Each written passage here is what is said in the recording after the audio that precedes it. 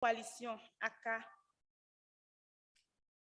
En ce jour, dans la somptueuse salle de conférence de Umoji Park, ici au Malawi.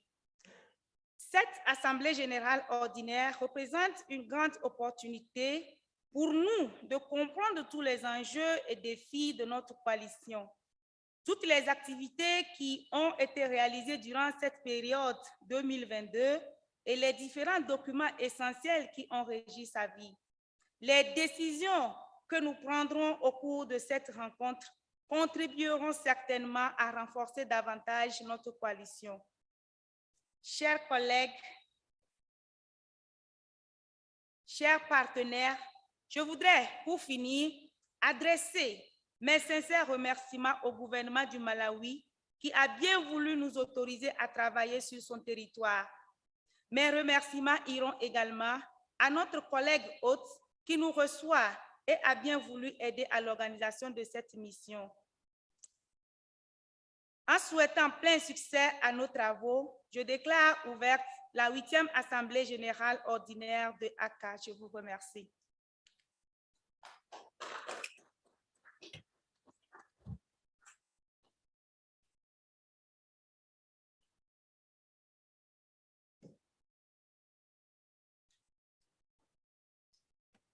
Thank you very much, Rachel, for those warm welcome remarks. Before we go to the keynote address by the Honorable Minister, we thought that we could just have a few of who is in attendance in terms of ACA membership. So instead of doing those individual introductions, I'll just do it by country. So if I say Kenya, then we'll expect those from Kenya to sort of stand up or at least raise their hands so that we know that they are here. I may miss some people, but some countries, but hopefully you'll be able to point out those that I would have omitted. So we start with the host. We want to have an idea in terms of the members from Malawi.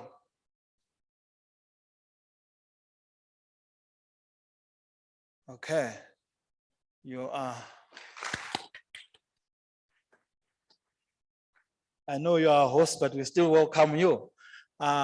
Uganda. Welcome. Zambia.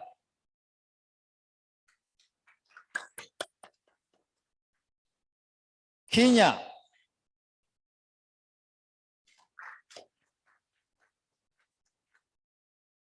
Zimbabwe. I'm also from there, so.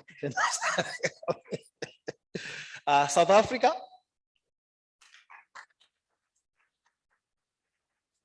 Ghana. We don't have someone from Ghana here. I thought, oh, yeah, it should be here. Maybe they have not yet joined. Then Ivory Coast. Michelle. Nigeria. Okay, welcome. Cameroon.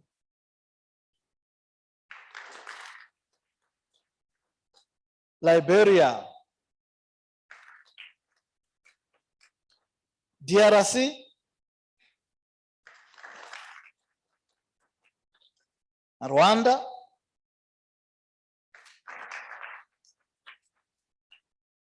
Togo. Did I miss someone? Did I miss? Mali, yes, Mali.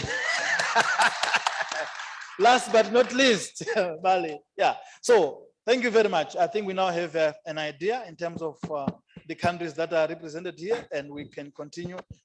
Please. Oh. You forgot Senegal. Guinea. You forgot Guinea. I forget? Senegal. Senegal. Guinea. Huh? Madagascar. Yes. Tanzania. That's where Maria is from. How can I forget that? Tanzania. And Guinea. I'm told there's Guinea as well. Yes. We are all welcome to the Aka family. Burundi. Burundi, yes. Welcome, brother. Good. With those introductions, I now invite the Honorable Minister to give us a keynote address. I think Professor Franz actually touched on some of those issues that are very relevant to Malawi. So without further ado, welcome, Minister.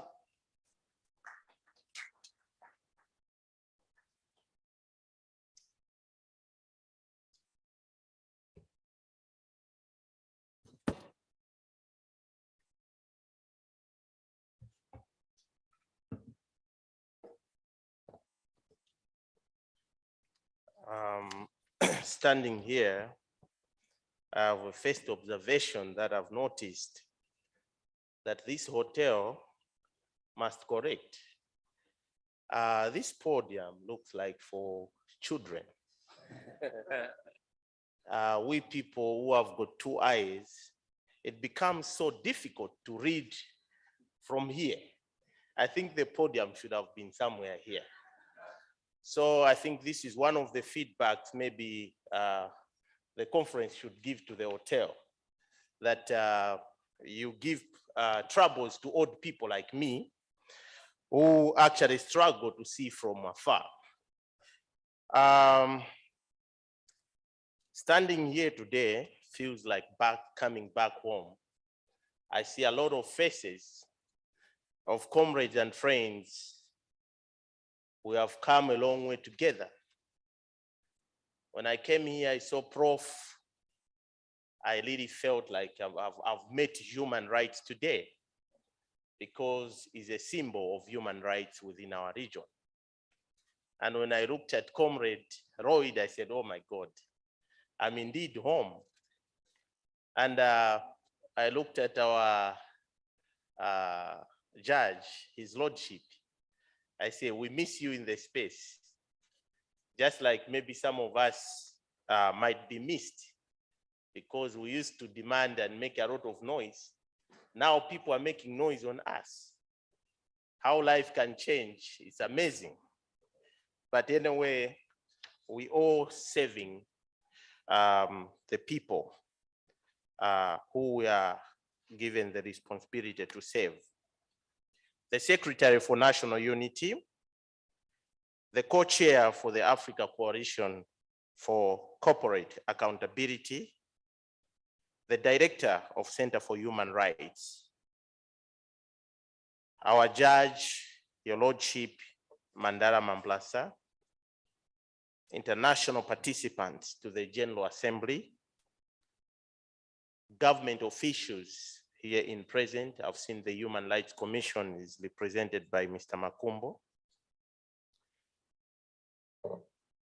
Members of the fourth state, the media, colleagues from civil society from Malawi. It's a great pleasure to have you all here today.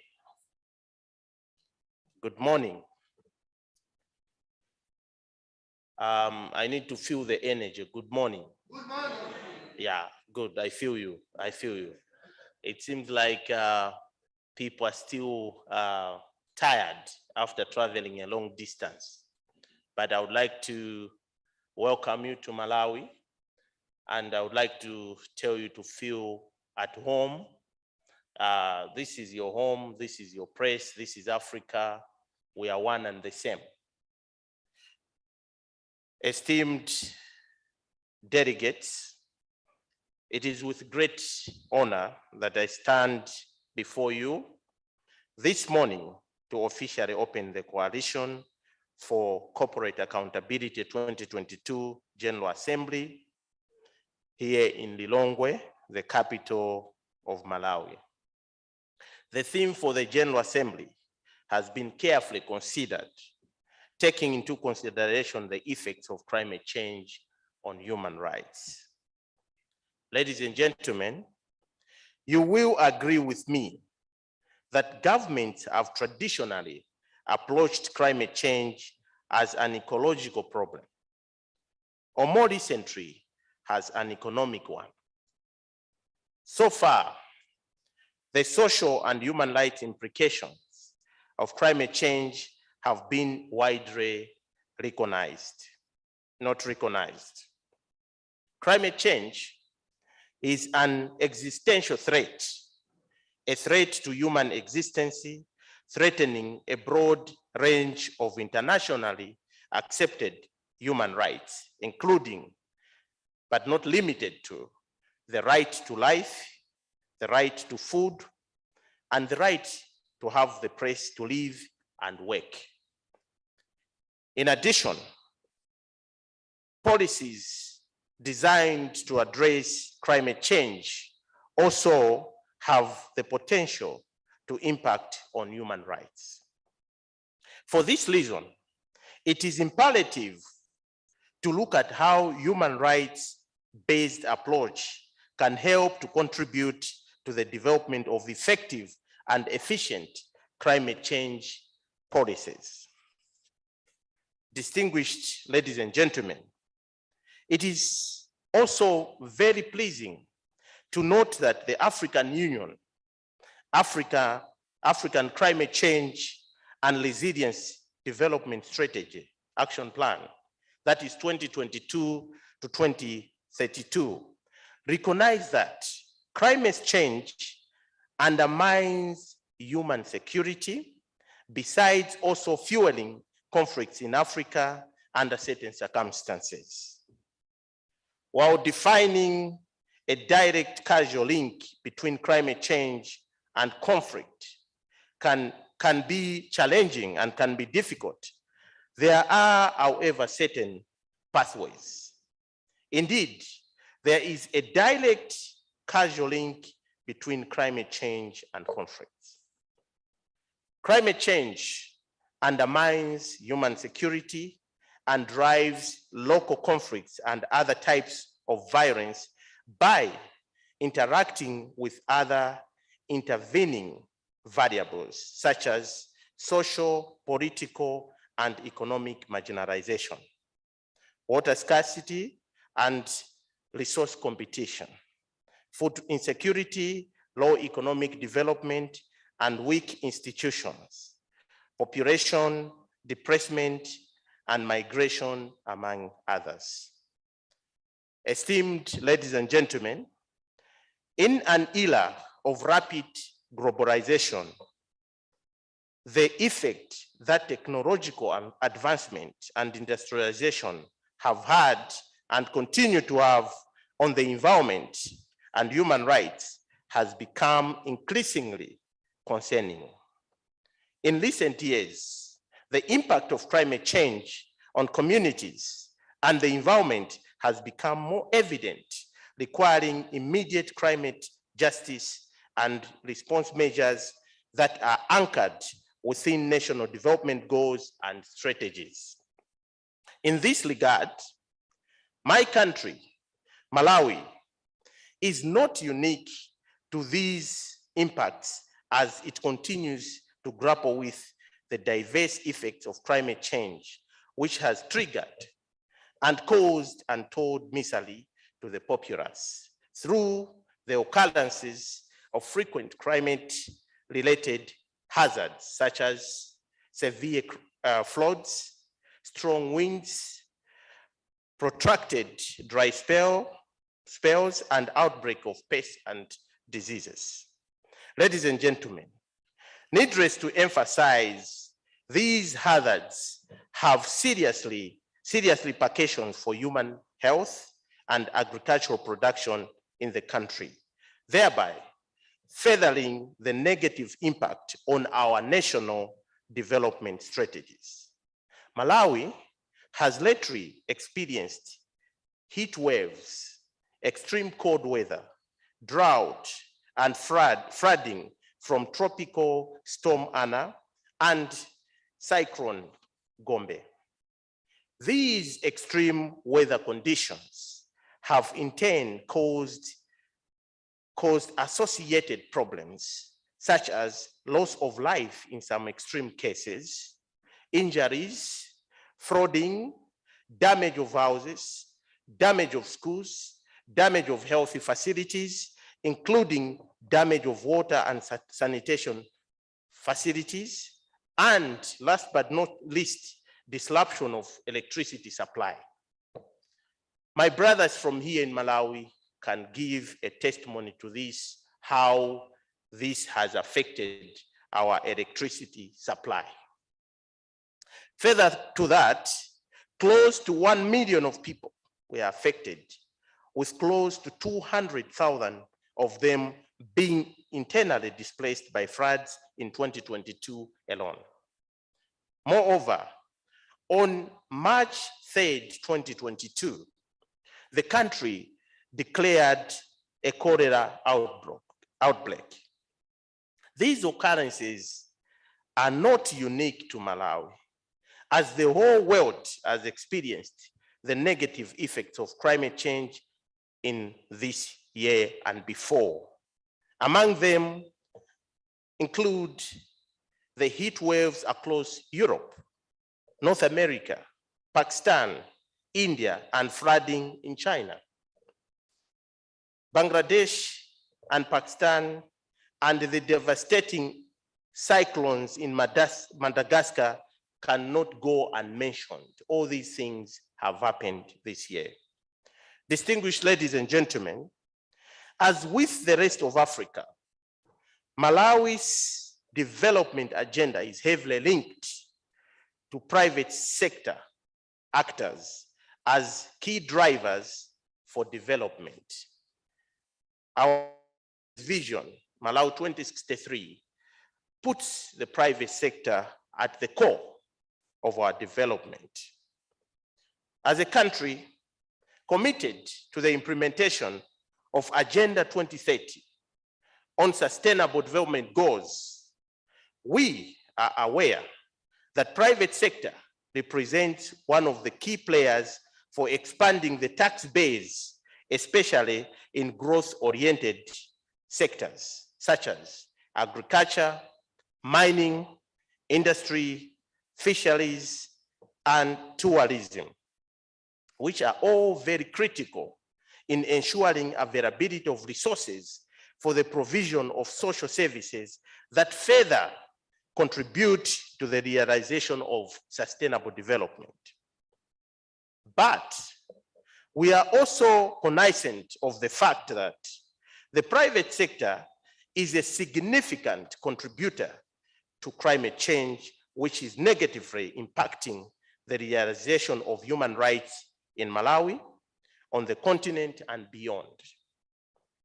Therefore, these actors, if not well regulated and governed, can have devastating impacts on human rights and the environment, which can lead to further damage and devastating impact on the lives and livelihoods of our citizens.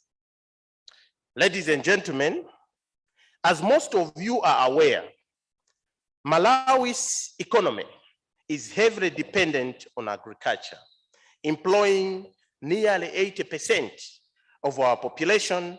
And in the last few years, the country has made significant economic and structural reforms to sustain economic growth.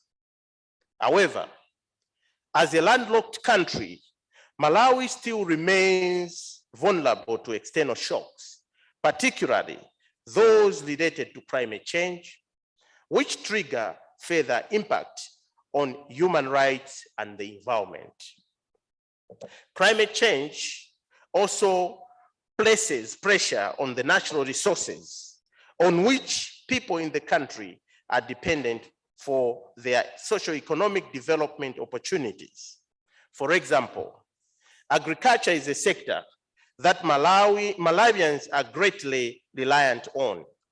Yet, it is also a sector that has also been seriously and negatively affected by the harmful effects of climate change. Therefore, it is easy to see and appreciate that climate change is largely also a development issue, in the sense that it affects food security, water resources, livelihoods of people living in urban and rural areas. Therefore, initiatives that are aimed at achieving climate resilience agriculture systems are essential to the future of development and sustainability of agricultural systems in the economy that we run as a country. And this applies to all the countries of our brothers and sisters gathered here today. Distinguished ladies and gentlemen, being fully aware of these negative impacts, the government has developed strategies to mitigate and respond to climate change. For instance, the government has signed and ratified the United Nations Framework Convention on Climate Change, and further ratified the Kyoto Protocol, the objective of which was to reduce the onset of global warming by reducing greenhouse gas emissions in the atmosphere to a level that would prevent dangerous anthropogenic interference with the climate system. We are also signatories to the 2015 Paris Agreement, which intends to strengthen the global response to the threat of climate change by keeping a global temperature rise this century to below 2 degrees Celsius above in industrial levels, to pursue efforts to limit the temperature increase even further to 1.5 degrees Celsius. On the domestic level, ladies and gentlemen, the government has developed different policy frameworks, such as the National Adaptation Program of Action, which was adopted in 2006. The NAPA recognizes that the affected majority have the least resilience to cope with the impact of climate change and its diverse effects. In 2013, we adopted the strategy on climate change learning, which addresses knowledge gaps surrounding climate change interventions and national climate change management policy in 2016, which further enhances coordination and implementation of climate change activities. Esteemed ladies and gentlemen, most of you would agree with me that all these things I'm talking about are also available in your countries. However, what is key is implementation. We as governments, especially in Africa, we are very good at ratifying, signing these protocols. But when it comes to implementation, enforcement, and accountability, that is where we struggle most. Therefore, this General Assembly should make sure that it addresses with serious recognition an issue to do with implementation and action. The government has also conducted programs with other stakeholders on climate change for policymakers and local communities at risk. In addition to that, the government has implemented several climate change initiatives on domestic level, including the National Climate Change Management Program, the nationally appropriate mitigation action plan, the Africa Adaptation Program, and the Climate Change Adaptation for Rural Livelihoods and Agriculture Program, and the Climate Change Smart Agriculture Program.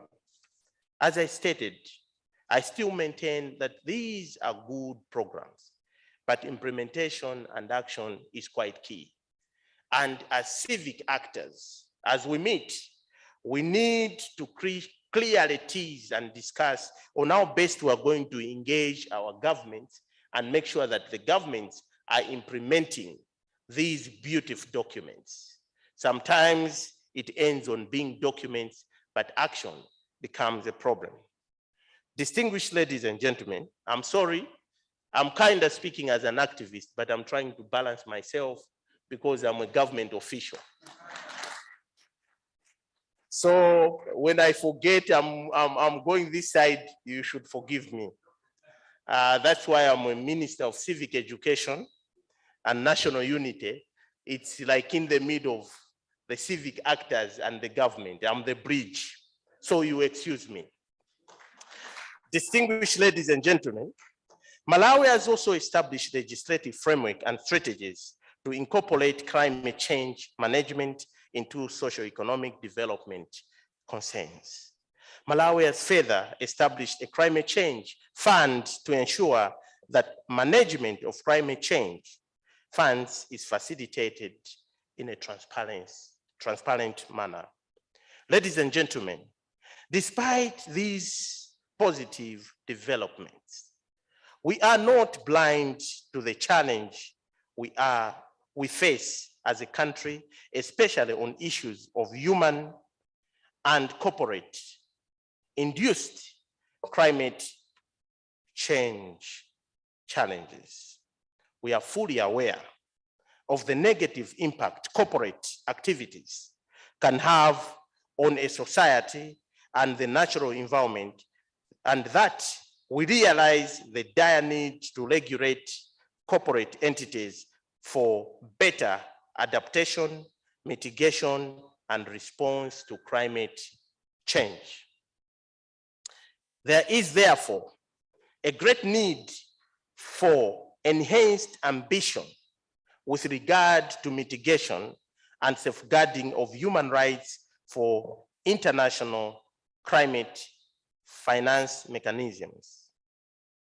Financial assistance for developing countries that are faced with adaptation challenges and the development of the international mechanism on the climate-induced displaced and migration.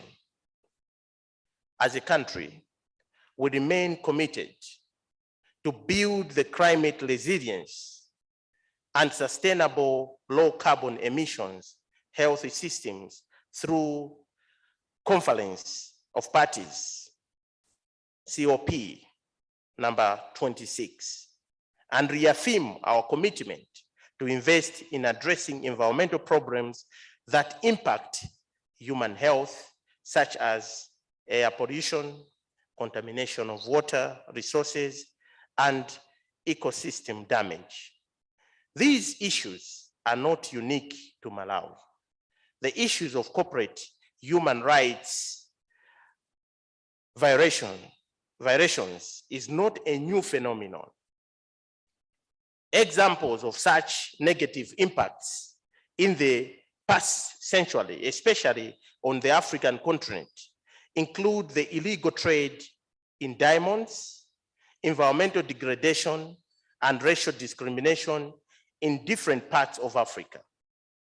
Examples of similar violations can be traced as far back as the 16th and 17th century with the activities of companies that operate in the colonial regimes. Distinguished ladies and gentlemen, we now see a slight difference scenario with the emergence of the modern multinational corporation, an entity that establishes itself and conducts business in various countries and around the globe, with their economic influence and political power often outweighing those of some states. Considering the potential influence of these corporations, it is imperative that we act as gatekeepers of our country, and I mean our countries, and ensure that any development that occurs here and anywhere in our countries for the benefit of the people of Malawi and the people of Africa does not negatively impact their livelihoods and human rights. We must act as gatekeepers, and we must make sure that we leave no stone unturned in ensuring that justice and only justice prevail in as far as these interventions are concerned. Ladies and gentlemen, as we take the next 2 days to discuss these issues regarding corporate accountability and climate change, let's remember that addressing climate change requires more action than words. I would like to emphasize that addressing climate change will require more action than words, because climate change is our common enemy. And when it attacks us, it doesn't spare anybody. So we must face these issues with a unitary stand. Dr. Lazarus McCarthy Chakwera, the President of the Republic of Malawi, in addressing the UN SDG Summit, said, and I quote, "The time for talk is past. No amount of talk will stop the ice cubes from melting and rising sea levels. No amount of talk will replenish the forests and the ecosystems that are being destroyed through climate change. No amount of talk will feed the millions losing their crops to erratic weather patterns. No amount of talk will save our islands, coastal brothers and sisters from flooding, and no amount of talk will provide the 400 million US dollars my country needs for recover from climate change impact." So you would agree with me to say, no matter how much we can talk, without action, no amount of talk is going to address the challenges that we're facing through our enemy, which is climate change. Therefore, we do not need to massage anybody that comes in and brings in those investments that will leave our environment more devastated than before. Somebody would say we better stay in the state of nature where we enjoy the ecosystems rather than be in an environment that is destroyed. Secondly, let us not forget those most affected. I would like to emphasize, let us not forget those most affected, but least contributed to climate change. Those most affected, but least contributed to climate change. I want this to be underlined. Let us ensure that the polluters are held accountable and pay a fair share against the damage caused. We should keep in mind these issues as we traverse these complex topics and endeavor to find solutions so that we may endeavor to lighten the burden and ensure that the future generations will not have to endure the hardships by their forebears. This is important. Distinguished ladies and gentlemen, in closing, talking of the importance of accountability, the Ministry of National Unity has embarked on a national consultations with citizenry and various stakeholders in order to establish national transformative values, one of which is accountability. These values must become part of our lives. And when you make something your value, you stand for it. We are aware that most of these challenges that we're facing require resetting our moral tone. Our moral tone. It's because of moral decadency. That's why you and us continue facing the challenges of climate change as a result of some of these corporate investments.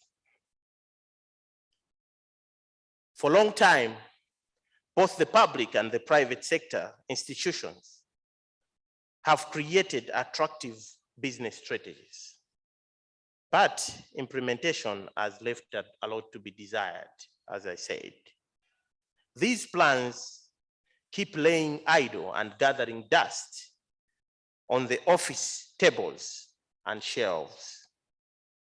I therefore need not to overemphasize the crucial role that accountability plays in ensuring that justice is delivered, which is also intrinsically embedded in the success of the public and private sector institutions and the fight against corruption and any form of mediocrity.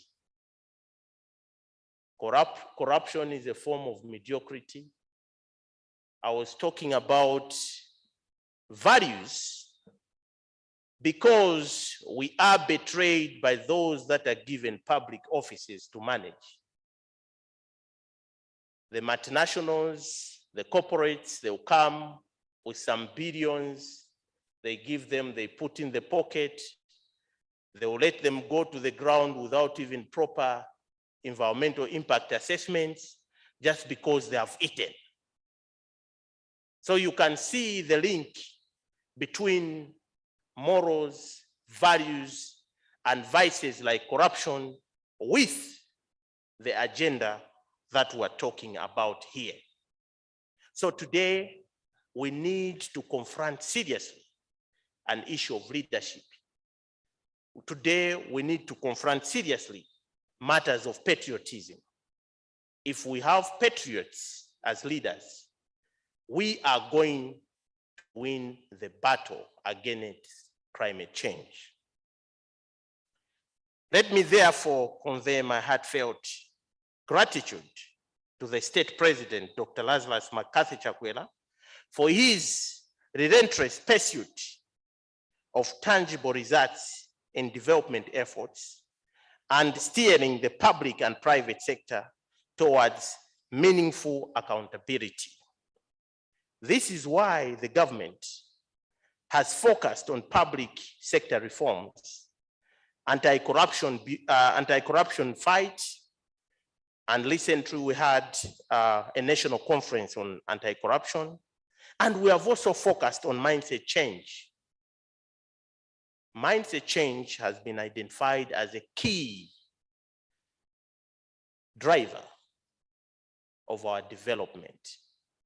And I swear, in most of our countries, mindset change is going to be key as we chart the new journey of the countries or Africa that we want. My ministry has been mandated to lead in the implementation of the mindset change agenda. Unless we address the software of our people, it will be difficult to deal with the hardware. The computer, no matter how beautiful it can be, if it had an old software, it will behave as such.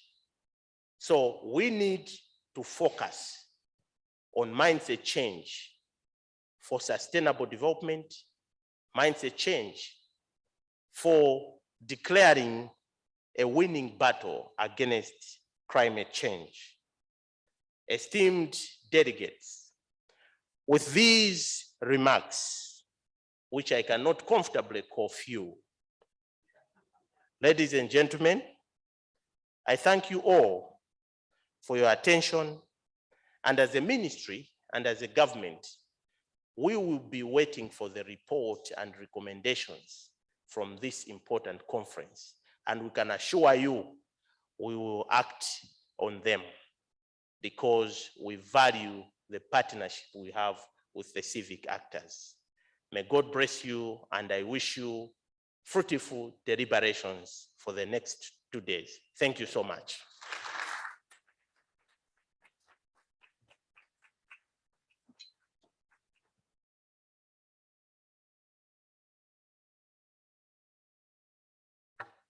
Another round of applause for the rousing welcome remarks. Thank you very much, Honorable Matambo. I think when Godfrey introduced you, he indeed said you are a former comrade, and we could actually tell when you were addressing that you still have it. So thank you very much for that. But I'm sure this can also act as a source of inspiration for us activists that when opportunities arise for us to go into government, to deal with those issues that we continuously point out as problematic, let's take that opportunity. I think it was Mahatma Gandhi who says, be the change that you want to see. So when opportunities arise for us to become ministers, please, let's not hesitate. Let's not just be good at criticizing, but let's also go there and demonstrate what we have actually been advocating for. So thank you very much for those remarks. I think for me, what was happening is basically the use of the human rights lens approach to climate change, that climate change is not just an environmental issue, that it is a developmental issue, and that we need to bring a human rights lens to dealing with these issues and a human rights-based approach. And for me, that's really helpful because that's the only way that we'll be able to tackle these challenges. He went on to outline the role of policies and institutions, which are very critical if we are to fight climate change. So you may have those very nice policies there, but where are the institutions? The institutions are the mechanisms through which we are able to realize these policies, these laws that we have, and also including technology transfer. I think we was also able to highlight how climate change is going to affect or is already affecting Malawi in terms of its development. The cyclones that he mentioned, the droughts, the internal displacements as a result of climate change.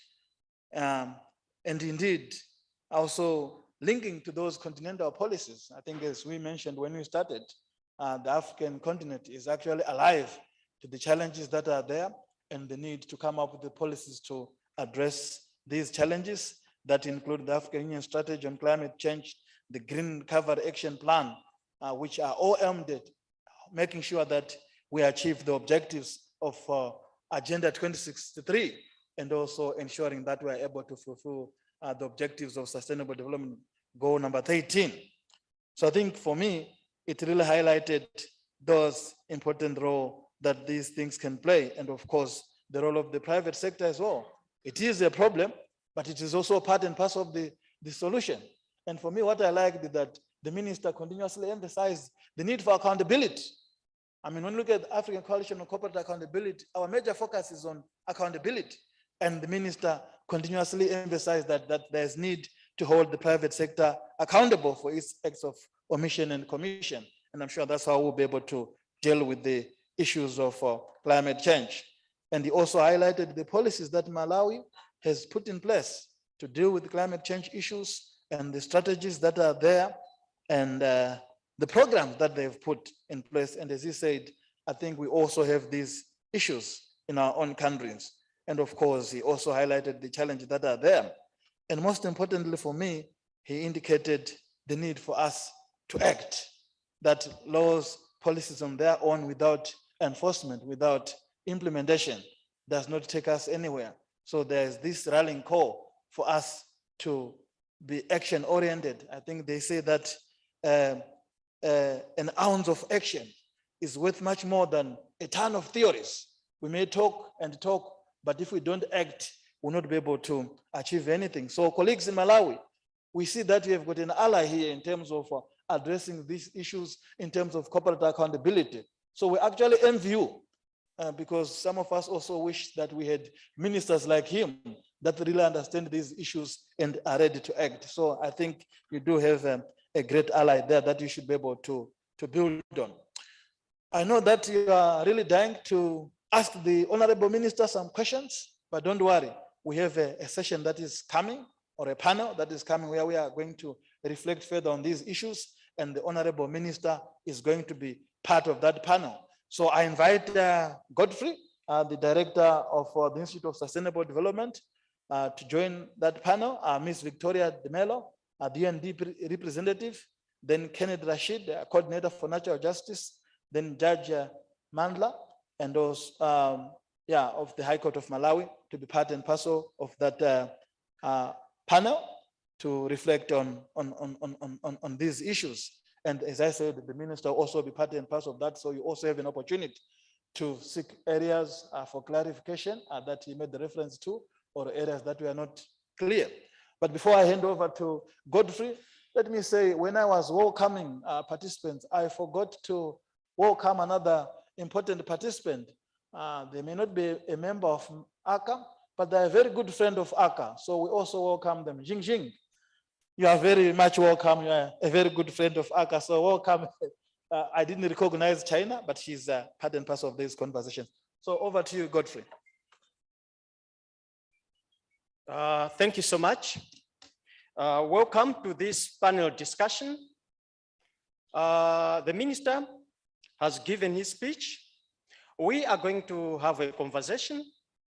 We are going to have an interaction. We have a UNDP representative who is in Kenya, Miss Victoria Demel. She is going to join us online. And then we have Mr. Kennedy Rashid, who is sitting over there. He is the national coordinator for the Natural Resource Justice Network here in Malawi. This is a network of 54 organizations and civil society actors working on natural resource governance here in Malawi. And we have the Honorable Judge Mamulasa, who is going to give us a legal perspective on issues to do with climate litigation, the role of corporate actors, how we can address mechanisms to address the challenges portrayed by corporate actions. And then the minister has given his speech. He is also going to respond. After the presentations from our delegates, members will be free to ask questions, to seek clarification, and that will really help to enrich the discussion.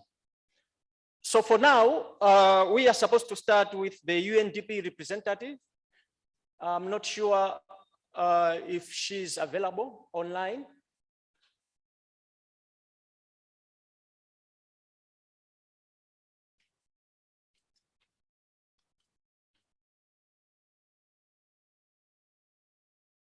So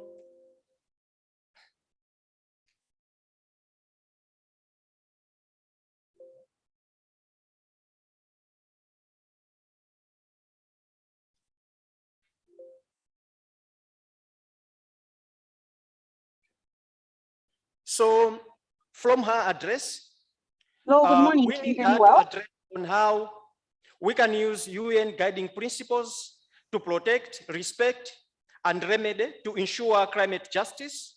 She's going to give an African perspective of the connection between corporate activities and climate change in Africa. She's also going to let us know the role that corporate entities can play in climate change. What mechanisms are available to enhance corporate accountability for climate change and impacts on human rights and environment?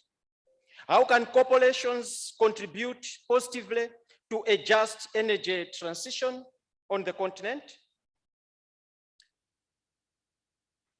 What is the potential role of the proposed draft treaty on business and human rights with regard to addressing climate change in Africa? These are the key points that we will have to be looking into on how we can address them. Now I invite the communications team to put Ms. Victoria Demel on the line for her presentation, the UN representative.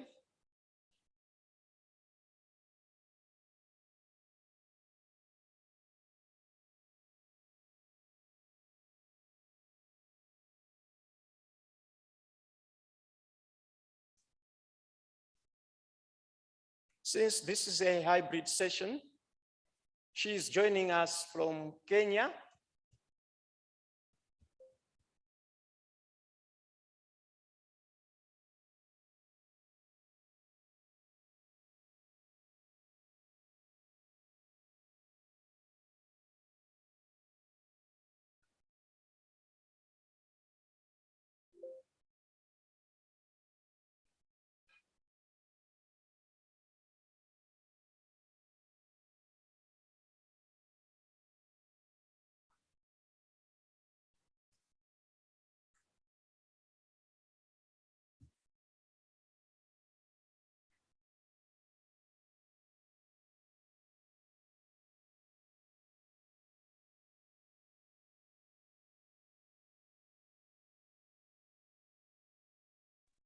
Hello, colleagues. Can you hear me well?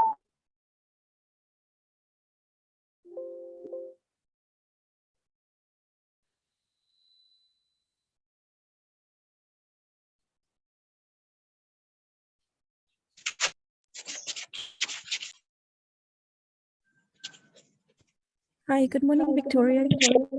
Can you hear us?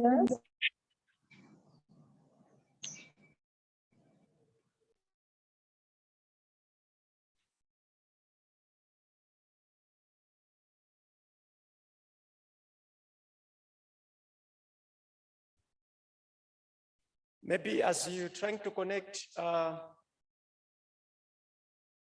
we start with the other panelists?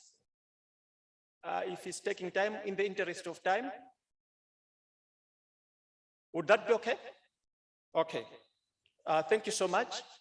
Now, I'm going to invite the National Coordinator for Natural Resource Justice Network in Malawi to give us his perception. Okay, my apologies with my voice. It's dry, but then I know you can hear me. Okay, can you hear me at the back? Great. Honorable Minister, Honorable Judge, these are my seniors. They have mentored me from way back. I've been working with them from way back up to now. It's kind of scary if you see I've keeping the space because they are my seniors. I wanted to talk about corporate accountability in the natural resource sector.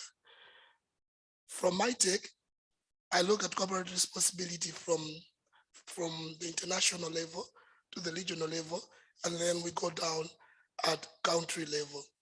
And corporate accountability, to my side, I look at it from the angle of environmental accountability, social accountability, political accountability, and economic accountability.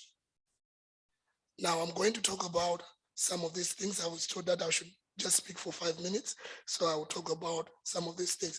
I think at international level, the challenge that we have had is that Africa has not had any voice. And this is true, and you all know it.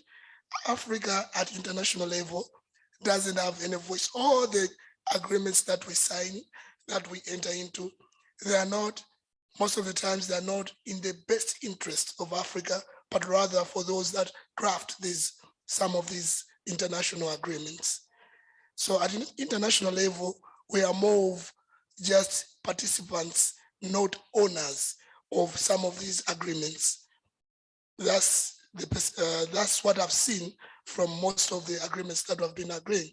If you talk of COP, you see that at COP, we are invited, not like most of the times we are part of the whole thing, even planning of the whole meetings.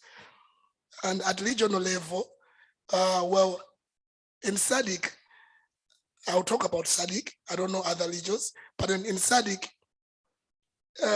I'll call, my apologies to those that will be offended, I'll call SADC as a club of presidents, right?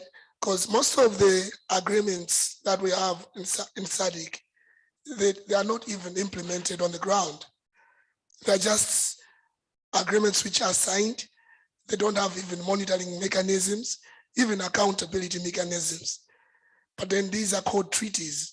Some of them, they call them legally binding treaties, but which don't even have accountability mechanisms. So at international level, issues, or I can say like the policy frameworks or the international laws that are there at the international level, most of them, they don't have accountability mechanisms where maybe say if Malawi doesn't comply, what is it going to happen?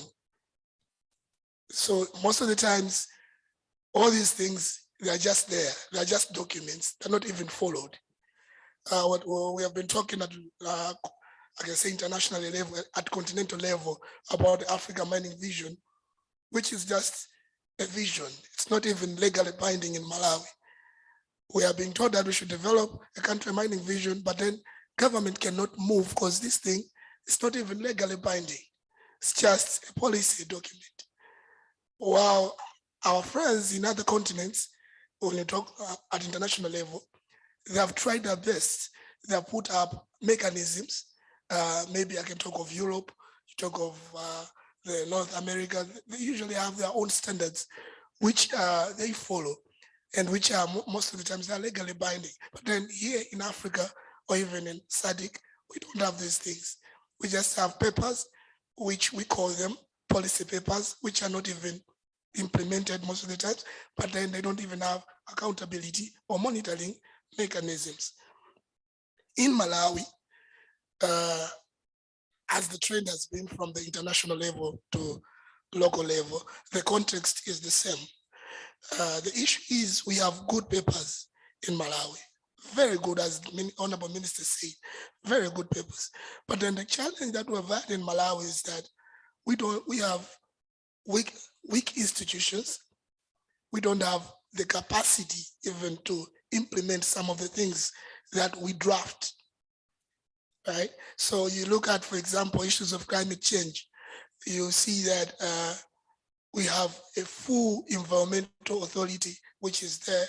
We have other officers who are called experts in the field, but then we don't have clear programs on the ground that are addressing issues, critical issues of climate change.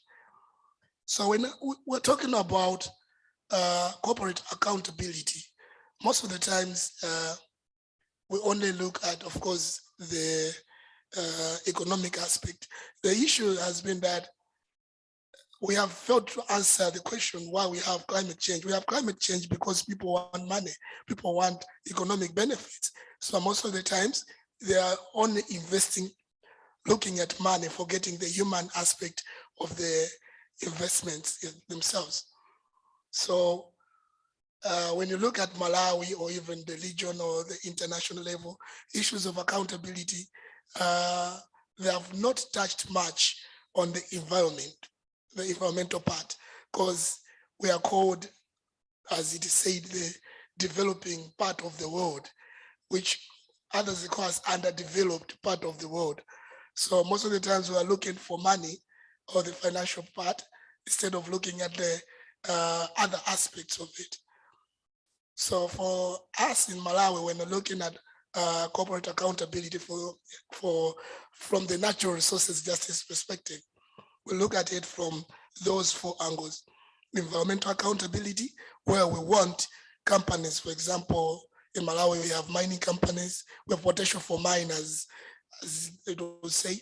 We also have potential for crude oil, we have forestry, we have all those sorts of natural resources that are being extracted out of Malawi. But then environmental accountability is never there. I will tell you a case of one mine in the northern region, Eland Coal Mine. This company mined in Malawi coal for a long time of, like a long period of years. Later on, it went away. Nobody knew where it went. You went to the mining site, you only found guards. No one was there. They left pits there without even closing up the pits, without even following the environmental management laws of Malawi. So most of the times you see that for us as a country, even from this case, you will see that us as a country, our focus was mainly on the financial part, but not on the environmental part. You are never going to find any environmental audit for a company in Malawi in public domain. Even if you can Google, even if you can go anywhere, you are not going to find environmental audit reports in Malawi for corporate institutions. So these are some of the challenges that we have. We have environmental officers in the district, but sorry, just 2 minutes, sir. I know I'm taking time. We have environmental officers, but we don't have the actual officers who can go out there and produce reports. The other thing is the social accountability part. The social accountability part in Malawi, licenses for companies or corporations are just issued without human rights due diligence. That is, a company can get a license without passing through maybe Malawi Human Rights Commission for assessment. So it is just the registrar of companies who issues the license, and from there, the company starts operating. The last one is on the economic accountability. The economic accountability is that most of the companies that we have in Malawi, especially in the natural resource sector in Malawi, I can say they are not, the owners are not known. That's the first thing. Sometimes they are shell companies. So you cannot hold them to account because you don't know whom you are agreeing with. In Malawi, that's what is happening. I'm told time is not on my side. Thank you. Thank you so much, Kennedy Rashid. Kennedy has raised a number of pertinent issues concerning the environmental governance in Malawi.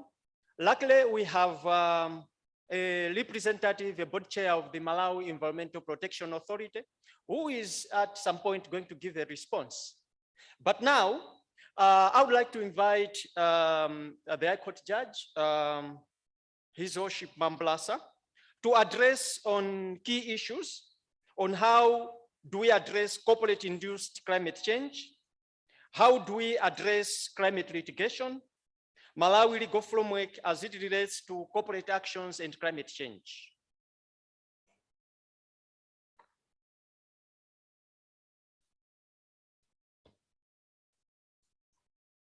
Thank you so much, Mr. Moderator. Good morning to everyone. You know, sitting here for the past 2 years, I've been sitting and hearing passionate arguments and submissions from others. I just like the change of the roles, that now I have to make a submission to others. Firstly, I would like to thank the organizers for inviting me to participate in this meeting. It is not something that I take for granted. It is an honor to me, for which I'm very grateful. Listening to the Honorable Minister this morning, one gets the impression that there is a lot that is happening on the domestic scene to deal with issues of climate change, human rights, and others. In his address, he talked about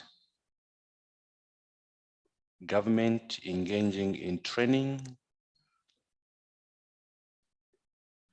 that have been aimed at sensitizing stakeholders and communities in order to address knowledge gaps. He talked about implementation of several climate change initiatives, and I noted 2 of them. The National Climate Change Management Program, Climate Smart Agriculture, among others. He also highlighted that the Malawi government has established a climate change fund. All these efforts I think are commendable and for which the minister and his government have to be applauded.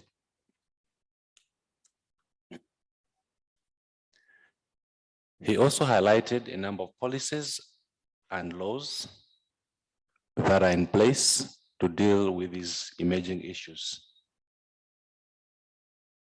But the question that I have is this: are they adequate to deal comprehensively with these emerging challenges?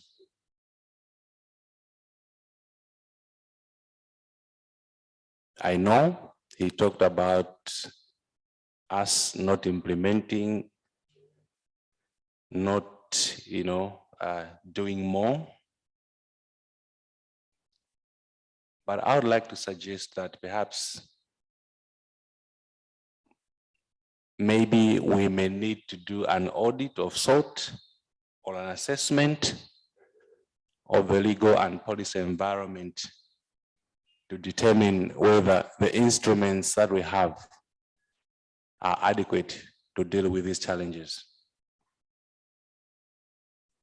Yesterday evening, I had a conversation with Prof. Franz, and in that conversation, he mentioned that some countries are moving towards having climate change specific legislation. Kenya was mentioned as an example. Uganda was mentioned as an example. Based on that audit or assessment that we could do as a country or as countries represented here,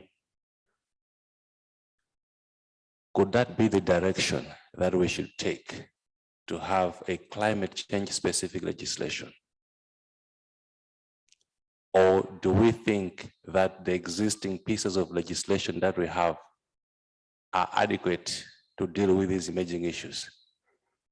That's a question that I want to leave with you to grapple with and see what we come up with. Under our constitution, the Republican Constitution of Malawi, section 15, it talks about the Bill of Rights being binding on the executive, the judiciary, and the legislature, and also to natural persons, and where applicable to legal persons, which in my view would include corporates. Beyond that provision, do we have laws that would use to hold corporates accountable for violation of human rights? One must acknowledge we have laws in place, workplaces, for instance, Workers' Compensation Act, occupational safety, and others, which specifically deal with the work environment. The question is, are they adequate? Perhaps this is also an area that we may need to look into and see whether there may be need to come up with a law that would clearly provide for these obligations on the part of corporates. My colleague, the first speaker, talked about Africa not having a voice. We just participate in these meetings and we're not part of a drafting process. Well, that may be the case. But if you ask me from where I stand,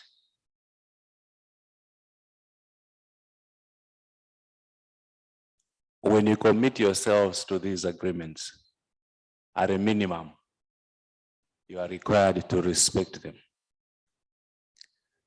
So when we are moved to enforce these on our part,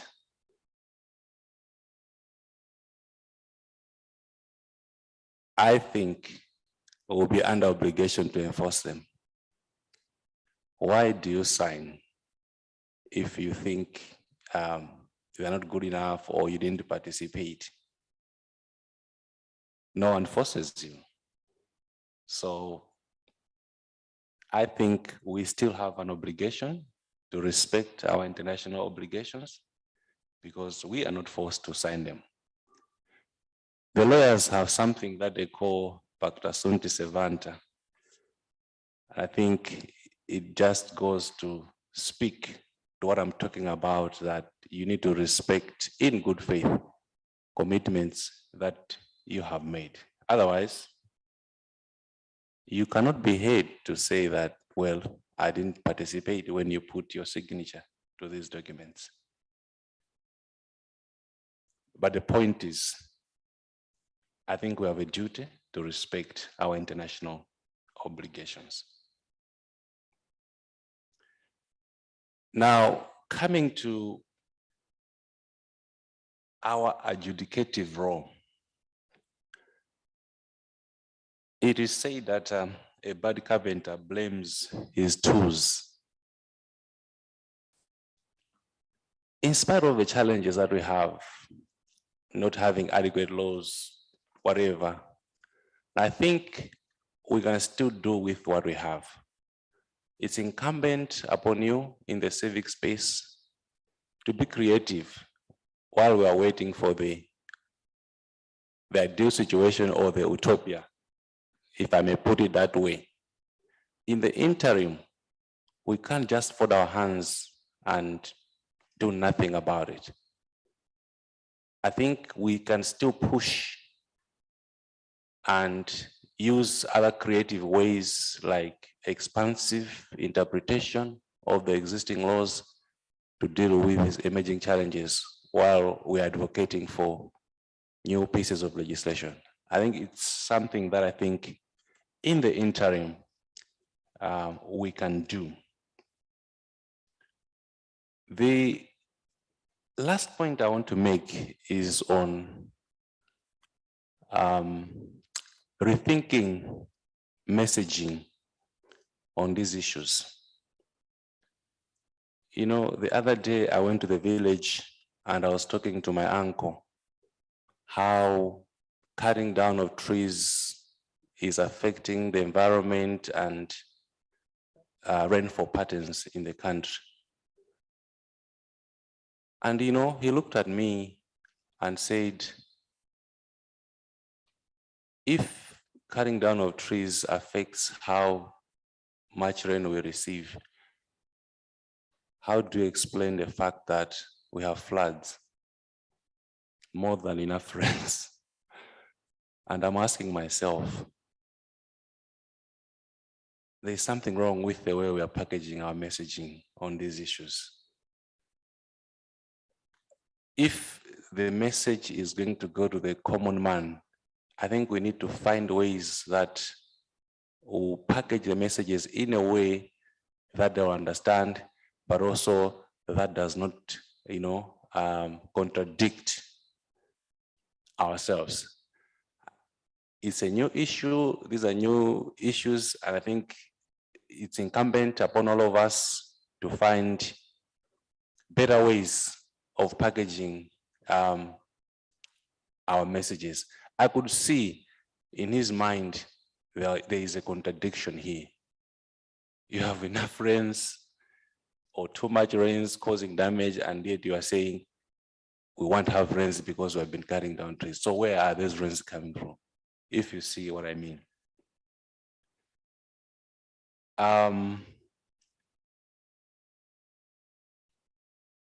Just to share a case I dealt with a month or two ago. It's a live case, so I won't say much. There's a community in Liwonde. There's a fertilizer manufacturing plant in that area.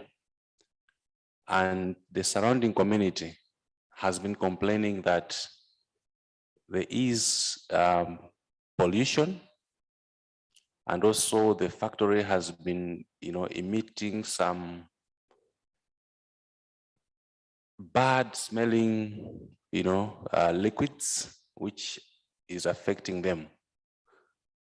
And we have the Environmental Management Act in place, but I was just particularly interested in the way the lawyer crafted his pleadings, relying on common law principle in the case of Rylands versus Fletcher. For those of you that are lawyers, basically what the case says is that if you keep something in your house or environment that has potential to harm others in the neighborhood, then you cannot run away from culpability. This is a common law principle, which, has been used to deal with issues of environment.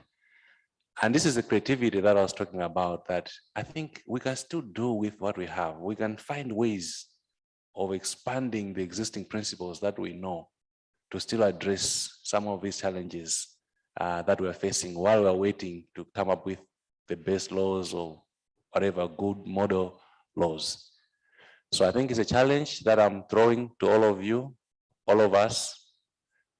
Push us, and we shall make sure that we help from our end to make sure that these issues are being dealt with. I don't want to be like a preacher. I must stop at this juncture. Thank you. Thank you so much, Judge. The key issues that you have raised. One is a proposal for an audit of the legal framework. Now, other interesting aspects portrays that the revenue generated from extractive industries in Malawi for over a long time has not been audited on how much Malawians or Malawi government is benefiting. Recently, we have had an interesting case whereby the Attorney General was suing one of the companies that has been mining in this country for over 47 years. So you would appreciate that as much as we appreciate investment in the sector, there is a need that Malawi can do more. So this is our message, our take home to the minister, that indeed there is need of a deliberate approach to ensure that the benefits are accounted for in relation to climate change, the negative consequences that the industry is causing. There is also a need to empower the civic actors in the industry. We have a weak natural resource governance in this country. The minister might have pointed out, we need the capacity. We need our colleagues from different countries to assist in that particular sector. Now, right now, allow me to invite the UNDP representative, Ms. Victoria Demel, to share us the perception within the region, the Africa region, to address the key issues that are affecting our colleagues in the region, and what are the propositions in moving forward, bearing in mind of our theme, corporate accountability, business, human rights, and climate change. Please, let's have her connected. I hope you can hear me now. Just give me a signal if you can.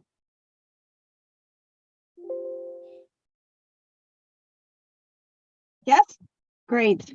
So good morning, everyone. I apologize for the issues with my connection a few minutes ago, but in a way, it was a blessing in disguise to be able to hear the perspective from all the speakers before sharing my own. I would like to flag, first of all, that I deeply apologize for not making in person. I was planned to arrive in Lilongwe yesterday and join you all, but due to some logistical issues, I wasn't able to make it in person. But I will definitely follow the deliberations and the meeting throughout the next couple of days, and hopefully next year I will join you for your General Assembly. One of the points that I'll mention today is an opportunity that perhaps we could meet each other not so far from now, and I'll share this in a few details in a couple of minutes. But first of all, I think that on the issues of business and human rights, corporate accountability and climate change, I couldn't agree more to what the speakers before me have shared. It's a challenge that not only is a challenge of the duty bearers of rights, but also is a challenge that is among us in our own civic duties. So it's important for us to understand, first of all, that climate change is as many mention, concrete ticking bomb, and it's important for all of us to be sure that within the work of our organizations, within the programmatic activities that we're doing, we are accounting for that. And when we include the layers of corporate accountability to human rights, this becomes even more challenging, and this becomes even more urgent. At UNDP, I am based in Addis Ababa, where we have a regional office for UNDP, supporting the 47 country offices in sub-Saharan Africa, and many of these countries are in the countries where some of your organizations are operating. So first of all, I would just like to say that the UNDP offices within the national level are available to support your initiatives in different ways. And I think the connections between corporate activities, climate change, and especially the understanding on how all of this gets completely connected is a task that UNDP could potentially support you with. So importantly, the way in which we perceive the challenges and the way we hope to contribute to the challenges that we have in front of us is by, most importantly, connecting the dots. So as UNDP, but also as the business and human rights agenda as a whole, we believe that it's extremely important for us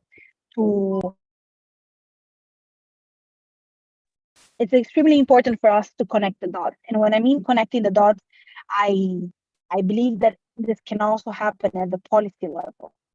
So at the policy level, in the business and human rights agenda, connecting the dots means working, drafting, consulting, and understanding the potential that a national action plan can have. I know that many of you on the national level are already working and supporting the initiatives and baseline assessments for national action plans. But we believe, and I think from experience, that this can be a viable tool for bringing concrete policy change on the ground level. But a national action plan without thorough consultation is just another policy document. Just like Honorable Judge had just mentioned, another policy document can just become another piece of paper getting dust. But the importance of a national action plan lies on its important consultative power. And this is something that it lies very strongly on the hands of civil society. We believe that a well-drafted national action plan is one that takes into consideration the perspectives of civil society, but not only that, that has civil society together in its draft, that has civil society bringing the perspectives and making sure that everything that we are delivering and that a given ministry or a cabinet or different organs can be responsible for an app can actually take into consideration. So importantly, I would like to challenge all of you in the audience today to see and seek ways in which your organization can perhaps contribute to these processes at the country level and make sure that your perspectives and the perspectives of the communities and grassroots organizations are being factored in. And I definitely keep my channel of communication open to all of you, also through ACA, for us to discover together and figure it out ways in which we can work and use this tool in the best way possible to ensure that the perspectives of corporate accountability to human rights, climate change are all being factored in this policy instrument. I've started my note saying here today that we have an opportunity to perhaps meet each other, and I will I will just share my screen with all of you, and I hope you can see it. But UNDP, ACA, and different other organizations are working together to deliver the first African Business and Human Rights Forum of its kind that will take place in Accra, Ghana, between 12 and 13 of October of 2022. So this will be in only a few weeks' time from now. And ACA is delivering a very important side event for civil society. And there will be the participation and interaction of civil society throughout the whole conference. I truly hope you can make time to attend. We are trying our best with ACA to make provisions to support the attendance of as many civil society as possible. But we do hope that if you cannot attend in person, you can attend also remotely and make sure that the perspectives are shared with others, but at the same time that you learn from other organizations and other countries that are working on similar issues as you are. I think importantly, in different countries in Africa, we're going through multiple challenges, but some of the challenges are very similar. So some of the issues I've heard from the speakers before me, some of the issues, especially related to the accountability of certain corporations or the connection between the different ministries. There's some of these challenges that are quite similar from different countries, and I think we can learn from each other on that. I'll close by saying that, again, you can count on me from the regional office in Ethiopia that supports the different countries in Africa, but also with the different country offices. I would be happy to connect you with them if you haven't had this connection before. But also, I hope and wish to see most of you in the regional forum in Ghana. I hope this will be an excellent opportunity for us to move the needle and make sure that business and human rights is a strong agenda, and we are making sure that this policy instruments and much others are there to support us in tackling the biggest battle of it all, that is the fulfillment of human rights and the diminishing of climate change. So thank you very much for the space. Again, apologies for not being able to make it in person, but looking forward to participating in this event remotely, but also to connecting with some of you, hopefully in Ghana. Thank you so much, Maria. Can we give her an applause?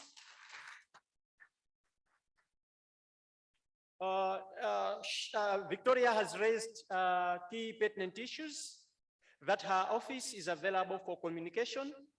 She has also raised another important issue, that of networking. I hope she would be available for some questions. At this point, I was asked that the minister, you'll be needed for interviews. If you have anything to say, to respond regarding from the propositions that we have made, we give you a platform maybe to respond to some of the key issues that we have raised. Just a quick one. Thank you so much, Your Lordship. And thank you so much, Comrade Activist Rashid. And I would like also to thank our friend in the struggle from UNDP for their contributions to this critical engagement. Very important issues have been raised. Issues of accountability are quite central.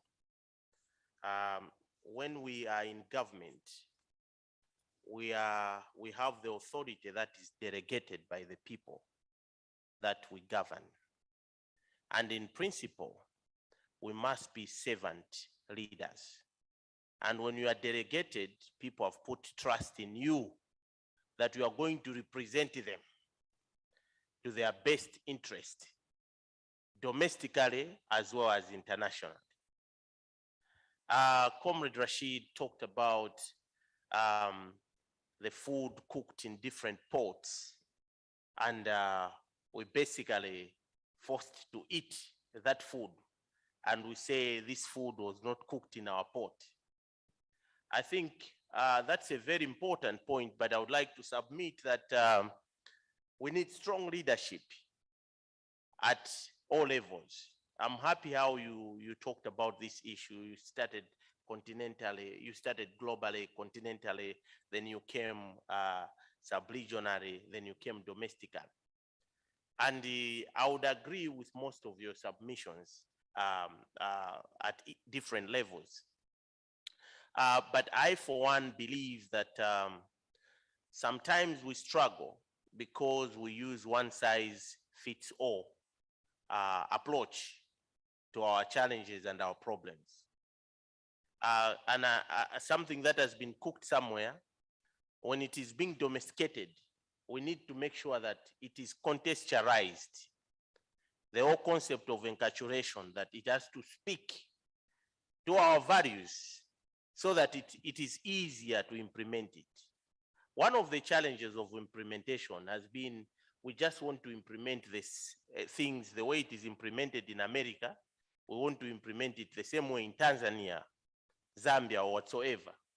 So I think as domestic citizens, we need to develop capabilities, and we need to make sure that global solutions are domesticated in a manner that they're going to respond to the challenges that we face.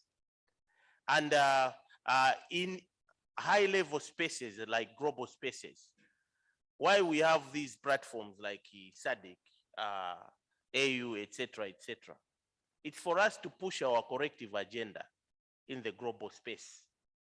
So sometimes when we sign things, then later on we start crying. I would like to agree with His Lordship that if we commit, then we must implement. So what is important before we sign, we need to make sure that we know what we are signing, and we have to participate actively in such processes. We have a lot of examples in our country where people have come here, they have invested, and they have left us worsier than they came. One of which is Kairekera. They came, they promised us heaven, but when they left hell. Now, this is the same issue that I'm talking about, that it's about leadership. I am an advocate of character education. I'm an advocate of moral-based education. If we are to fight vices like corruption, and we are to really be able to have citizens who can sit on the table and negotiate and stand up to protect their citizens, then we wouldn't be crying all these things we have. It's only few that would put money in the pockets, and they allow people, they steal together, they open their accounts in foreign countries, they make themselves rich, but when you look at them, they're still looking the same. You can't even see money. What kind of selfishness is that? So I'm trying to say, we need indeed to examine ourselves. As Socrates said, an exempt life is not worth a living. We should look back and see whether what we have on the table is sufficient, as our judge was saying, and we should learn to use what we have. Sometimes we cry to see heaven, or to see an egalitarian sort of environment without fighting or struggling for us to get to heaven. So I strongly agree with him. What we have, let us apply it, because these are the tools that give us as civic actors, even to hold governments accountable. When they sign, we said, good, you use it to hold them accountable. When they produce a policy, you have to celebrate. You use it to make sure that you push for accountability. Now, as a government, now I'm speaking as a government, we are a very open government. My ministry has created a government and citizen engagement forum. We are calling it Pabwaro. What we want is to bring government closer to people and vice versa. What we want is for the people to know that they are actually supreme than those that govern them. So through my ministry, you can request anyone, be it a minister or whatsoever, in any ministry to come on the platform and be engaged by civil society. So what we want to do is to expand the civic space rather than close it, because we know that citizens, civil society activists, the stakeholders, they're part and parcel of our country, and they're basically our bosses. So I would like to thank you all, your contributions, and it has been good to have me here.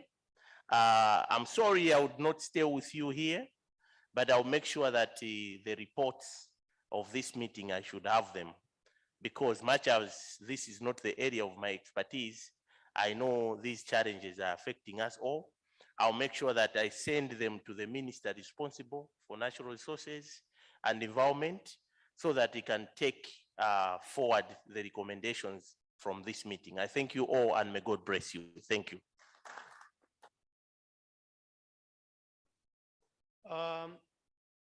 That's the submission from Honorable Minister. We have some 5 minutes. We can take quick reactions. I would give an opportunity to our French-speaking colleagues. One, I will be giving you a minute each. 2, 3. And number 4, I'll give to Professor Chikosa Banda to respond on the as a representative from Malawi Environmental Protection Authority. So we start yourself and where you're from. Thank you. Good morning, everyone. Dr. Austin Bissina from Light Africa, Nigeria. I have 2 quick reactions. Wonderful panel session. First, we did a recent research in Light Africa, in Africa. It looked at the vulnerability of human rights defenders related to extractive activities. And in particular, one key risk that we found out was the issue of slap suit, which is being used by corporations in Africa against human rights defenders. So my first reaction is directed to His Lordship. How is the justice system in Malawi dealing with the issue of strategic litigation against human rights defenders by corporations? And my second question, it's in that similar direction as well. I heard one of the panelists talk about the lack of transparency around corporate beneficial ownership in Malawi, and considering illicit financial flow as a serious transnational crime, as the justice system also dealing with that in Malawi? Thank you. Next. Thank you. My name is Wilson Kipkazi from Kenya. My question relates to human rights violation, which have been litigated, and decisions made or reached in favor of victims, yet the governments fail to implement and enforcement is not visible. How do state parties, through peer mechanisms, push this action to implementations? E.g., the decision by the African Commission on Human and People's Rights on a rights case versus Kenya. And 2 is a Okie case versus African court versus Kenya in the African court in Arusha. These are decisions that are reached, and state parties are signatories, and they have ratified. One to the minister, what are you doing as state parties through peer mechanisms? Are you doing to help us implement those decisions? Thank you. Thank you. First of all, thank you so much for that insightful discussion. My name is Jeline Fuko from Tanzania, and my response is, for me, I feel like we are talking about climate change as if we are living in the world of Democrats, not knowing that as we are speaking right now, we also have autocrats out there who doesn't believe on human rights, or pretty much have different approach in addressing this. As well, we have corporates from both sides, the Democrats and the autocrats. Now, my question is addressed to Madam Di Mello, UNDP. What is it that, what do you think addressing climate change without taking into consideration this type of governance system will help us successfully address climate change? And what is the mechanism out there to hold this kind of system accountable, especially the government that choose either side of governance? Thank you. Can we have Professor Chico Sabanda? Thank you very much. I think initially you referred to me as the chairperson. I'm not the chairperson. I'm a board member of the board. And the other thing is that I'm here in my personal capacity, but I think I can respond to some of the issues that were raised. I think the concern that I had was one, the system for environmental impact assessment is not very effective, and two, there's no access to information, especially on the part of civil society members. Maybe let me say, let me start by the first, by looking at the first issue of how the system works. I suppose this is a system that has been there for a while now, and most of the big projects that have been gazetted cannot be implemented by law without being subjected to an environmental and social impact assessment. And the process has guidelines which include public consultation.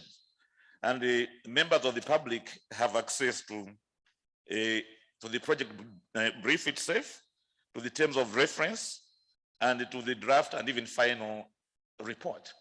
So they can have access to that. And the consultants are also required to consult the public as part of their methodology. The authority itself as well can consult the public. And these have been happening in practice. Maybe the question is this public consultation always effective? And there are so many challenges, including maybe technical challenges on the part of the member of the general public. That's where maybe CSOs are required to come in to be of assistance. And to say that there's no access to these documents, these are public documents, and the law provides for access to information. And then the law, the Environment Act itself also provides for access to information, to environmental information. So I think the issue on the part of CSOs or NGOs is to enforce that right where that right maybe is being obstructed, or maybe where access is being obstructed. Of course, I agree with the contributor that maybe these documents are not publicly available on the site. But as I know, MEPA is still under construction, which means that even the website is still under construction. I don't know whether it has become live now. So maybe those are some of the issues that are there. But I know CSO that have challenged MEPA on several occasions, and I know our judge there recently issued ordered an injunction on the Mangochi water project. And of course, there was a backlash maybe against him as well. But all we're saying is that the law provides avenues for some of these things. So it's up to us to just take advantage of the law. So that's what I was trying to say. But I'll speak more on these issues when I make my presentation. Thank you. Thank you so much. Quickly, have you had an interface with mining companies who are decommissioning? Because the minister pointed out that some of these activities have left us worse than before. And that is a general concern from us, from the civil society. I think so far as I'm aware, we have not had that interface. But let me say, as a matter of fact, for example, after the projects have been implemented, have been completed, we have that problem that most developers don't put in place the mitigation measures that they they promised. I know even in terms of road construction works, you find gaping holes all over. Yeah, the things that might also be dangerous to road users. But I guess some of these things are things that the public is supposed to bring to the attention of the authority itself. And then the authority can follow up. And we have had cases, for example, the case in Mangochi, we literally had to go and visit after CSOs now pushed us to go to that place. Thank you. Thank you so much. Honorable Minister, we have a question for you. Hope you managed to record. Briefly, so he was talking about the peer review mechanism and whether we are able to implement the recommendations of the same as far as the mechanism is concerned. I would like to state that it's a very important mechanism. Just like I stated, we have got very good mechanisms, very good systems, very good procedures. When you look at the African Charter on Human and People's Rights, it's probably even stronger than the UN Charter. It has got well-spelled responsibilities which are not there in the UN Charter, rights and responsibilities. So these mechanisms, I'm happy with the last contributor. They are there, but we have to utilize them. And if we see that maybe governments are not doing the right things, we have to push pressure. We have to put pressure as civic actors. Because in the end, not everyone within government might have a good will. Some people, they might know the right thing, but they will do the wrong thing because it's for their own benefit. So I think on this, we require a strong civic engagement. And like in our country, we have the access to information law. Sometimes as civics, we push so much on these things. We need this, we need this. And when it passes, we keep quiet. We do not utilize it. That is one of our problems. When there is a gap, a challenge, we make too much noise. When that is addressed, we don't even acknowledge it and we don't utilize it. Can somebody say amen? Am I communicating? So I'm actually sending you soldiers to say we have to be conversant on these issues. When a peer review has been done on a country, let's rush and look at the reports and let's push for the implementation of recommendations. When the AU is meeting, let's be in that space. Let's engage and make sure that our voice is heard. When the African Commission is meeting, let's be there. When the UN is meeting, let's be there. So I'm just trying to call for proactivity for us as citizens, because our destiny should not be authored for us, but by us. I thank you all. Thank you so much, Honorable Minister. We have last two questions. One for Judge Mamblasa and one for Madam Demel. I would request that Madam Demel should be connected soon after the judge has responded to the question. The gentleman raised two issues, but I only managed to pick the one on strategic litigation. I was wondering whether he could just repeat the other bit. All right, thank you. One of the panelists talked about the lack of transparency around corporate beneficial ownership. That's probably, if I'm not wrong, maybe I didn't misunderstand him, more like Malawians are not even aware of who are the persons benefiting from the corporations that are extracting. Okay. And the issue of illicit financial flow, it's a serious transnational crime, which the UN have a strong convention against. So I, as your government, let me say government, not in particular you, dealing with dates in Malawi. Thank you. Okay, thank you. Let me start with the strategic litigation one. In Malawi, we have a vibrant civil society, and we have seen a number of strategic litigation cases come before our courts. However, our highest court, the Supreme Court of Malawi, Supreme Court of Appeal for Malawi, the way they have interpreted the issue of standing or locus standing has been problematic. They require that the one who approaches the court, his interest must not just be general interest, like for everybody. You must demonstrate a direct and personal interest.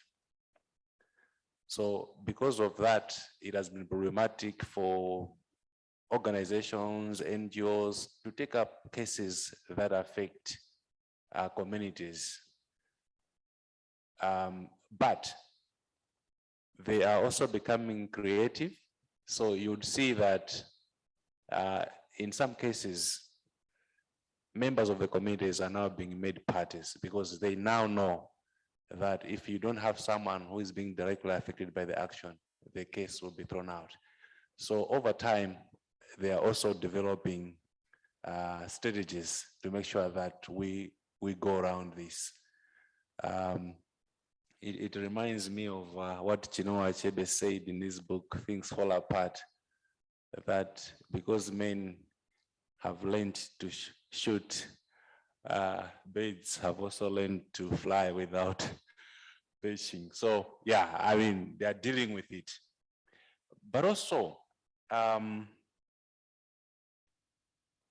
if you ask me, I will also push it back to the lawyers who bring cases in our courts. We have a principle in civil litigation that says that the parties and the courts themselves are bound by the pleadings that have been brought by the parties. So you find that in cases like these, where you know that you may suffer an order for cause, make it clear from the beginning that the court should not make any order as to cause, because you think the benefits will be more, and for everybody, society, public will benefit. So make it clear so that they know. But you find that in the way the pleadings are drafted, this doesn't come out. I used to do this myself when I was on the other side, so that courts should not make adverse cause orders against my client. So, but I think it's an area that we need to engage a little more. Interestingly, we have seen some judges who are being creative and departing from that binding precedent. There's one judge in one of the registries in Zomba who has sort of, cleverly departed from that Supreme Court. So I think it's an ongoing debate. And also we have almost a new composition of the Supreme Court of Appeal. And we have judges that are pro-human rights. And so perhaps as we develop, as maybe more judges sort of depart from this, perhaps when it gets back, you never know, they may change their position. So it's an area that we need to continuously push. On the second bit, on transparency of the benefits that come from some of these activities, I thought that maybe this one would better be commented by the minister, but I'll just give my initial thoughts. He may come in if he wishes to. It is true that I think we have gaps in this area. It is not clear, what the country or the citizens or the communities benefit from some of these things. What we have had in the past is that a company will come, they'll make a commitment. When we go into this area, when we start mining, we'll build a school or we'll do a clinic. Small things. And in some cases, they have even not done those kind of commitments that they made. But what we are saying is, I think there's more to it than this. And you find that they're given huge tax holidays, not even, contributing to the national, fiscus, exempted. And you tend to wonder, so what benefit are we getting from this? And when people raise questions, as the minister said, people will be quick to, make you sit down, but I think now the trajectory is changing. People are becoming more aware. People are demanding that these things be done in the open. They must be consulted and they must make contributions. So hopefully, as we go forward, I think there'll be a change. Honorable Minister, if it pleases you, if there's something you want to add, you may do so. You have well responded, my Lord. Your Lordship, indeed, the biggest disease that we have is failure for those in authority to account, and failure for those who are the bosses to make sure that they are following and they're demanding accountability. For sure, even me here, as I sit, I cannot explain the benefits that we have had from some of these investments. All I can see is the damage they have caused to our environment. I think we must find a clear mechanism on how best we can be able to follow up the benefits, the revenue, and everything. And all these forever tax holidays, they tell you a lot of stories. Maybe the holidays they are given, those monies go in the pockets of specific individuals. So for me, I talked about resetting our moral tone and making sure that we have people with integrity. Because it's all about leadership. And we should also make sure that as citizens, we should not have mercy when it comes to pushing for accountability and the capacity, because sometimes we just make noise in the street without persistence and without consistency. So we should take time to understand these things. We should take time to understand government mechanisms.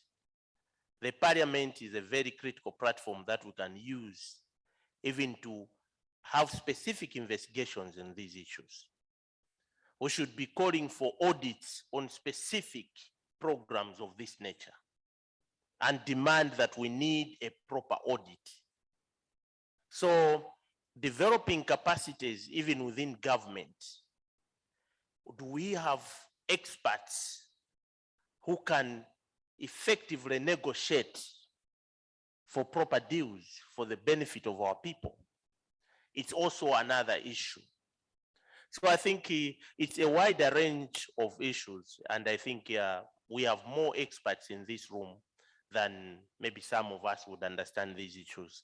That's why I said I can't wait to see the report, and all I can say, Aruta continua. Thank you so much. Thank you so much. The last one is going to the UNDP representative. Maybe quickly, can you put her through? Yes, I can. Thanks everyone, and thanks for the question. I think that just to recap, the question that was posed to me is how to ensure if I understood correctly, how to ensure human rights compliance and work on climate change, especially coming from countries with non-democratic regimes. I think it's indeed the challenge, a big one and a big one for us to fight. But I would say that no one's better placed to address this challenge than all of you as civil society continue fighting the way you are. I come from Brazil. Brazil is a country that has way too many challenges, and it's also a country that lived through an undemocratic regime for many years. And the system was overturned due to the power and the strength of civil society. And my experiences with many of you in different capacities just prove me that it's just when civil society gets louder, more outspoken, and also mindful of the many risks that it has and that it often faces, that we are able to overturn such autocratic regimes. I think this is extremely important. I was also particularly interested in the mention that was given to SLAP. I think SLAP is indeed a big problem for civil society, and indeed something that can often, not only through the governments, but also through the states. And I think that working hand in hand with the judiciary, working hand in hand with judges and with the lawmakers can help us achieve this and make sure that these cases, SLAP cases, for example, pending the different legislations, are dismissed. And I think that's something that it's upon us to take on this challenge. But it's indeed, I would say that I wish I had the answer for you, but I just think that it's something that we should not, we should continue observing and working together to achieve. Thank you so much. This marks the end of this panel discussion. Maybe we can have a round of applause.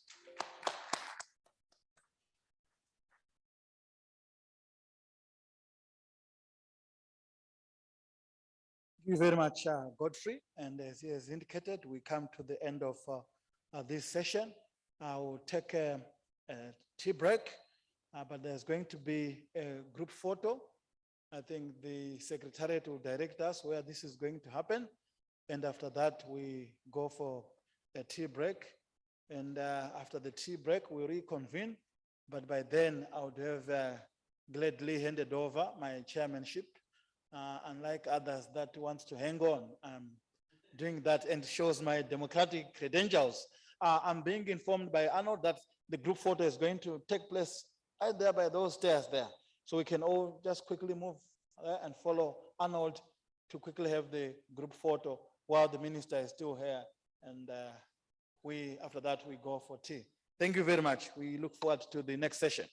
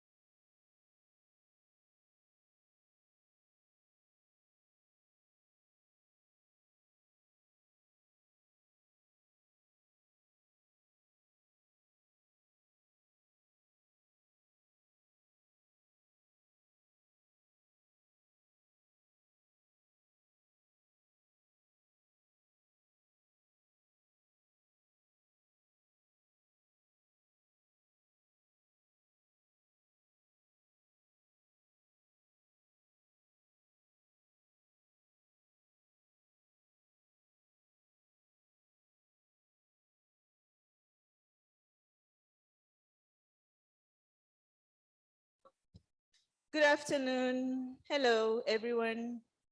We'll be convening in next 10 minutes, and in the meanwhile, I would wish to call upon those who will be sitting in a panel for the community issues. So if we may take our tea and have it on our seats, and next, actually 5 minutes, we'll be starting our session.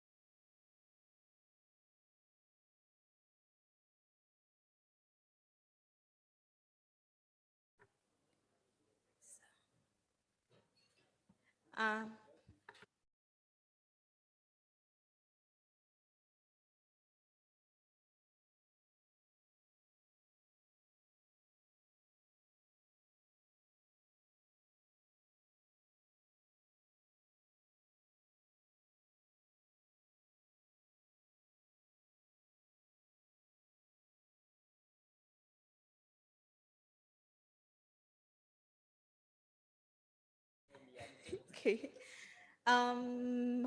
Good afternoon again. We are about to start our session and we are only going to have 1 hour. So if I may start calling the panel for this afternoon session, whereas Mr. Richard Kuseni, may you please join the table. And Senior Village Headman, Saidi Makanjira. Saidi Makanjira. Okay. And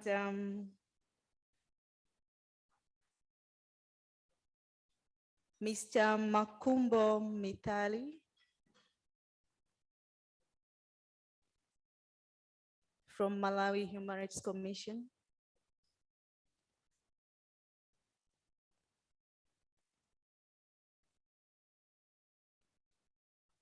So again, I'm calling for Senior Village Headman, Saidi Makanjira.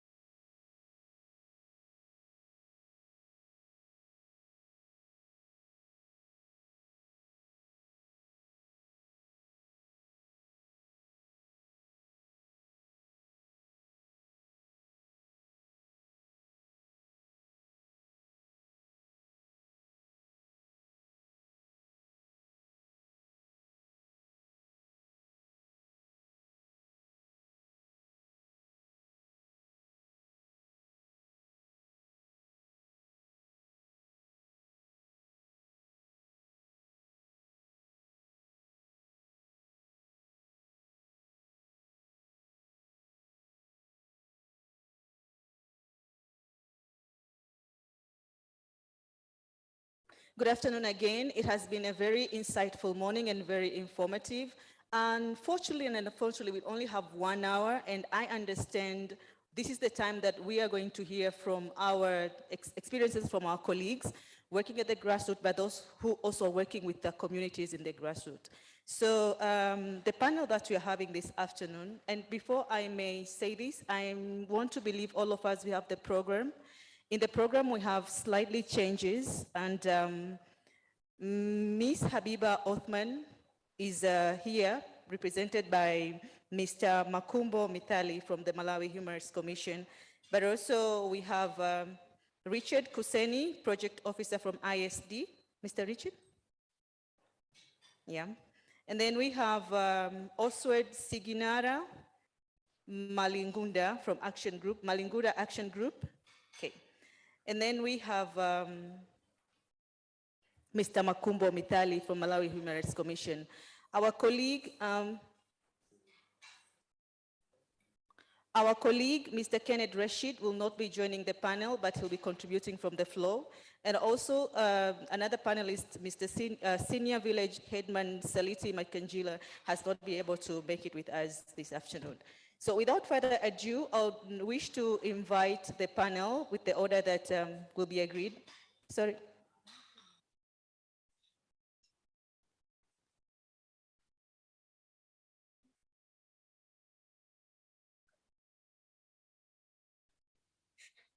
Okay, thank you.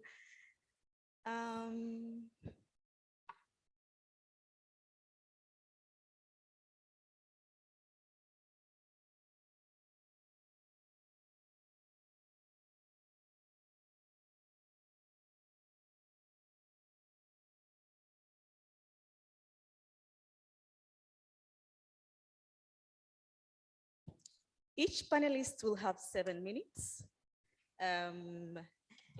except Mr. Richard. Richard? Yeah. Yeah, we will be provided with 10 minutes. So this will give us a scope of what we are anticipating to have in the conversation. We will allow us also to have more conversation with the participants on the floor. So 10 minutes and the rest of the panelists will have 7 minutes. Welcome. All right. I'm sitting in behalf of Richard. Richard is not here. My name is Tuntufia Simwimba.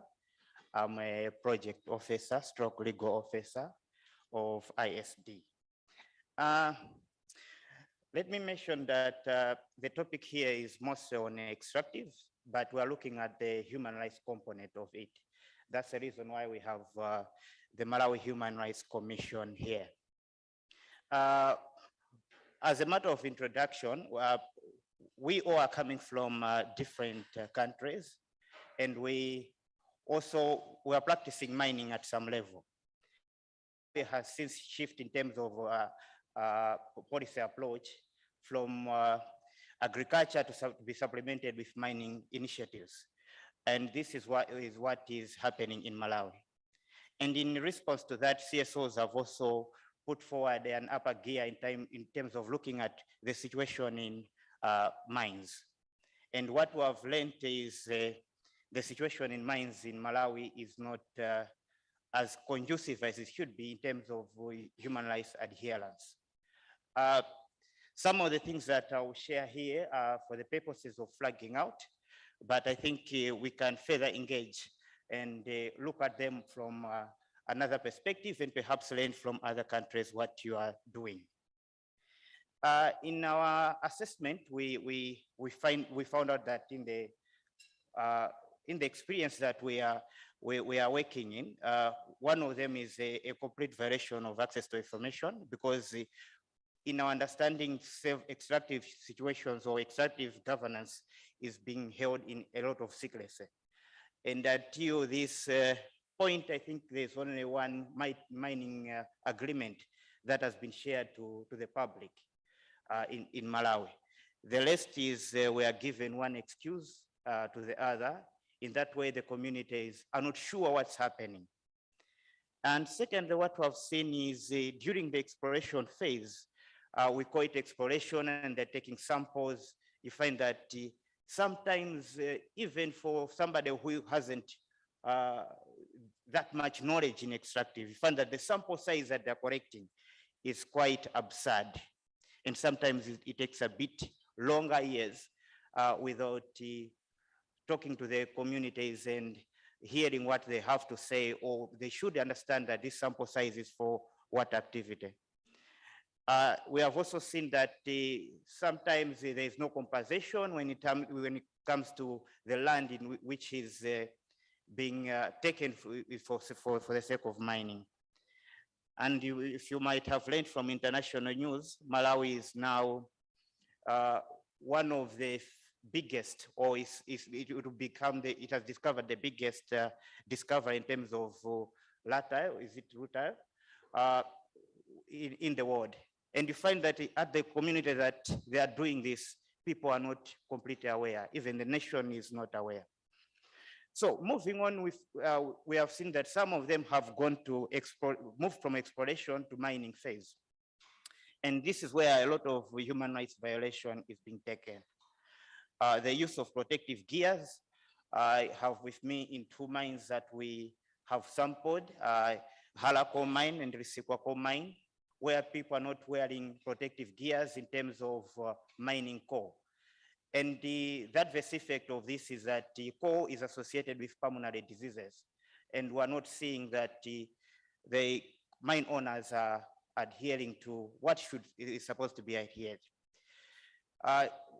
We have also seen that in terms of protective gears, we don't see helmets for the protection. Last year, we had a death in one of the mines that I've just cited. We have also a case where somebody who is paralyzed and he has not yet been compensated yet. We have also seen cases where sexual abuse is happening. The women who work in mines are given lesser jobs, or lesser jobs or softer jobs where they are in a relationship with some of the managers at the mines. These are some of the issues that we have flagged overall. But in terms of environmental protection, you remember that in Malawi, under the Environmental Management Act, we recognize the right to a clean and safe environment. Much as this has not moved to be a constitutional or a fundamental right, we would want to see this happening. But what we've seen is, in terms of environmental protection, mining companies are cutting too many trees without replacing them.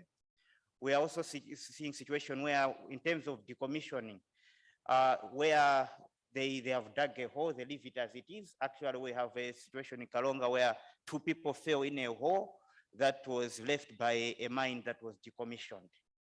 So these are the issues that we think are becoming problematic as we go, and issues that we think should be addressed as a nation. Thank you very much. Yeah.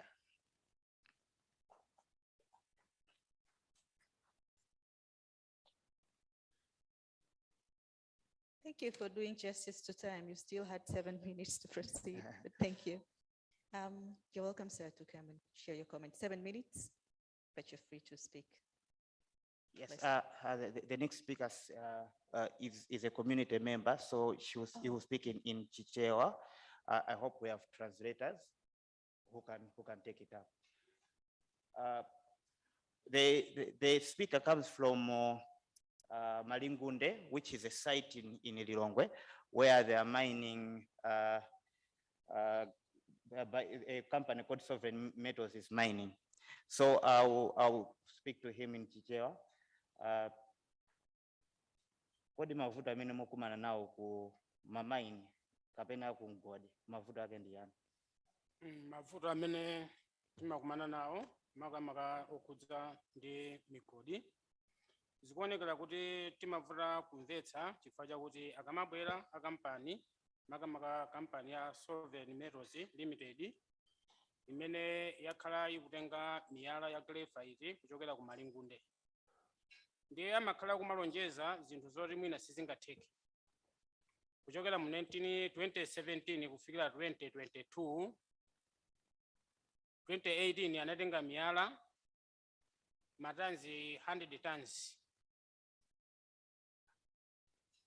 The 100 tons imeneyi imayimira kuti ndi masample akakaona kuti masample ndi ovomerezeka kuti ndi graphite kenaka adzatsekula mgodi.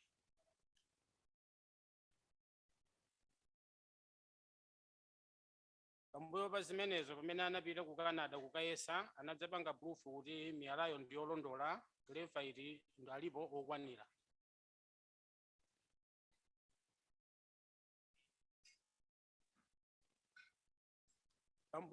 Pambuyo pa zimenezi atabwera anadzavomereza kuti katundu amene atenga kuno ku Malawi ndi wabwino, kuno tiyenera kutsekula mgodi kuchoka 2019 mpaka 2020 anthu akhala atasamuka.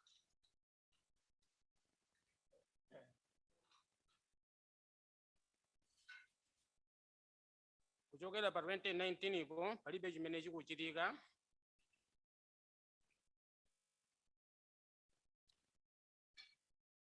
Ndiye atafunsidwa titayitana pa kuti afotokoze chimene apeza, tinawafunsa kuti kodi kuchokera pa nthawi imene mwapeza masampuyo ndi phindu lanji limene mwapeza, ndi anafotokoza kuti phindu limene tapeza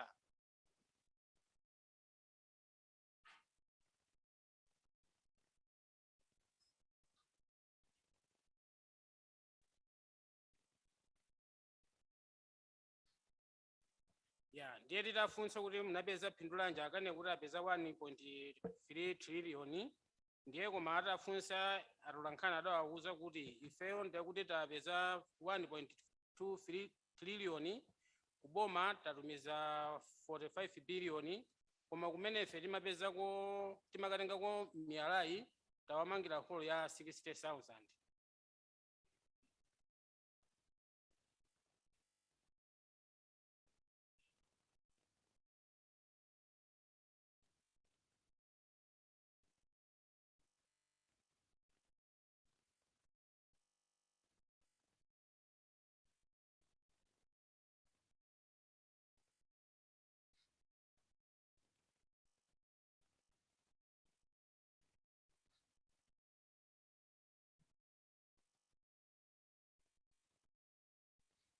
Pambuyo pamenepo zidambobweretsa chikayikiro ku komiti yathu kuti pamenewo wanangobwera kumudzi kwathu udzatenga miyalayi, koma sakunena chilichonse kuti akhonza kutsekula mgodi. Ndiye zambopereka chiopsezo kuti kodi zimene zikhonza kukhala zotheka. Ndiye tafunsa kuti mubwere kuti tilemberane pena pake kuti kodi mudzatsekula kuti ndondomeko yanu iziyenda bwanji kuti ifenso tidziwe kumene tikulowera.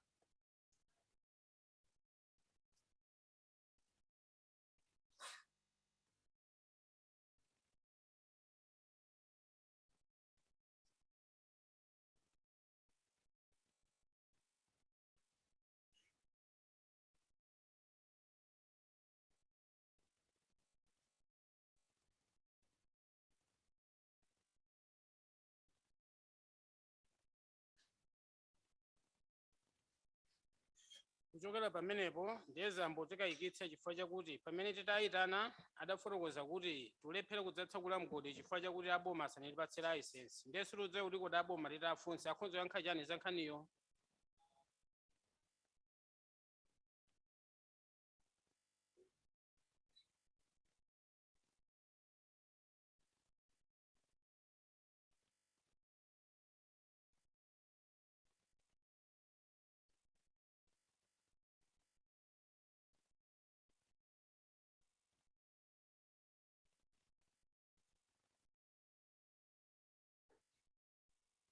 Zimenezi zapangitsa kuti tsopano akampani ya sovereign akuonekera kuti akubwera ncholinga choti angopeza masampu, akapezako thandizo lawo amachoka nkupitanso pena nkukapezanso masampu chokhacho. Ndiye zikuoneka kuti tsopano mwina chikhonza kukhala chinyengo kuti azingoti tufuna masampu koma kuli kuti ntchito akugwira.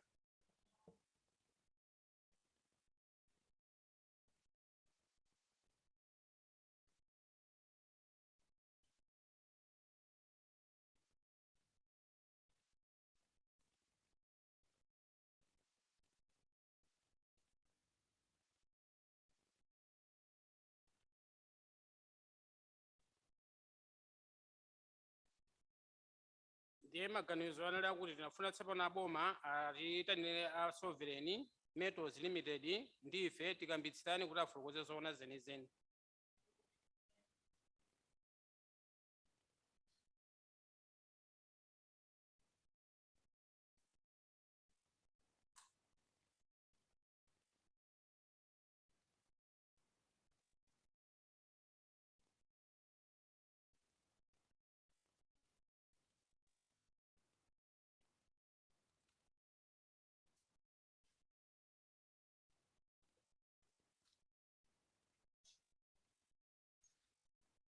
Pachifukwa chimenechi zikuonekera kuti tiwauze anthu akudera kuti pologalamu ya migodi ilipo kapena ayi zotivuta chifukwa chakuti asovereign sakunena chilichonse ndiye pamene ife tikusowa chochita.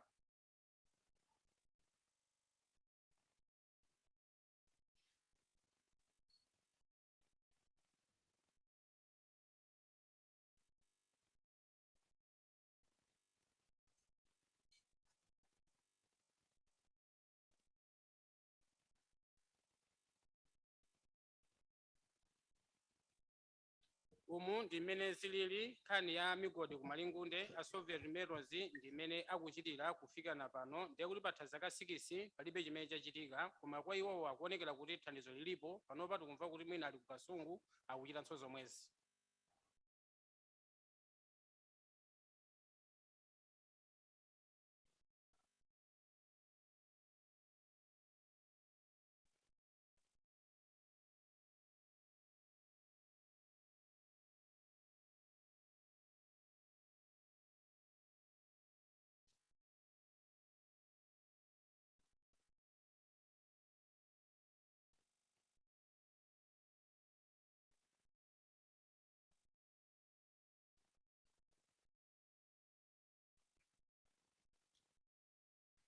Umu ndi mmene zilili kumalingunde nkhani ya migodi ndi sovereign limited ndi mmenemu zikomo kwambiri.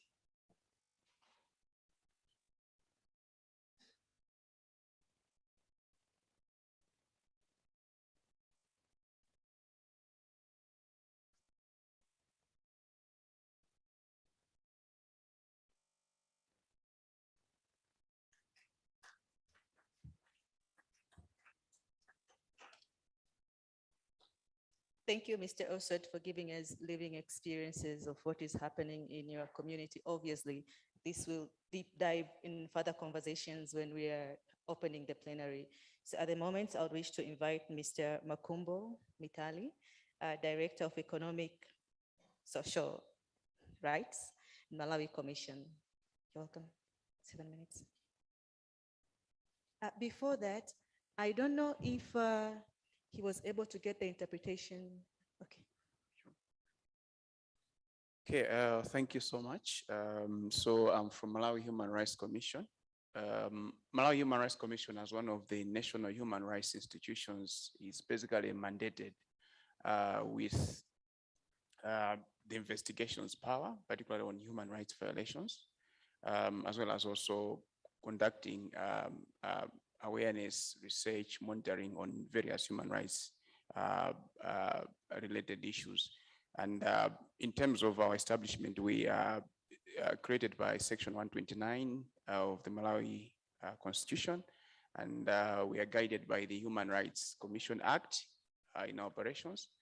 But I think recently we have also been given other added responsibility under the Access to Information Act, which is also of interest when we're looking at issues to do with mining, as well as also the Gender Equality Act in terms of overseeing their implementation. Yeah, listening to colleagues relating to the situation in the extractive industry, the issues that they are raising are issues that have been there for some time. I think we have a legacy from the Kairekera uranium mine, where the whole deal leading to the signing to the exploration and having the mining was actually greeted in secrecy. So issues around secrecy have remained the status quo over time. And even with the coming in of the Access to Information Act, which I think as the Honorable Minister was indicating earlier on, that the expectation was that once we have this act operationalized, we should be able to expect that government and even the business entities will proactively disclose information, but that has not really been happening.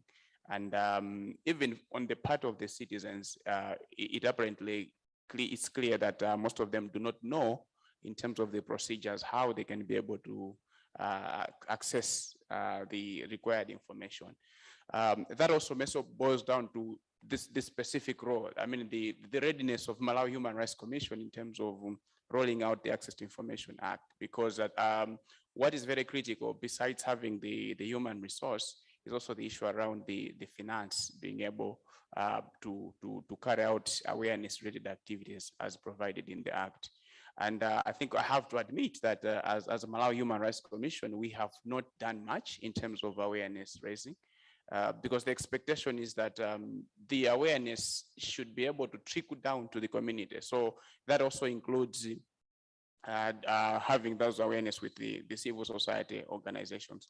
So just recently, we had just started some regional consultations, regional awareness meetings targeting public officers. But then I think that has also been a problem. But at the same time, when you also look at the government itself, they have not put in place, they have not, because the law requires that there has to be officers, information officers, that whenever a member of public comes to collect, to seek for information, that particular person should be the contact person, but that has not been rolled out. So when you look on paper, yes, we have the law in place, but then I think in terms of having it actually being fully operationalized, it's not there. And even the other aspect where you expect that public entities as well as the business entities to be able to proactively disclose information, that is not happening. So that basically it's correct. I think the observations that are coming in from our colleagues. In terms of besides the role around the awareness raising, the commission is also expected to conduct investigations. And the aspect of investigations, the law requires us that we can do it on our own volition, but at the same time, people can also be able to move the commission to be able to conduct investigations. So relating to matters relating to the business, human rights, corporate accountability, not only in relating to mining as well as climate change and climate change, I think the experience has been that we have had very few cases where the communities have been able maybe to bring their issues to the commission for investigations. I think I remember one or two cases that we have had relating to the oil spillage that was relating to one of the cooking oil companies in it's Sunseed Oil in the Longwe, where the community had to come to the commission after the oil spillage had actually had a serious environmental impact in their land and their crops. So the commission instituted investigations, and we came up with recommendations, and Sunseed Oil actually complied. They're still complying on the recommendations, but I think there's been some steps towards ensuring that the issues around compensations are dealt with. And then there is also another one that we are currently also looking at. I think it's relating to issues to do with a factory in Blantyre, where some employees, some workers that have been from the local community are not being given protective gear. I think the issues around human, which the colleague also indicated, which we're also looking at. I think for the past 2-3 months, we are also seeing some interest, I think, by other actors, particularly the civil society, also to work with us in terms of addressing these issues. So the stress is that I think there is need for more work in terms of raising awareness on how the community can be able to bring their issues to Malawi Human Rights Commissions that require investigations relating to how the companies are failing to adhere to human rights due diligence and other aspects. But then at the same time, also, we also need to look at the capacity of Malawi Human Rights Commission to be able to deal with those issues. Okay. I can also admit to say, in as much that we have been able to do that, to do some investigations, but our capacity is still low. I think there is need for strengthening the capacity of the commission to be able to do that. Another area which the law requires us to be doing is to conduct monitoring of human rights in the country. And due to the limited budget resources that the commission gets, we have not done much. And I think I was talking to colleagues from the natural resource justice network that if there's an area that we have not done much, I think it's the extractive industry, because the commission is supposed to be conducting regular monitoring, not only in the extractive industry, but also in the business as a whole. And there was some time back, there was a conversation around the Business and Human Rights Nation Action Plan. I think I had some discussion with Lloyd. Previously, I think after the Kairekera, we had started the process of developing the National Action Plan on Business and Human Rights, would definitely help us in terms of dealing with these issues. But at the moment, I think we don't have that action plan. I think we need to revisit. We need to go back on the drawing table and come up with the National Business Action Plan. And I think the role of the Commission will definitely be to facilitate the drafting of that, and as well as the conversation around that. How many minutes am I on? Okay, just a minute, let me just finish. I want to comment on what Justice Mandala had also earlier on indicated in the morning around whether the laws are adequate in the country when dealing with these corporate. Because I think one thing that is coming very clear is that in terms of accountability, corporate institutions are not accountable. I think in Malawi, that has been the situation. That's the state of affairs. And I think we need to really have a conversation in terms of reviewing our legal framework, in terms of ensuring that we have that, we strengthen it. And I'm glad that at a global level, currently, there is a conversation around having a convention on right to development, where countries, not only states, but also the corporate can be held accountable on impacts that they're having on the environment and others. So maybe that also is something that maybe we could also be calling upon our governments in Africa to be able to join that debate and contribute and maybe support the drafting so that we have this the legal this instrument on right to development. I think the declaration on right to development alone, it's not enough. We need to have a convention that can really help us. And once we have that, I think we can be able to take it down to the domestic level. Thank you. Thank you so much. Maybe we should have a round of applause for all our panelists this afternoon.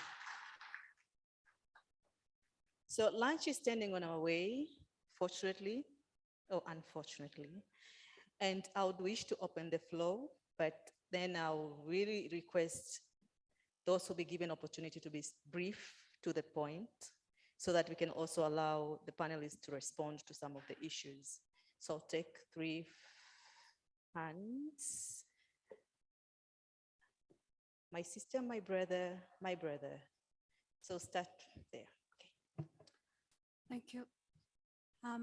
J'aimerais lancer une alerte générale par rapport à ce qui a été dit tout à l'heure, parce que nous sommes en grand danger face aux enjeux de la transition énergétique, comme le Malawi, Madagascar également, fait face également aux intérêts croissants dans l'exploitation des terres rares. Je suppose que c'est ce que mon frère a dit tout à l'heure, des terres rares qui sont très prisées pour aller vers la transition énergétique. On en a besoin pour les voitures électriques et tout ça. C'est également le cas des graphites. Seulement, les terres rares, l'exploitation des terres rares sont connues pour étant très destructrices, désolée, je suis fatiguée, écocides avec beaucoup d'impact sur les droits humains, la santé, etc. Alors que c'est un grand enjeu économique, surtout dans le contexte géopolitique actuel, dans le contexte des changements climatiques. Donc, tout le monde va se ruer vers les terres rares. Les grands pays ne veulent plus les faire chez eux à cause de tous les impacts et parce que leur système de gouvernance est beaucoup plus élevé par rapport au nôtre. Alors, nous, pays africains, on est vraiment en grand danger, à part les impacts du changement climatique, on est en grand danger à cause de ça parce que déjà, nos mesures de protection sont très faibles et que nos gouvernements sont facilement obnubilés par l'appât du gain. Et donc, je lance un appel général parce qu'il faut que nous, pays africains, on pousse pour qu'il y ait une réflexion générale sur les effets pervers de la transition énergétique sur nos pays. Merci. Thank you. All right, thank you. Just before I throw my question to the gentleman there, I think first we must recognize the fact that we inherited, from the colonial masters, a legacy of corporate exploitation of our and the abysmal regard to human rights and environment, and so this legacy, excuse me, is being still pushed by our businesses today in the African continent. But I think we must be very deliberate in our engagement with these businesses and then to keep stressing the human rights dimensions of the negative impact of business activities as we have it right now in Africa, particularly when it comes to issues of extractive, that's mining. But I want to ask a direct question to the gentleman from the Human Rights Commission. I want to ask, does the Commission has the power to prosecute? And if yes, so beyond just making recommendations after those your investigations, I think we should start thinking of taking up prosecution. And if we don't take up litigation, and if we don't have that power, perhaps it's time to push for amendments to see that the Commission could prosecute some of these businesses that are causing these damages to our environment and of course the global climate change. Thank you. Thank you. The last one at the last, please. Yes, you. Oui.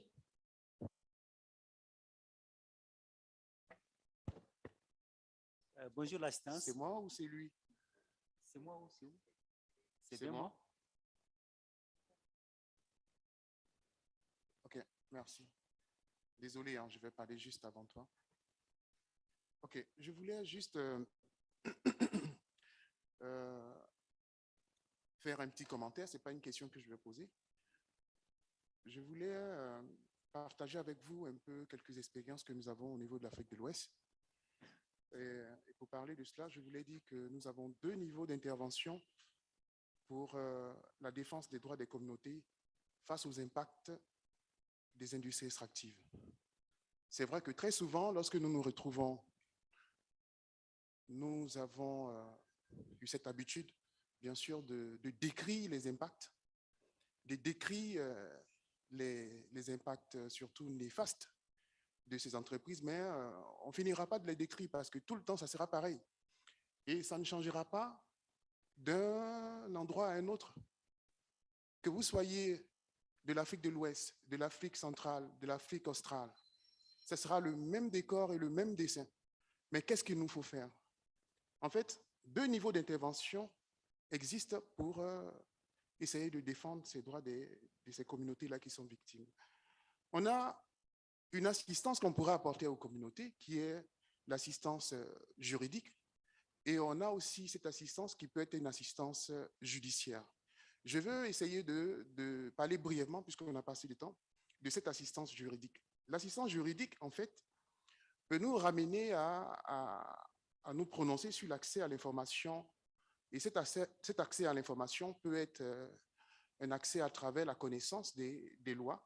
Alors, la question qu'on pourrait se poser, c'est comment est-ce que nous accompagnons ces communautés à avoir accès ou à avoir la connaissance du droit, à avoir la connaissance des règles qui existent dans le secteur, bien sûr, le secteur minier. Comment est-ce que ces communautés sont préparées?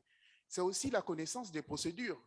Comment est-ce que ces communautés peuvent, n'est-ce pas, avoir gain de cause ou avoir une réponse à leurs différentes revendications? C'est vrai que la société civile peut intervenir en matière de sensibilisation et faire en sorte, par exemple, qu'il y ait, même au niveau national, une masse critique, parce que ça aussi, c'est une autre grande question. Est-ce qu'il existe une masse critique dans nos pays qui peuvent critiquer, qui peuvent essayer de soulever les vraies questions, permettant, par exemple, au secteur gouvernemental ou au secteur de l'industrie de pouvoir donner une véritable réponse? C'est aussi évoquer la question de l'assistance judiciaire, qui est notre deuxième volet d'assistance. Dans l'aspect de l'assistance judiciaire, c'est est-ce qu'il existe vraiment des voies de recours en la matière? Est-ce qu'il existe des voies de recours? Ces voies de recours peuvent se présenter à différents niveaux. Ça peut être au niveau national. Et quand c'est au niveau national, est-ce qu'il existe au niveau national des mécanismes pour recevoir des plaintes? Ça peut être au niveau des entreprises, mais aussi au niveau de l'État. Ce n'est pas toujours le cas. Est-ce qu'il existe aussi, dans le cas de l'assistance judiciaire, des juristes ou des avocats qui, au niveau local, sont capables d'informer ou de défendre les droits de ces communautés? C'est des questions qu'on pourrait se poser. Et au niveau sous-régional, dans les différentes régions d'Afrique, est-ce qu'il existe soit des institutions judiciaires en matière de recevoir les plaintes des communautés? Dans le cas de l'Afrique de l'Ouest, on a par exemple la Cour de justice de la CEDEAO, mais ce n'est pas le cas dans différentes régions.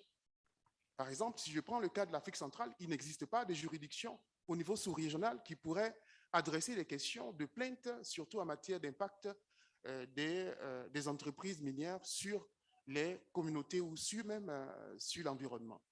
Au niveau international, est-ce qu'il existe aussi des juridictions qui sont capables de pouvoir recevoir des plaintes ou de pouvoir exercer des poursuites, bien sûr au bénéfice des communautés? C'est des questions, autant de questions qu'on pourrait se poser. Je pense que dans le cas de ACA, ce serait intéressant qu'on y réfléchisse. Merci. Merci beaucoup. Thank you very much. I take note, two of them were more of building to the presentations that have been made by our panelists. And we have one question to the Commission. Unless you are really confirming, you will speak 1 minute. Otherwise, we really have to wrap up and go to the lunch. And then we can continue the conversations in the afternoon session. Please, if it's not 1 minute, I'll cut you off. Donc, bonjour l'assistance, je viens du Niger, mon nom c'est Amani Assouman. Donc, je voudrais juste dire un mot par rapport, merci beaucoup pour en tout cas, de m'avoir donné la parole. Comme les autres l'ont dit, les défis du Niger en matière d'extraction minière sont les mêmes que, en tout cas, sensiblement les mêmes, hormis certaines spécificités, dont j'allais en faire cas de mon intervention. Comme vous le savez, le Niger, on a deux matières, principalement des minéraux, l'uranium. Nous sommes parmi les 5 premiers, en tout cas au niveau mondial. Et comme les gens l'ont dit ici, on a hérité d'un certain nombre de pactes, d'un certain nombre de contrats coloniaux, notamment en lien avec Areva. Disons, en son temps, voilà. Donc, ce contrat-là, c'était un certain nombre de clauses léonides dont on n'a pas eu connaissance. Et ces clauses-là, il a fallu, en tout cas, l'indépendance pour que tout récemment, avec l'effort de la société civile, pour qu'on puisse révisiter en tout cas, cette loi-là. Maintenant, la loi minière qui a permis un certain nombre de spécificités, notamment l'obligation en matière de contenu local. Le contenu local, c'est un fourre-tout qui veut dire beaucoup de choses en matière de respect du contrat de travail, en matière de la législation de travail, en matière en tout cas, de respect des communautés. C'est-à-dire, comme c'est à la majorité, la zone d'extraction, c'est une zone en tout cas d'éleveurs. Donc, le pastoralisme, il faut tenir compte d'un certain nombre de facteurs. Et malgré tout, en tout cas, nous constatons que ces communautés-là les droits ne sont pas respectés et pire, ils n'ont pas accès à certaines informations, comme mon camarade l'a dit, de la Côte d'Ivoire, ils n'ont pas l'information, malgré qu'il y ait une loi au Niger, en tout cas, qui donne l'accès à l'information publique et aux documents administratifs. Donc, c'est notre travail que nous faisons tous les jours et actuellement, nous sommes en train de travailler pour que, en tout cas, on a pu obtenir à la faveur de la révision de la loi qui est maintenant un certain nombre en tout cas, à compétences égales, un certain nombre de priorités, un certain nombre en tout cas, de postes, nous tendons vers la nigérialisation des postes, un certain nombre de postes qui sont réservés, un quota qui est réservé aux nationaux. Donc peut-être il y a un certain nombre de documents que je vais verser peut-être en tout cas aux organisateurs, comme je n'ai pas eu le temps de tout dire. Merci.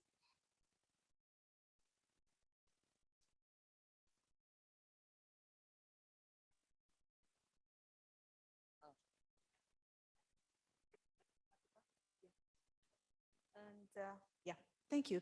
Thank you so much for sharing the experiences. Exactly, this is why we are here. There's so rich experiences within, among ourselves, from our countries that we're coming from. This is an African issue. We all know this. It's a battle that we are fighting. It did not start yesterday. And we know why ACA, accountability, and corporate accountabilities are the coalition has been trying to address these issues and seeing how collectively we can come up with the solutions. But we cannot really have the moment to speak about our experiences in this short span, but I also encourage all of us to try to engage during lunch and in other, whenever we meet, and so that we can discuss further how we can take it forward. I take into account very key issues and pertinent, which again are resurfacing from the morning conversations.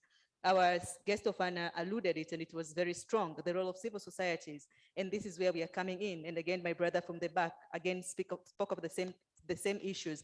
But judiciary, again, tasking us again, how do we take forward and bring in the understanding to the communities that it's not only us who keep on pushing forward the agenda, but the communities being aware of the issues and tackling them forward.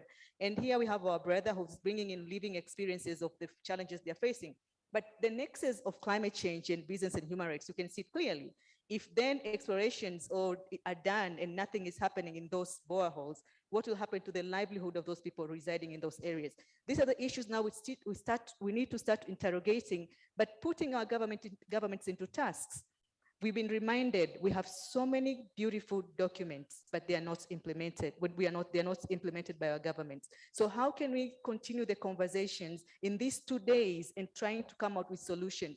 There are very good 9 questions which have been put forward in the concept notes, have been shared to all of us. And I wish to welcome all of us to go back into looking those questions. And as we continue to interrogate and finding solutions together, we dive within the same area, but also expanding our possible solutions to the coalition, but taking forward as we are going home. So now I'll welcome my brother from the commission briefly, just to give us the response from the question that was raised from the floor. Welcome. Yes, thank you so much. I think there was a question relating to, can the community be able to utilize the regional courts to bring to attention the grievances? I think the rule is that the first point of contact should be the domestic courts. So if you're dealing with a violation, you can either use a judicial or non-judicial, for example, like the Malawi Human Rights Commission or the courts. And I think Judge Mandala can also be able maybe to comment at some time in terms of maybe the cases that they have been able to receive at the court relating to business and human rights. But at the African level, I think we have the African court, and Malawi is one of those few countries where the citizens can be able to access the African court after exhausting the domestic avenues, not only through, I mean, as individuals, but also through civil society organizations that are under the African Commission. They have the observer status. So like in Malawi, I've got 2 civil society organizations that have the observer status that can also be able to bring the issues before the African court. In terms of the prosecution, the commission, the mandate requires the commission to do the investigations. And we have had cases where after we have done investigations, we have recommendations that require prosecution. So in such cases, we have made some recommendations to relevant state bodies, for example, even through the Director of Public Prosecution to take up such matters moving forward. Currently, the Human Rights Commission Act, it's being reviewed, and maybe that has also been one of the discussions that maybe there's needed to extend that prosecutorial powers. We also have other institutions like a legal aid bureau that in situations whereby someone cannot be able to afford the court can also be able to access the legal aid bureau. Yeah, thank you. Thank you so much. I welcome all of us to continue the conversations outside of these corridors, but I also wish to read, and all of us, we know this, and since we're in Africa and we believe the COP27 is African COP, unfortunately not, it's the COP which is happening in African land for so many reasons. This includes that we do not participate timely in ensuring that the agenda that we want those head of states to drive, we do not really send them on time. But that also is part of maybe not having interrogation or having spaces where we sit with our negotiators to ensure that they bring forward the issues that we want to take forward. But again, there is the issue of access to energy, which is coming up very strong. With the question to all of us as we are heading to lunch, do we need just energy transition or just transition? So that to ensure that the years that we've been asking the payback for all the polluters is paid and the commitments are being honored. I fear to point the fingers only to our governments saying that they do not honor their promises. We do really have to remind the polluters to honor their promises. And if we cannot move forward, we'll continue to sit in these meetings, which are exorbitant expensive, the COP meetings, and we go back home with hopes without realization of how those hopes are going to be realized. So enjoy your lunch. You say that bon appetit? Bon appetit. See you later. We'll be back after 1 hour. Thank you so much.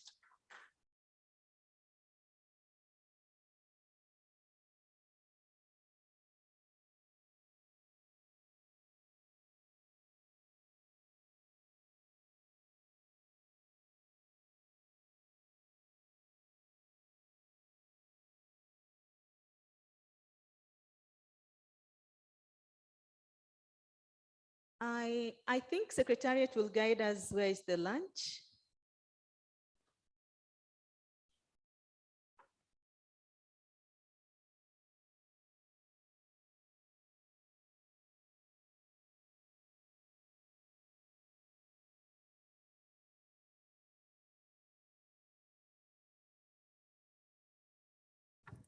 So ladies and gentlemen, I think the lunch venue is actually indicated on the lunch card.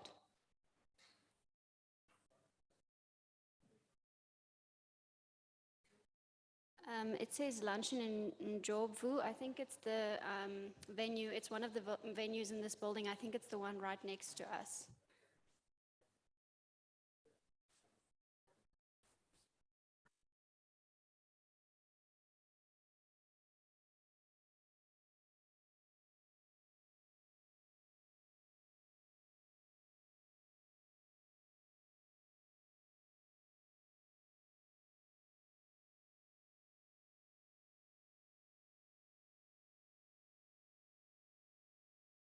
Kindly take your gadgets because we are not certain if the door will be locked. So just in case, it's safer to have it with you. I'm sorry. Yeah, it's safer that way.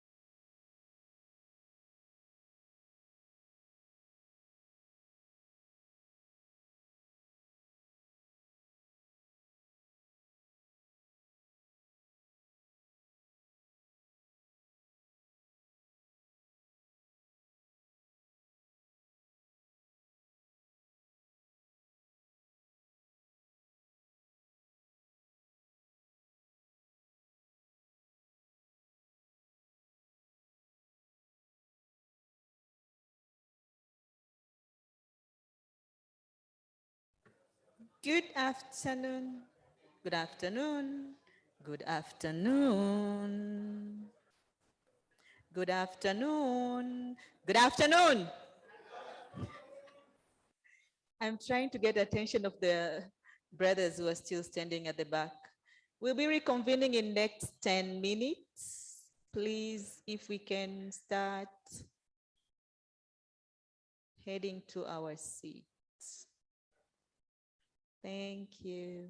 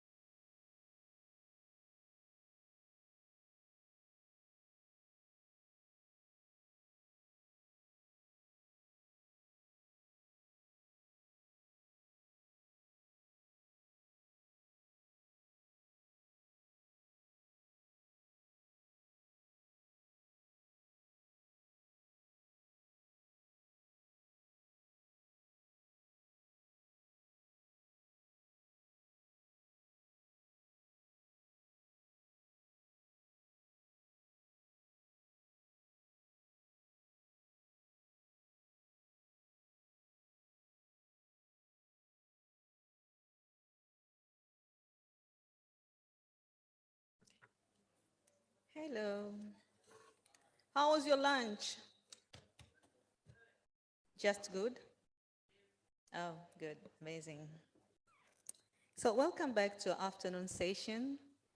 And the Secretariat and the organizers have organized in a way that it will not be really a dessert that makes you to doze, but really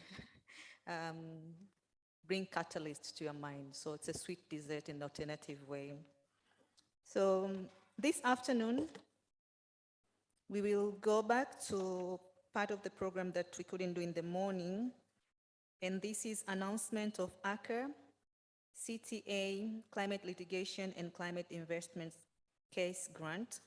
And it will be done by Mr. Lloyd Cuvea, Deputy Director, Center for Human Rights, University of Pretoria. Welcome.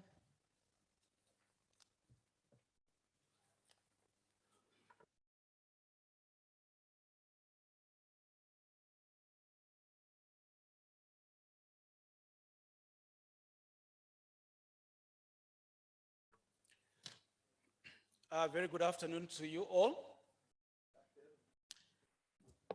Now, I'm just going to take 5 minutes before we go into the substantive aspects of this afternoon session.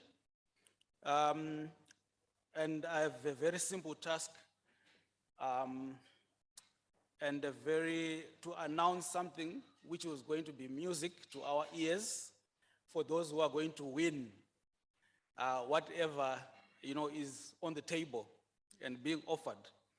So there's a call for submissions for a grant or funding that is being made by ACCA in partnership with CTEA, that is the Center for Transnational Environmental Accountability.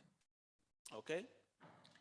As ACCA, we want to appreciate the partnership with CTEA in providing what Professor Jingjing Zhang has called seed funding to start some useful climate actions. So this funding is in the form of some small grants which will be awarded to an NGO or to an individual who can develop climate-related legal actions that involve Chinese-financed projects. Okay, I think we've been talking a lot about Chinese-financed projects, whether it's in the extractive sector or in any other sector. And CTEA will support the selected grantees to design potential climate litigation.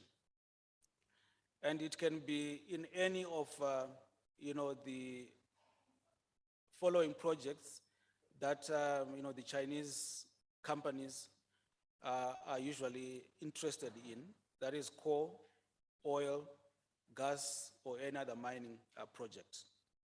Okay? And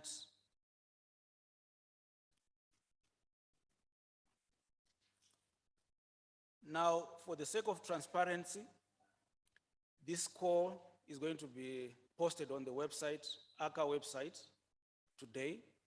And then as soon as it is posted, you can already start to engage with that. The grant amount will be, the total amount is $12,000 US, and it will be awarded to 3 selected grantees. So each grantee, whether as an individual or an NGO, will receive $4,000 US to work on that project, climate action, whether it is litigation or any other effective advocacy, okay? Now, the important details, I mean, of course, you will see them when you engage with the ACCA website. Please go to the ACCA website. It's looking very good. It has been developed. And once this call has been posted. I heard that by 6 p.m. today, it will have been posted on the website, so you can then engage with it. But the important detail is that submissions must be completed by the end of September, okay? So 30 September is the deadline to submit, and the successful applicants will be notified by 10 October 2022. Okay. The application requirements, yeah, I mean, they are there. I don't want to dwell on them, but I think you just have to describe your project and where this particular project is located, which country, and you also have to name the Chinese company involved and what sort of impact that project has had on human rights or on the environment, okay? And then, of course, just the applicant's basic information, like your name, and if you're a person, a human being, your age, your nationality. And if it's an organization, you just also give the name of the organization and where it is located, okay? So those are the details, but why this particular focus and why this particular call? I think I'm just reading from the background and the purpose that China has made significant pledges to help to tackle climate change, isn't it? And to commit to reduction of greenhouse gas emissions. And to support this energy transition, China has announced that it will cease building new coal-fired power projects abroad. I don't know whether that commitment is sincere, but because I heard some people saying that there were some coal plants that have been established in different countries. So let's hope we can explore this and see whether China is sticking to its commitment. And it will be expected that China will come up with some policies to implement its commitments. But obviously, it will be critical then to ensure that the Chinese national commitments are not just being implemented within China, but that they are also being implemented in countries on the continent. And I think that's the background and the purpose for this particular call, so that we can actually investigate whether China is sticking to its commitments on the continent. So that's it, colleagues. I wish you all the best to those who are going to be successful. Please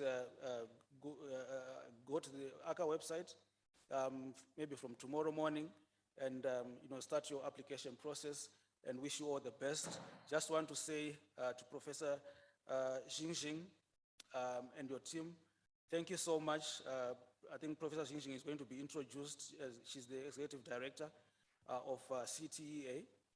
She has been a litigation director, and I hear that she's won several milestone environmental litigation cases, and she will also be doing a presentation on the role of China in Africa in terms of its investments on the continent. So thank you so much, and wish you all the best, colleagues, and I'll hand over to the moderator. Thank you for listening.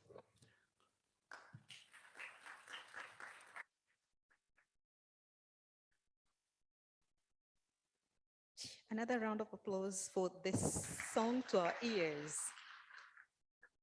Truly thank you for the initiative, and our extended appreciation to Professor Xinxing. So this afternoon, without further ado, I would wish to invite the panelists for the afternoon session, whereas our topic this afternoon is climate litigation, corporate accountability in Africa. We're expecting our panel to take around 45 minutes. And I would wish to start to invite Professor Chico Sabanda from University of Malawi. Welcome, Prof. The table. Round of applause, please.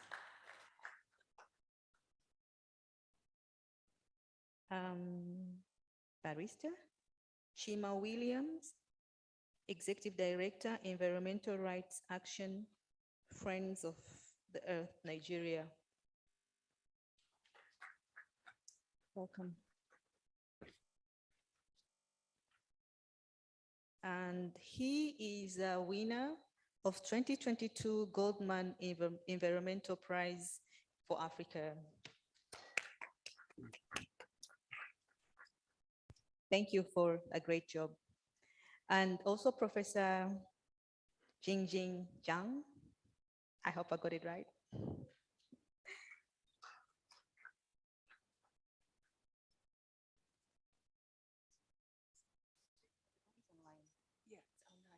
Colleague from the line. Yes. He's online. Yes. You're not coming? You're not joining the panel? Yeah, I will be there. Okay. Yeah. But we're making to speak last. No, because of the matrix, we're thinking that we can come last. We want him to be first. Yeah, because okay, that's fine. Okay, that's fine. Okay. Okay. Thank you, Prof. Professor Jingjing is an executive director, as it has been alluded by our brother, Center for Transitional Environmental Accountability. And online, we have another panelist, Professor Robert, there's a last name. Yes, Professor. He will be joining us online. Thank you, Professor. We can see you. He's from University of Maryland School of Law. Can you hear us, Prof? Yes, it's fine. Thank you. So we are happy you're joining us online. And initially we had a different plan, but I think we are revisiting it according to guidance from Professor Jingjing. And you'll be coming first as a panelist. You'll have 15 minutes to speak, and then we will hand over to another panelist. Welcome, Malawi Online.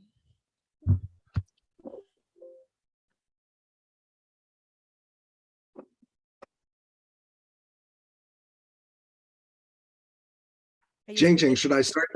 Yes, should I start now? Yes, please. All right, I'll share my screen here.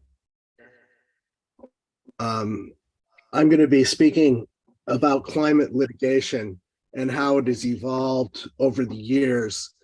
There are sort of two different types of climate litigation. One set of cases have tried to force governments or private parties to take action to reduce emissions. Another set of cases, which are growing quite rapidly now, particularly in the United States, are suits against fossil fuel companies arguing that they engaged in fraud and deception when they denied climate change and promoted their products, which caused harm to governments, and seeking damages to recover for it.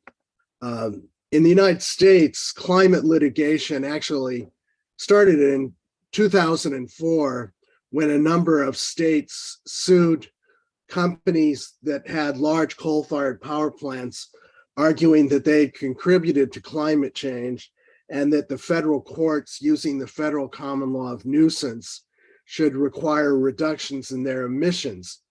Ultimately, the Supreme Court in 2011 ruled that because EPA had been tasked by the Clean Air Act with regulating greenhouse gas emissions, those suits had been displaced by the Clean Air Act because Congress had displaced the federal common law of nuisance.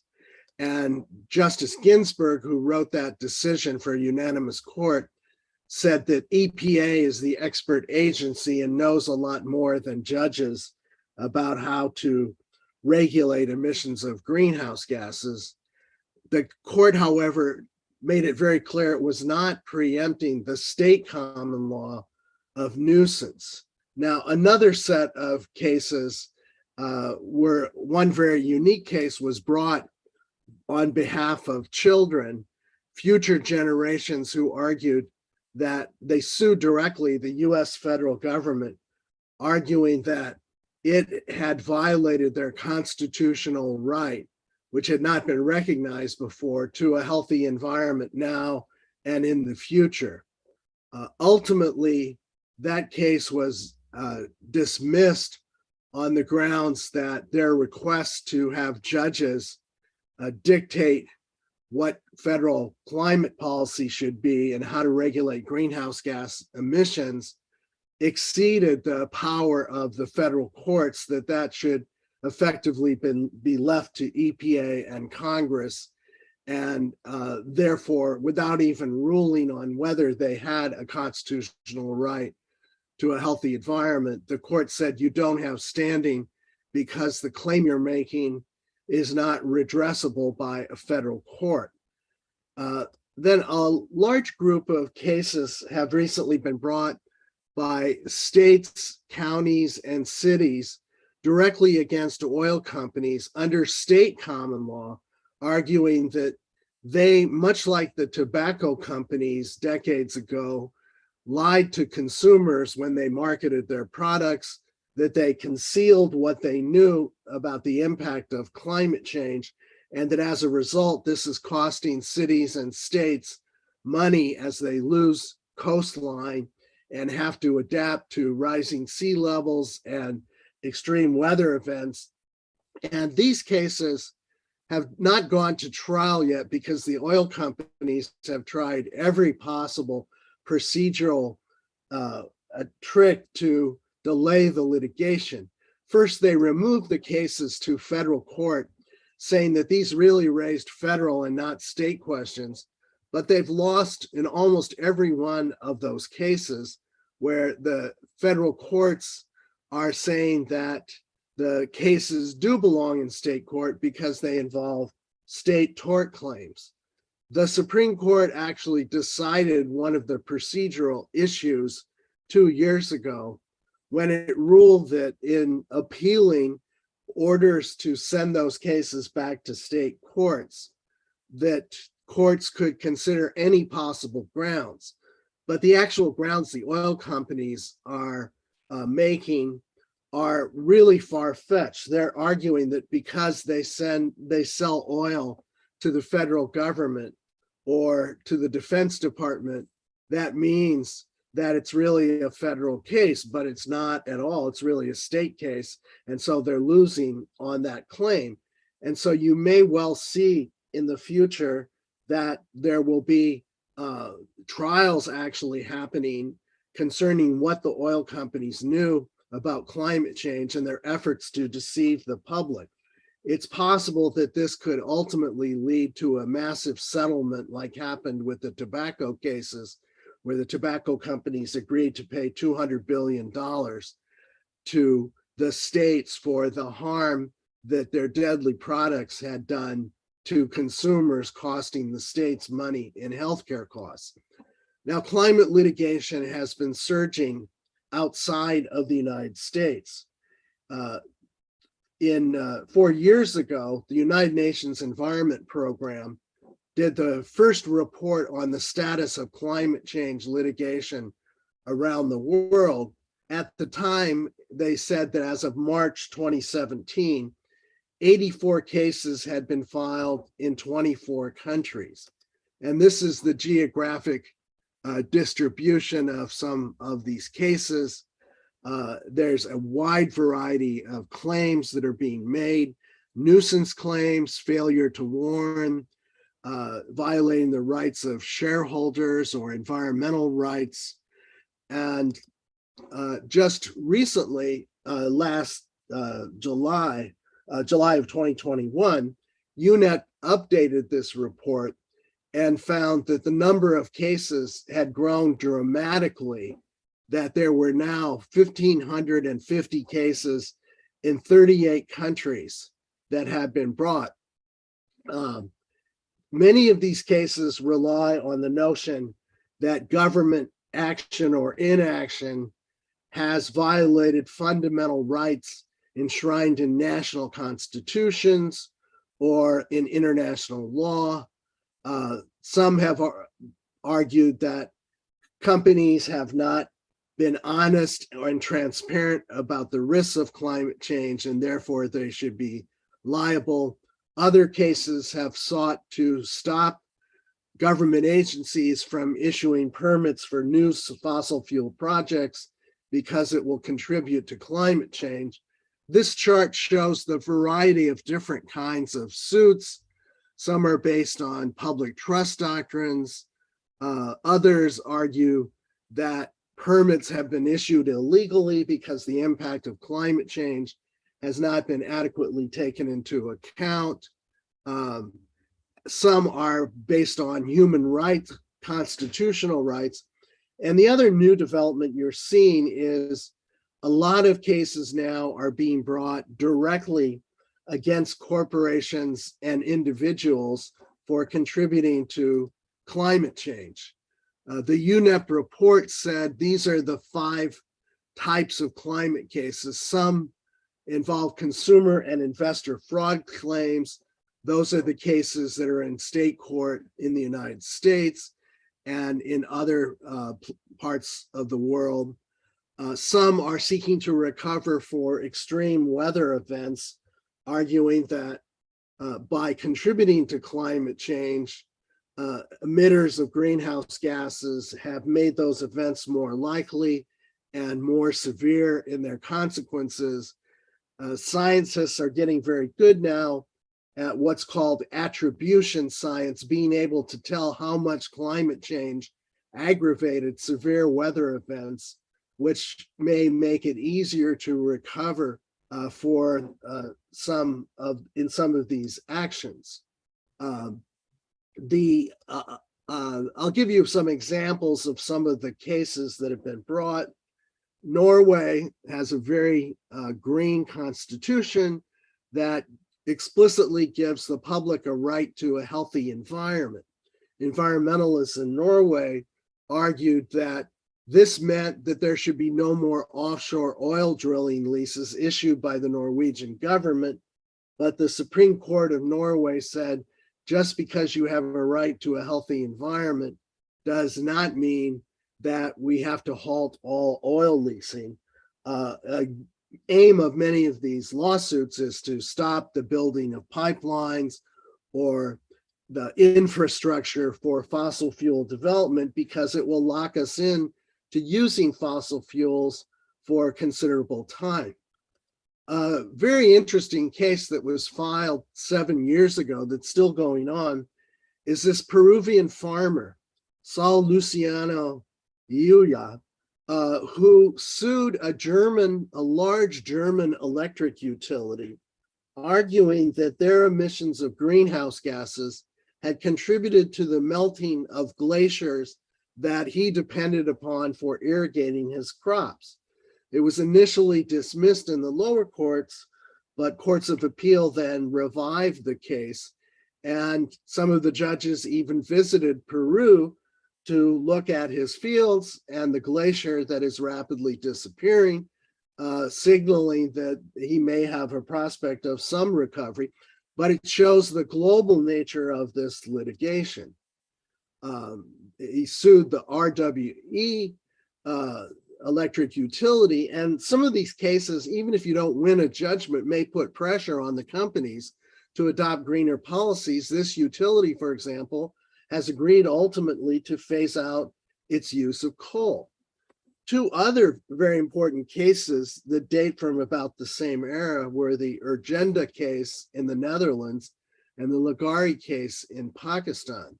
In the Urgenda case, a nonprofit foundation representing environmentalists argued that the European Convention on Human Rights, which creates a right to life, had been violated because the government of the Netherlands was not doing enough to reduce emissions of greenhouse gases. And this case was a winner at every level. And the court ultimately ordered the government of the Netherlands to create stronger policies to more rapidly phase down emissions of greenhouse gases. In the Lagari case, a Pakistani farmer brought suit alleging that the Constitution of Pakistan, which creates a right to a healthy environment, had been violated, and the Pakistan courts agreed and ordered a commission to be established to oversee the government's actions to reduce greenhouse gas emissions. And the Pakistan has very good courts, and this is completely in keeping with their culture with respect to environmental issues. And one of the things that Professor Barrett has written about the significance of this litigation, that it's a rare example of a case from the global South that's attracting serious scholarly attention in the global North. Pakistan responded by, among other things, agreeing to plant 10 billion trees to help absorb carbon dioxide. Now, another new development has been a lawsuit, not against governments. These two cases were both against governments, but against a corporation, Shell Oil, which had been headquartered in the Netherlands. It was called Royal Dutch Shell, was sued directly by environmentalists. And they argued that the company's activities were inconsistent with the Netherlands' plan and pledge in the Paris Agreement to reduce emissions dramatically. And the court ruled against Shell and in favor of the Netherlands, ordering that the oil company had to slash its emissions by 45% by 2030. Now, Shell has responded to that decision by saying it's going to move its headquarters out of the Netherlands, but as long as it still has operations there, it's still subject to the court's jurisdiction. So this shows you the many creative ways in which litigation is now being used throughout the world. And as the impact of climate change becomes more visible throughout the world, I think you're going to see more of this litigation. It has an impact in both pushing governments and companies to reduce their emissions more rapidly. And I have 15 minutes exactly on my Apple phone. So I'll stop sharing my slides right there. Thank you.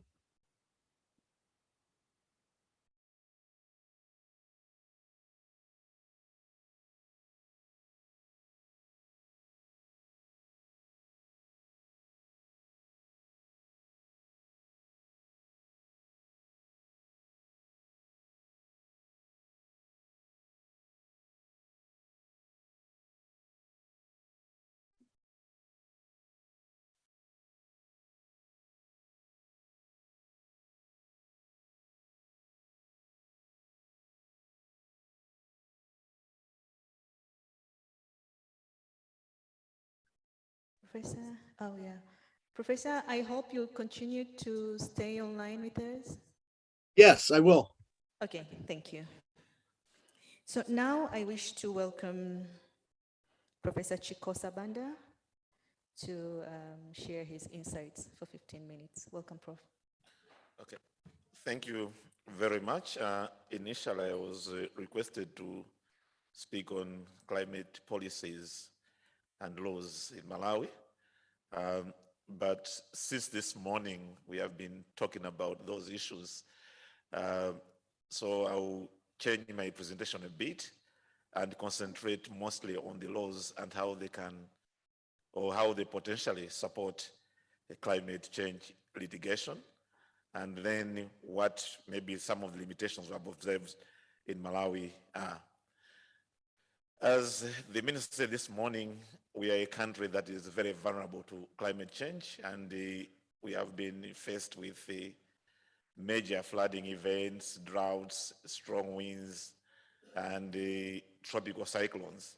So that is very clear, but in order to counter climate change or to mitigate climate change and to adapt to its impacts, Malawi has put in place a series of laws and policies to just deal with that. And one of them, as we heard it this morning, is the National Climate Change Management Policy. And we have other policy documents that we have, so many. And the National Environment Policy envisages the adoption of a Clean Air Act, which has not come forth for a long time. And now we might be speaking of coming up with a Climate Change Act. But I think that we have been slow to move in that direction. But apart from these broad policies, we have other policies that address or purport to address the issue of climate change. I'll not go into detail because I think the details have already been gone through since morning. But what I want to focus on are the laws that have a bearing on climate change litigation, starting with the Constitution, which includes in its principles of national policy the issue of environmental management, and it focuses on prevention of degradation of the environment, provision of a healthy living and working environment for the people of Malawi, and according full recognition to the rights of present and future generations. Like most constitutional policy principles, these principles have been said to be merely directory in nature. But courts in one case involving prisoners have said that these principles will be taken seriously, especially insofar as they inform the interpretation of the policies of governments and of the laws that governments enact. So despite the fact that they are merely directory in nature, we have a situation where courts are willing to take them seriously in the application of the Constitution and other laws in Malawi. But one of the most important provisions that maybe the judge referred to this morning is Section 15 of the Constitution, which to some extent liberalizes standing for those who have the objective of promoting and protecting human rights. So yes, courts have been rather conservative in interpreting this, but it's something that gives opportunities to civil society organizations and others to commence proceedings aimed at enforcing environmental law and maybe human rights law as well. In terms of the Environment Management Act, one, it comes up with a right to a clean and a healthy environment. It guarantees the right to a clean and healthy environment. But one important thing that it does is to liberalize standing in environmental matters. So according to the Act, there's now no need to show personal loss or injury before commencing proceedings. And indeed, even before this Act was revised in 2017, courts were more willing to accommodate public interest organizations, especially when it came to environmental matters. And then the Act also requires prior environmental and social impact assessment of proposed projects which may significantly affect the environment. And it also subjects projects to environmental audits, monitoring, et cetera, et cetera. But as it was said in the morning, there are limitations to some of the things that might potentially require judicial intervention, including the fact that most developers in Malawi, or most corporate agencies, as well, corporate bodies as well, what they normally do is they quickly go to the implementation of the project before getting an EIA approval. And the problem is that when that happens, they are just fined. So I guess most of these corporations think it's a risk worth taking. You start the project up to the point where it can not really be reversible politically, and then you are fined, and that's the end of the issue. And the problem really is that courts in Malawi seem to have been condoning some of these illegalities. Because I know there was a case involving Diab and Rui Francisco, where somebody was building a shopping complex somewhere in this city of Lilongwe. And they did not get an environmental assessment before the project started. When the matter went to court, I think the idea was, can you stop going on with this project? Can you demolish this project? But what happened was the judges say, look, somebody has already spent money on this. I mean, you can't really control the much needed investment. In fact, we should be applauding this investor for doing whatever they are doing. So we have had cases of that nature. The other case was the case of translocation of elephants from one national park to another. And the issue was there was no wildlife impact assessment. And at that point, again, courts did not really enforce this. So there have been these complaints about judicial and even sometimes condonation of some of these illegal activities. Then we have public participation provisions in our Environment Management Act and the right of access to information. And courts in Malawi have said, when you're talking about public participation, you should go beyond mere tokenism. You need to ensure meaningful engagement of those that are involved. So participation should be transformative. And there was a case from Mzuzu decided by Justice Kapindu then, which said, attempted to incorporate the South African principle of meaningful engagement, that you need to participate in a manner that will influence decision making. So it's possible to challenge decisions of public agencies on the basis that there have been no meaningful engagement. And then there's a whole body of administrative law that can be used to enforce environmental law and even climate change management. If you look at the Act itself, it contains a number of provisions on climate change, including provisions prohibiting the emission of gas and gaseous substances to the atmosphere. And it also gives the environmental authority that we have already talked about power to come up with guidelines on climate change. This has not really happened because I think the authority was recently established, has been there for 1 year only. And we have issues where the Secretariat of Authority is not fully established. We are still using the Environmental Affairs Department staff to run the authority. So most of the things that are, most of the guidelines that are supposed to be put in place have not yet been put in place. And maybe this is also one opportunity for those that lobby for reform to push for the speedy adoption of some of these standards, because the excuse is always that we don't have standards in place.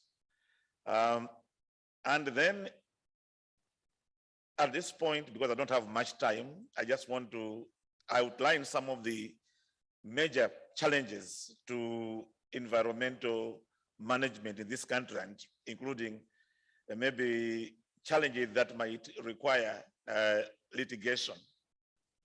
One, the issue of overdependence of the poor on natural resources. We don't really have alternative sources of energy in this country. And that's what creates a problem when it comes to litigation. Fair recently, the Law Society was also trying to litigate on behalf of the poor who were being arrested for wantonly destroying forests. And then the issue of ineffective public participation. Despite all these laws and policies, we still have problems with the meaningful participation, especially given the capacity gaps along the way. And then the chronic underfunding of environmental institutions, including the authority. Malawi has a carbon tax regime where tax is collected from fuel and other resources. But the problem is the money for carbon tax does not really, not all of it goes to the work of the environment. It would appear that that money sometimes goes to other, is deployed to other uses. And then the issue of lack of political will, which I also link with corporate greed and the condonation of illegality, where sometimes corporations avoid the designated institutions and go straight to powerful politicians to influence decision-making in the environmental sector, for example. And then the whole issue of the command and control approach to environmental management, which creates other problems in terms of enforcement of the law and resistance on the party on the point of those who are supposed to abide by the law. And the issue of limited accessibility to courts. What has been happening, for example, is that we have had cases, I could use the example of thin plastic ban cases where Malawi banned thin plastics and the corporations took the matter to court. The matter has been in court for a while now. We have injunctions, counter injunctions, appeals, etc., etc. And then the matters take too long to the point that people are getting a bit frustrated and distrusting the whole thing. So yes, the law is a good potential tool for addressing some of these things, but sometimes the way the law operates in practice is that it might create obstacles to accountability, because the law sometimes is quite an effective, maybe an ineffective tool to deal with some of these issues. I would have said a lot on this, but in the time that I was given, I thought I would just highlight some of these issues. Thank you.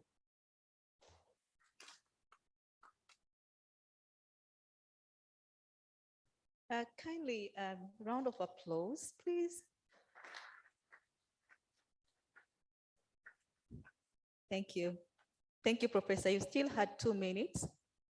You want to add something? No, I think I'll add something when we start the discussions. Thank you for saving us time. So I wish now to invite our one and own 2022 Goldman Environmental Prize winner, Barrister Chima Williams. Welcome, sir. All right. Thank you very much, moderator. Thank you very much, my colleagues this way and all of us. First is to thank Alka and Site for making it possible for me to be here to be part of this great assembly. As Prof had, tried to modify a little bit of what he's going to talk and what he has spoken to us about, we've been looking at climate legislation, litigation, and corporate accountability for our discourse. But I try to modify what I'm going to talk about a little bit because of the nature of the people that are gathered here and what I think we should be coming out from here with. Because for us, I think Africa should be looking at solutions to her problems, not talking about the problems, because we can talk about all the problems from now till heaven falls. It doesn't bring about solutions. So we should talk about what should we be doing. And I have modified a little bit what I'm going to talk about as, climate change litigation, the role of civil society and NGOs in Africa, okay? Because majority of us gathered here are from that, platform and space. And of course, even those that are from government are those that have been part of us and are still part of us and will still come back to us when they finish from government service. So in looking at that, we've had, the 2 presentations already made. I thank Prof for taking us through the global, climate litigation strides. Of course, you see, in the global narrative of climate litigation, nobody mentions Africa, which is not right. because I make bold to say that the first case ever in the world that linked environmental challenges and climate issue is the case of John Agbemre against Shell, which is a case from Nigeria, and this, which is a case that I led. And it was successful because that's the first case that a court of competent jurisdiction had ruled to say that the activities that leads to continuous release of greenhouse gas emissions by corporate entity in their production practices violates citizens' right to life and dignity of human person, and that the continued release of greenhouse gas emissions increases the incidence of climate change. And that was in 2005. And the US case that is talked about was filed in 2004, the decision was made in 2011. So the first court pronouncement on environment, and of course, the narrative is that there is no way you can talk about climate change without talking about environmental justice. They are linked, okay, because climate impact is felt on the environment, not on the outer space alone. So this narrative, we have to, as Africans, begin to project too, so that when we talk about it, we know that we equally have something that we've offered to the world. Now, for us as Africans, to litigate on climate change from practical experience and practices, because for me, I've learned that I have to be a little bit less of theoretical, but practical, because theoretically, we'll be borrowing from Europe and America, and you cannot speak my language better than me. It is not possible. So what makes me different is my ability to speak my language and then interpret it to you if you do not understand me. The same way English is interpreted to us, in our local communities and frontline communities, where we don't understand English, Spanish, Chinese, or the other, international languages. So we must look at it. What is it in Africa that we can do differently that will make the world take us serious, and our friends from other parts of the world will support us rather than dictating to us? And if we look at it, when we talk of climate litigation, for instance, what is the contribution of Africa to, greenhouse gas emissions, that contributes to climate change? We are the least. But when the impasse comes, we are the most vulnerable. And then if we want to do litigation, what should be our focus? Should we have our focus like in Europe and America, where most of the focus on climate litigation is on government policies, mostly? Or should we do as based on those that are on ground, creating the opportunities for these incidents to happen, and then joining our governments, to implement existing policies? I was happy when Prof mentioned, the Malawian rules, policies, and the constitution that provides for environmental protection and, can be large. In every constitution of African states, in Nigeria, we have our chapter 2, section 20, that talks about the right to a healthy environment. It is couched under an unenforceable provision of the Constitution. But in the case of John Agbemre against Shell, we had latched on this provision, married it with chapter 4, which is an enforceable provision of the Constitution, right to life and dignity of the human person, to prosecute this case that the continued flaring of gas, which leads to health challenges, destruction of the environment, loss of resources, because it only does not impact on citizens, it impacts on government revenue portfolio. So it is a compound loss for the nation, and that should be stopped. And this is where, we came through with the case.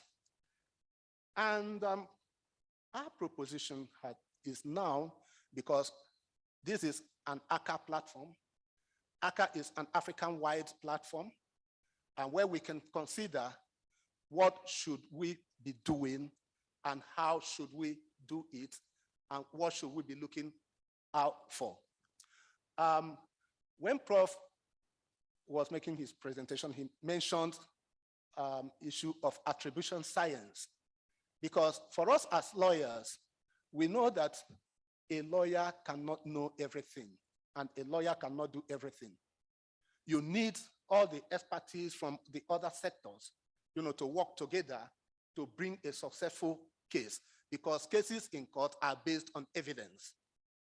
So you don't just jump to court and say, court, give me climate change decision, when you have not presented enough evidence to justify your claims. So this is where the synergy of all the professional, callings that we can gather, scientists, engineers, medical experts, researchers, lawyers, coming together, it is not one person's business, okay?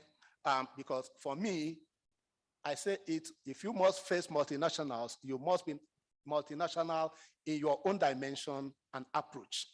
So no single individual, no single country will be able to hold these hegemons, accountable and pin them down. So what should we be looking at? Now, there are issues of intergenerational losses that are products of climate impacts, okay? And of course, that is elementary for us here in this hall. We know what that portends. There are reversible and irreversible damages, loss and damages, in climate science. And then, of course, we'll have to look at who do we think that we should hold responsible, and then what should we be asking for from the courts. Now, for me, we should look at first the operators that are on ground, majority of whom are multinationals. They come from all the big countries, and they come to Africa, they exploit our natural resources, they pollute our environment, and they leave us with nothing, and they cut away the profits outside. So these we must hold accountable.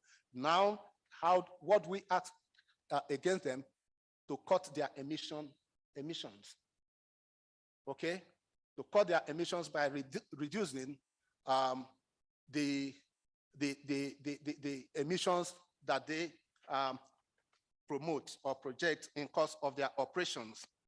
And then we ask from them for damages and compensation for legacy destructions they've caused to our environments and to our livelihoods sources and the social dislocations they've created in our communities. And of course, we'll calculate based on reversible and irreversible damages. And of course, we can ask also for claims from the corporations on behalf of our national governments, because when the destructions happens, who feels the impact? The citizens. And who does the citizens run to? They run to the governments that they see, because when pollution occurs and citizens become unhealthy, they will need medical facilities to take care of their health needs. And who will they call upon? That impact will be on the government of their places to provide those facilities and take care of their health situations? And can an unhealthy citizen pay tax? The answer is no. So when citizens don't pay taxes, government revenue dwindles, and government must perform their functions. And when there are crises in our communities as a result of social dislocation, who bears the brunt? It is the government of the day. Even when government sends the military to go and quell insurrections or negative activities, who suffers? Citizens of African countries. If it is Malawi, it is the Malawian soldiers that will be killing Malawian citizens. And if there is reprisal from Malawian citizens against Malawian soldiers, everybody that dies or is injured is a Malawian. Those corporate multinationals will sit in their cozy offices and still be counting their profits. So it is something that we need to get into a position where we get our governments, the African heads of states and governments, to see how we can all partner together on this climate issue. Because for me, climate change is a product of local activity that impacts globally. On this note, I want to stop here, and then we can take questions. Thank you very much.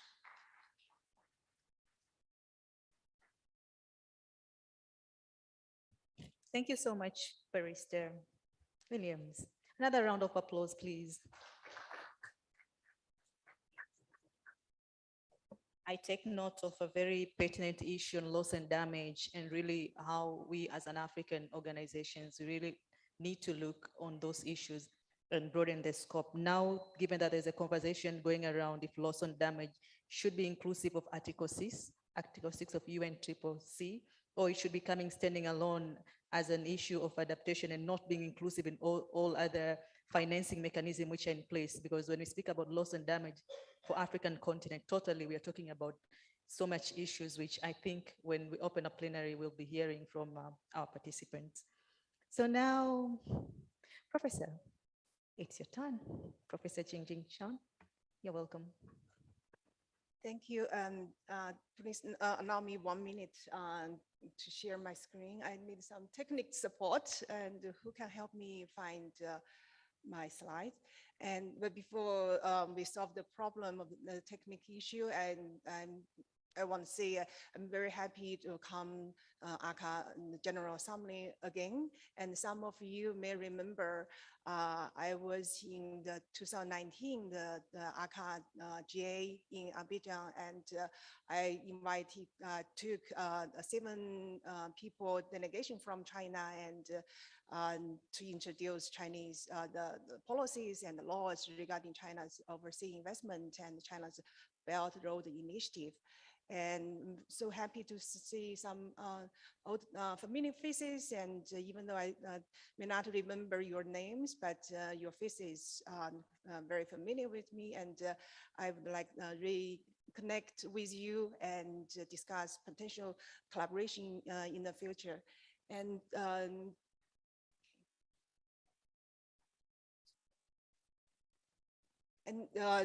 I'm going to talk about China, and it's no doubt China is important economic player in this continent, and it provides economic opportunities, and some of those Chinese investment project also cause severe environment, climate, and human rights impact. And I'm going to, the subject of today won't touch the bigger issue of the China's investment in Africa. I would like to focus on the China's climate regulation, climate-related regulation and the policies, and provide some background of how China is making strong measures domestically in China, within China, and how we can use those laws and policies to hold Chinese corporation accountable for their environmental impact and climate impact, human rights impact here in Africa, as well as advocate for your government to make strong measures, regulations to be resistant to harmful international investment, including from China and all other countries. So here I want to start. Yeah, just my background. I'm China born and China trained lawyers, environment lawyers, and have been litigating against Chinese polluters, many corporations, and for their damage and bring justice to community within China for their suffering, for their economic and healthy damage. And now I am working on specific on the issue around Chinese overseas investment. I have a team, we formed the organization called Center for Transnational Environmental Accountability, CT, and also the lecturer in law and the supervised student and the University Maryland School of Law. And Professor Bob Possible is the chair of our board, the city board.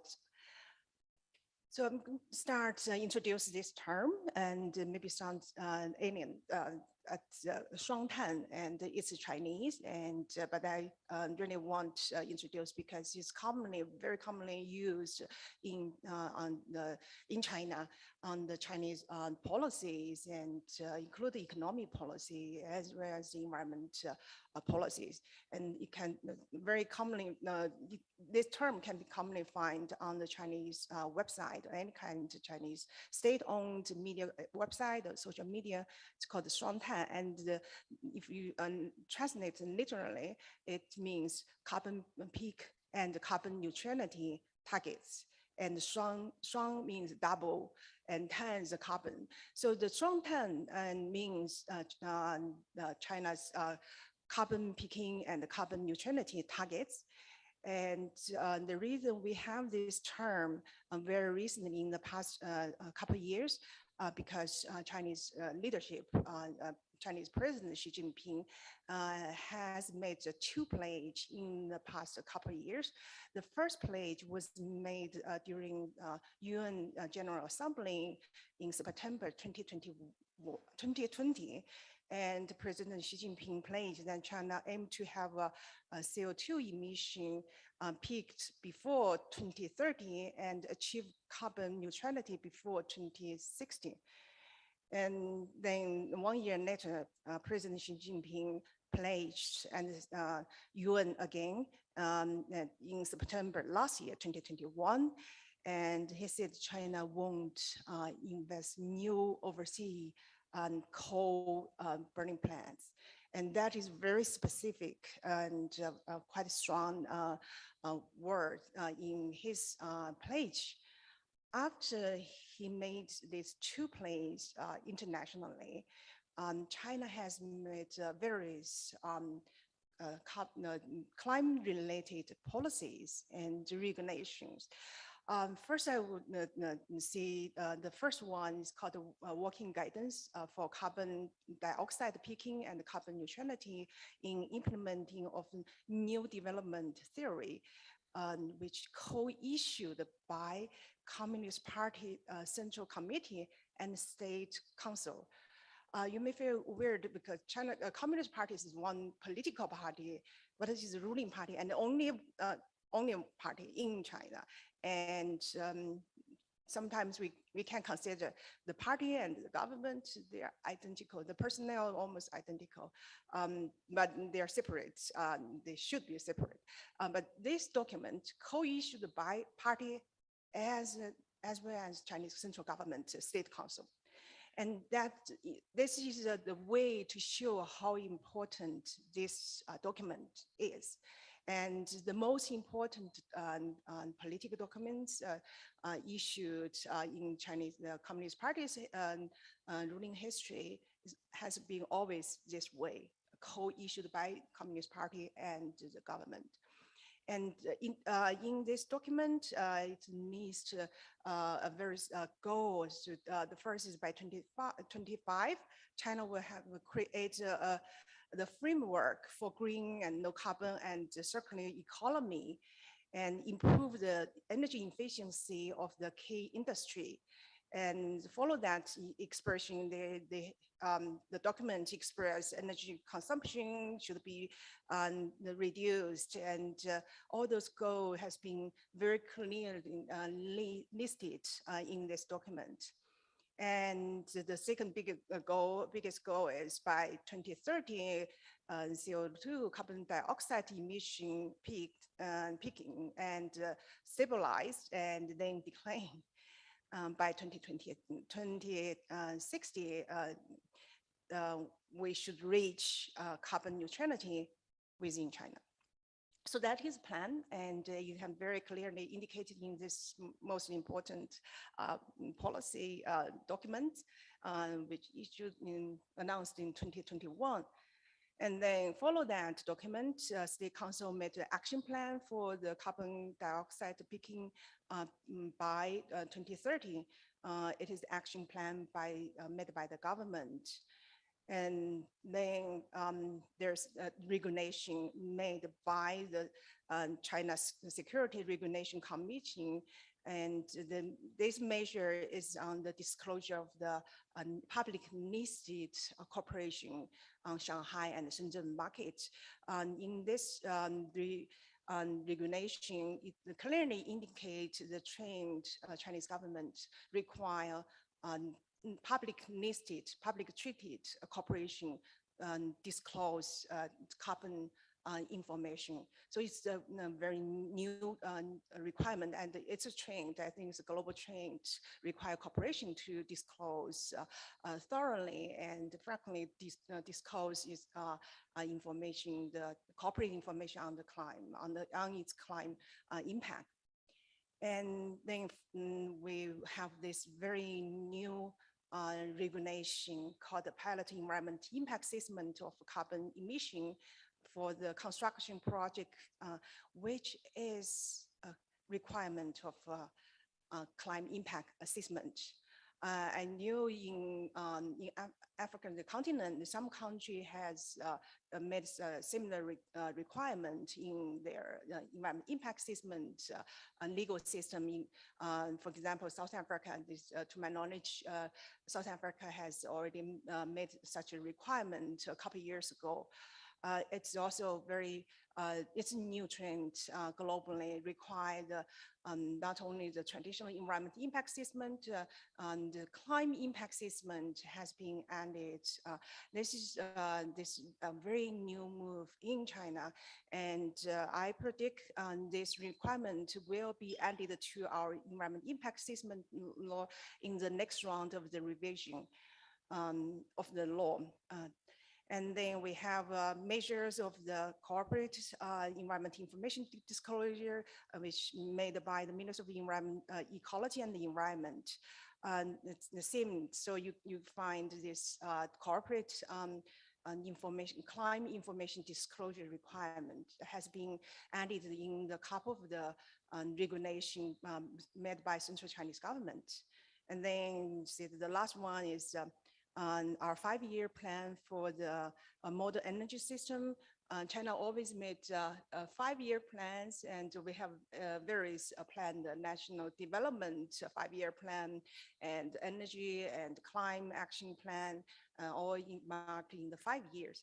So all those policies and regulation I introduced here, that for the domestic purpose, and they can can be only used within China because there's the Chinese regulation and Chinese laws, and it should supposed to be used in the territory of this regime of China.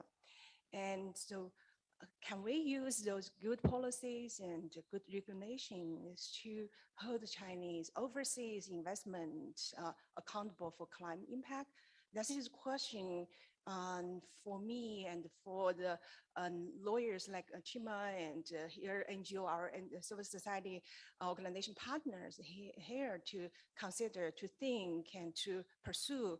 I think we have to comply, urge China and Chinese corporation, Chinese financial institution to comply with those policies, no matter their business are within China or outside China, and those policies should not have a boundary. And China is world biggest CO carbon dioxide emitter. So China has this global responsibility. And so this, what implication those policy and regulations implication to Africa. And this is my last slide, and I just only want to give some example I could think, and so for you guys to think broadly and to use those policies and regulation in your country, in your work. And just to give you some clue of the potential direction you could pursue. First, I want to talk about this declaration on China-Africa cooperation on combating climate change, which is a policy document jointly issued by China and African nation which joined the FOCAC. FOCAC is the Forum on China-African Cooperation, is a regional organization. Even though this is called a joint issue declaration, mainly you see the text is written by China.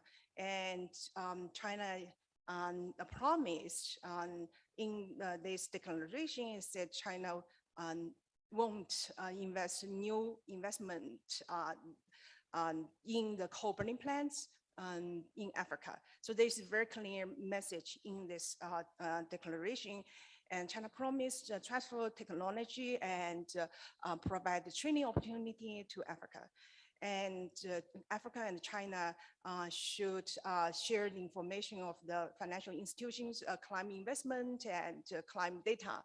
So those are very promising promise, and but this is not a binding legal documents. It's just showing this good intention from both sides, from China and African nations. How we can make this good intention to action and let stakeholders combine this good intention. This is our work, and we have to think about how we can hold both our government, Chinese government and African national government and corporations from both sides accountable for climate change. So this is one I encourage you to take a look at this document. And second is following all those Chinese-made policy, climate-related regulation policy, China's most important government agency, which is called National Development and Reform Commission, NDRC. NDRC is a government agency in charge of economy, industry, and foreign investment and overseas investment. And NDRC announced these opinions on the promotion of the One Belt Road green development. So this green have been emphasized in this document, and it clearly reinforces again no new overseas investment in coal burning plants. So this pledge has been reinforced many times in various Chinese government issued regulation policy, and Chinese banks are forbidden to give a loan to new project. How about those project has already been built and or almost done? There's no clear instruction how those projects China financed built coal burning plants in Africa should phase out, should exist. We should end it, and we didn't see that clear instruction. But there is one expression in this document that those already built coal burning plants in Africa or in the world in the Belt Road partner country should adapt to the green coal technology. We have a lot of doubts of what green coal technology means, but that is the expression in this document. And after this ACA meeting, I'm going to Zimbabwe with our partner Mutuso, the Zilla. We were going to this China built the power station in Zimbabwe, Huangwa. And this power station has already almost done. And how we can use this opinion from China's government agency, green development and green coal technology requirement to this existing China finance coal-burning plant. And that is our mission. And we want to find a way to work on those projects which already existing in the African continent. And that's why I want to touch a little bit on the Kigali Agreement. This is some, I think, strange or unfamiliar for most of you. And the Kigali Agreement is an international environment law treaty, and the full name is Kigali Agreement to amendment to the Montreal Protocol. And the goal of the Kigali Agreement is to reduce FSC, this FSC is a group of the chemicals called fluoride chemical, and it has a much stronger, maybe 100 times of the climate impact than carbon dioxide. And China is world's biggest fluoride chemical producer.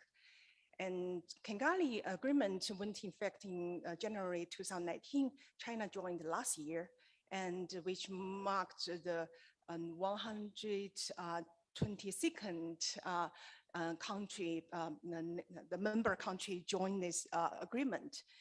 And Kigali Agreement especially required some developing countries, include China, Africa, South Africa, and Brazil, reach the goal to reduce the use of the HFC, those group of these chemicals.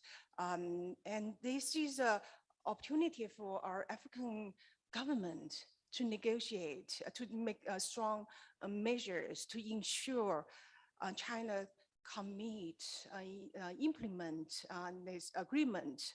Because you see this hotel, I don't know if you have noticed in your room, and you see this air conditioner is made in China. And even the remote control of the air conditioner and the instructions are all in Chinese. So the African continent, African countries are importing the air conditioner from China, because China is the world's biggest producer of the air conditioner, the fluoride chemical. And so that is an opportunity for our civil society organization to work with your government together to ensure both sides, the Chinese government and your own government, to comply with Kigali Agreement.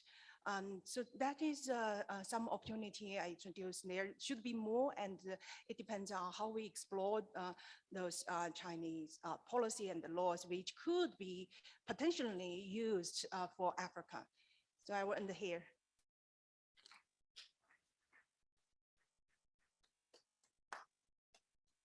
Thank you so much, Professor, and to all panelists. May we kindly do another round of applause?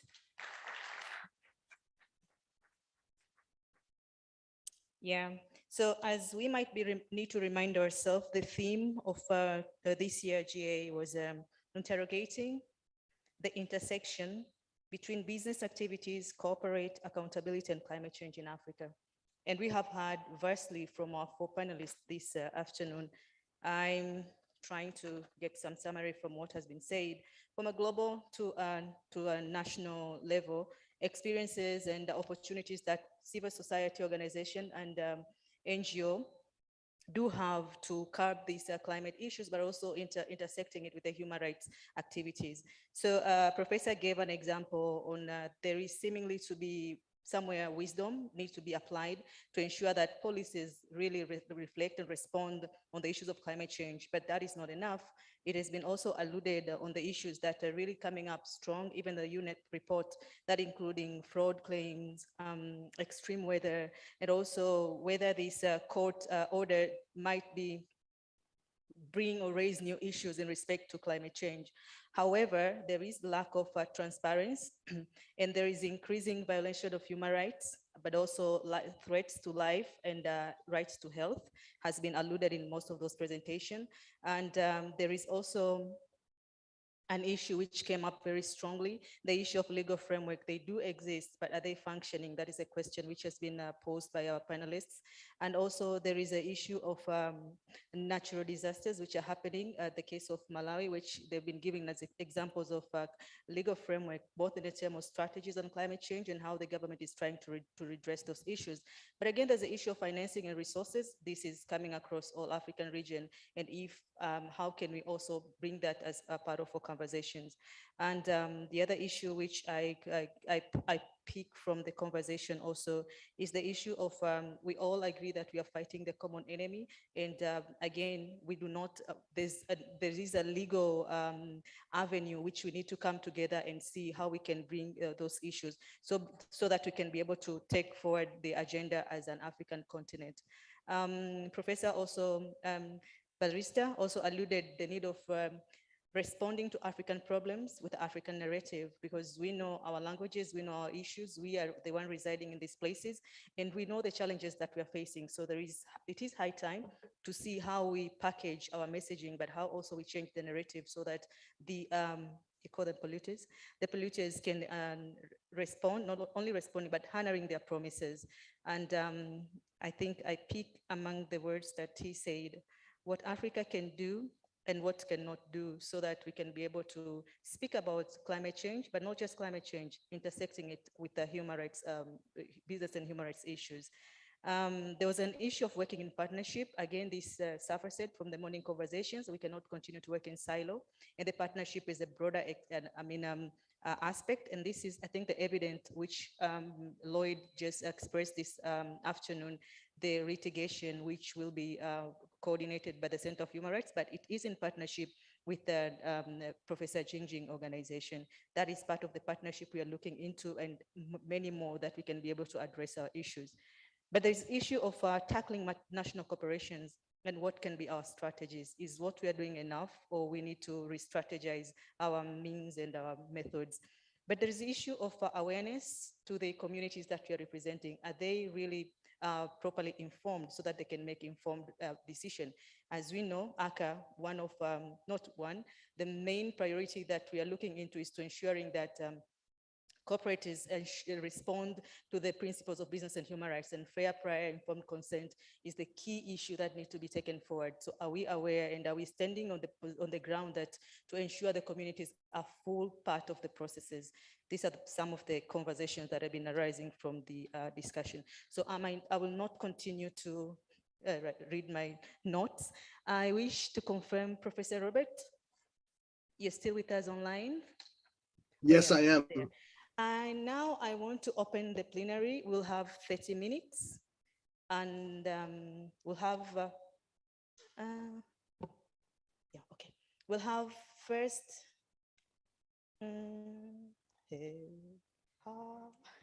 okay, so, okay, thank you. So let me close my eyes and open them again. Okay, so I guess I'll go this way. I'll take the first round. I've been ordered to do it otherwise. Okay, I think it will be easy for me to remember if I take the first cycle and then go to the second cycle. So kindly be brief to the point. If you have a comment or suggestion, maybe we will invite you later, or you can make it very brief. Welcome. Thank you. I'll try to be brief. My name is Dalton Bakashaba, Uganda Consortium on Corporate Accountability. Now my concern or question goes to all the panelists. I think most of us have heard about the East African crude oil pipeline, And I thought it would be a disservice if we left this discussion without talking about it. The 900-mile-long ECOP has come under fire many times from climate change campaigners and activists like us.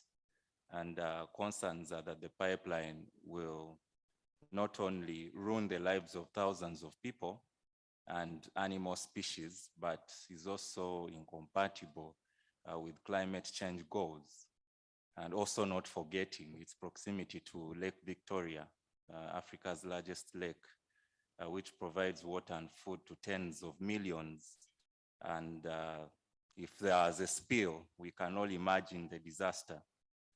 Now, I know that in terms of litigation in Uganda, there have been civil society organizations that have petitioned the East African Court of Justice challenging the pipeline. We are yet to see the outcome of that petition.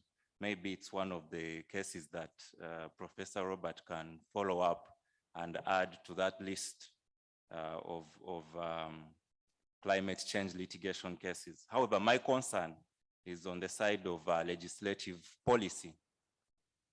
I know that in Uganda, the parliament in 2021 passed the Climate Change Act, giving effect to the UN FCCC and also the Kyoto Protocol and the Paris Agreement.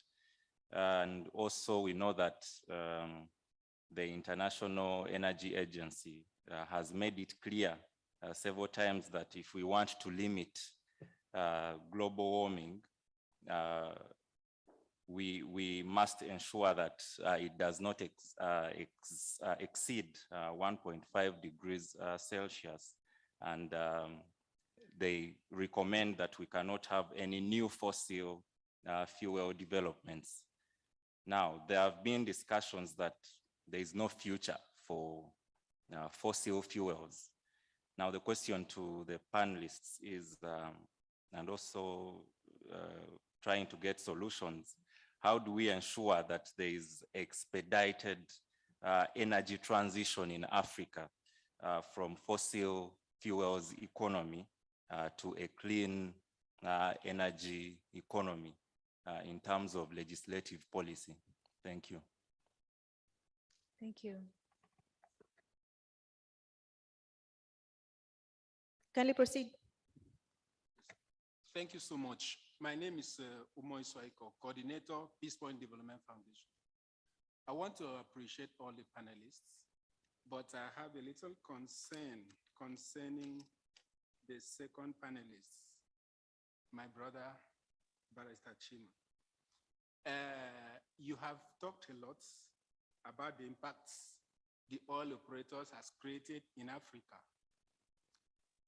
You did not mention the litigation cases you had made in even Akwa Ibom State where Shell operates. Also, currently, most of the multinationals are talking about divestments. Like ExxonMobil, they have operated in Akwa Ibom State of Nigeria for the past 61 years, impacting negatively on the health, environment, and other socio-economic activities in the area. Now, they are talking about selling their assets and liabilities to indigenous company without doing the right thing. That being the case being that by the time we allow this to happen, our indigenous company getting agreements with them, if you approach them, they will tell you from the dates that they can only account from the dates the operation starts. Meaning that all the years, all the negative impacts on the livelihood, on the health of the women, we held a divestment meeting last 2 weeks in Ibno. Issues that come up were so sorrowful. Some women allege that because of gas flaring, they don't have production again. Their men cannot perform on the bed any longer. Children cannot have access to clean and healthy water to drink. There are so many. Then we are talking of divestment without taking doing a just transition. It is unfair. So I think if there's a platform that this forum, maybe Troaka, can initiate to hold IOC accountable in their areas of operation before any divestment. Thank you. Thank you. Last one on the row. My question is direct. My name is Caesar Katebe from Zambia. My question is directed at Professor Banda. One of the requirements in terms of the Paris Agreement for each nation is to ensure that they develop every 5 years the NDCs. I just wanted to find out from Malawi's experience where you are in terms of developing the NDCs, and to what extent does this provide a roadmap towards nature-based solutions?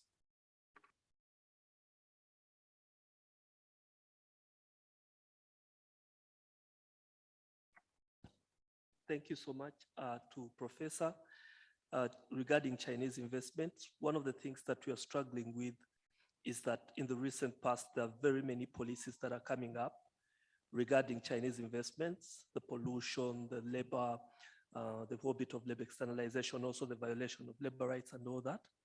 But we realize that with all these policies that are coming up, the safeguard policies, still the challenge lies mostly with the way Chinese investors reach understandings with governments wherever they invest. So the violations are so much around the final investment agreements that they have than even with the way they implemented. So even with all these policies that are mounting, I'm calling them mounting because there are many lately, we don't see a difference.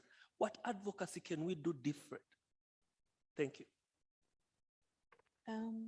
Shall I continue to take more questions or to respond first, the panel? I proceed? I think each of us have questions. Okay, directed so at we'll us. take So maybe another. we'll take it and then Okay. we'll take another round. I guess we'll let them respond and then we'll take another round of questions. Welcome.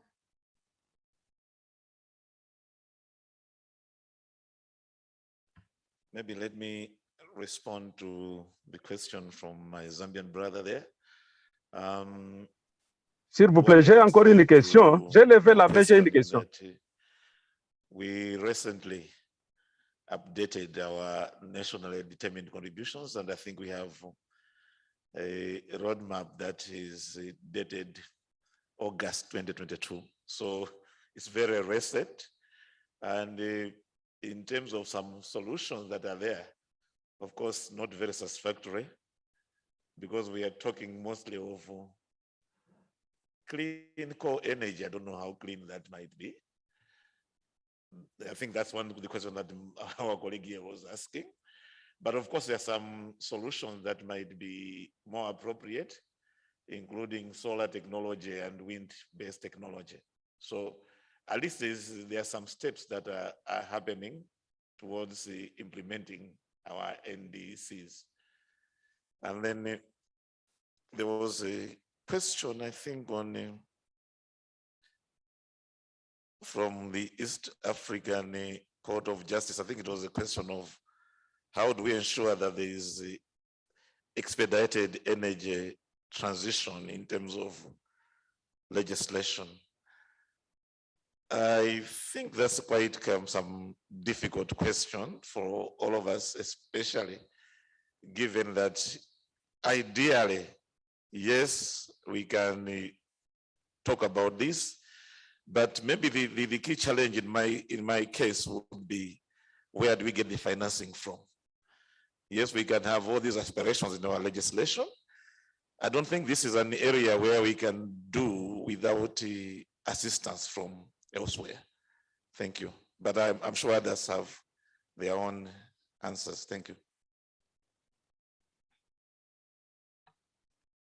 Thank you very much, Prof.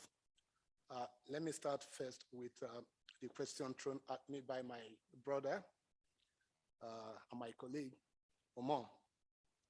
Yeah, I didn't go into discussing all the cases because my focus was on climate litigation.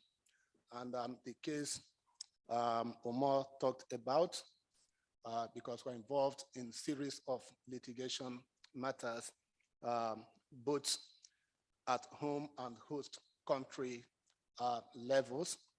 And the case that Omar was referring to, which involves the Akwa Ibom State community of Ekot Adaudo, is the case of the 4 fishermen farmers from the Niger Delta with Milu Defense against Shell in the Hague, where we set a new global jurisprudence in terms of holding companies for liable for their conduct in their host countries, in their home countries.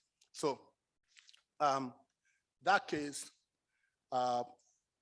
was a case of destruction of the environment through pollution, oil spill that occurred in 3 communities in 3 states of the Niger Delta region of Nigeria, polluting their environment, destroying their livelihood sources.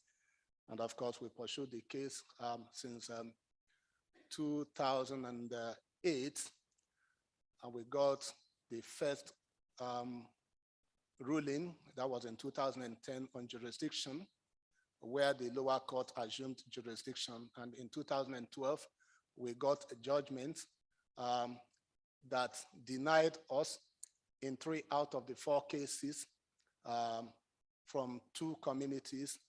And we appealed against the 2 cases of Alale Efanga, Fidelis Oguru, and Eric Doe against Shell, which we lost. We appealed against it, and Shell appealed against Akpan, Friday Akpan against Shell, which we won. And on January 29th, 2021, the Court of Appeal in The Hague agreed with us and overturned the lower court judgments and held Shell and her parent, SPDC Nigeria, and her parent company Shell liable for breaching duty of care, and then asked for payment of damages for the destructions caused. So I guess that's the case Omar wanted me to talk about. And of course, after that case, there were other cases that were involved in remotely, like the Mobil case, ExxonMobil case in Akwa Ibom, because ExxonMobil is the biggest multinational that is operating in Akwa Ibom State, which the aftermath of the judgment in The Hague led to, on February 12th, Valentine's Day, the Supreme Court in London gave a resounding judgment that held Shell liable to a small village in Ogoniland, when the court held that after satisfaction of certain conditions, that victims of the operations of any company of English origin can bring cases against that company in England or in London. So from there were myriad of other successful cases in Nigeria where the court held the multinationals accountable and made humongous awards against them, okay, including withdrawing their operational licenses as a result of a case instituted by a Nigerian a government agency.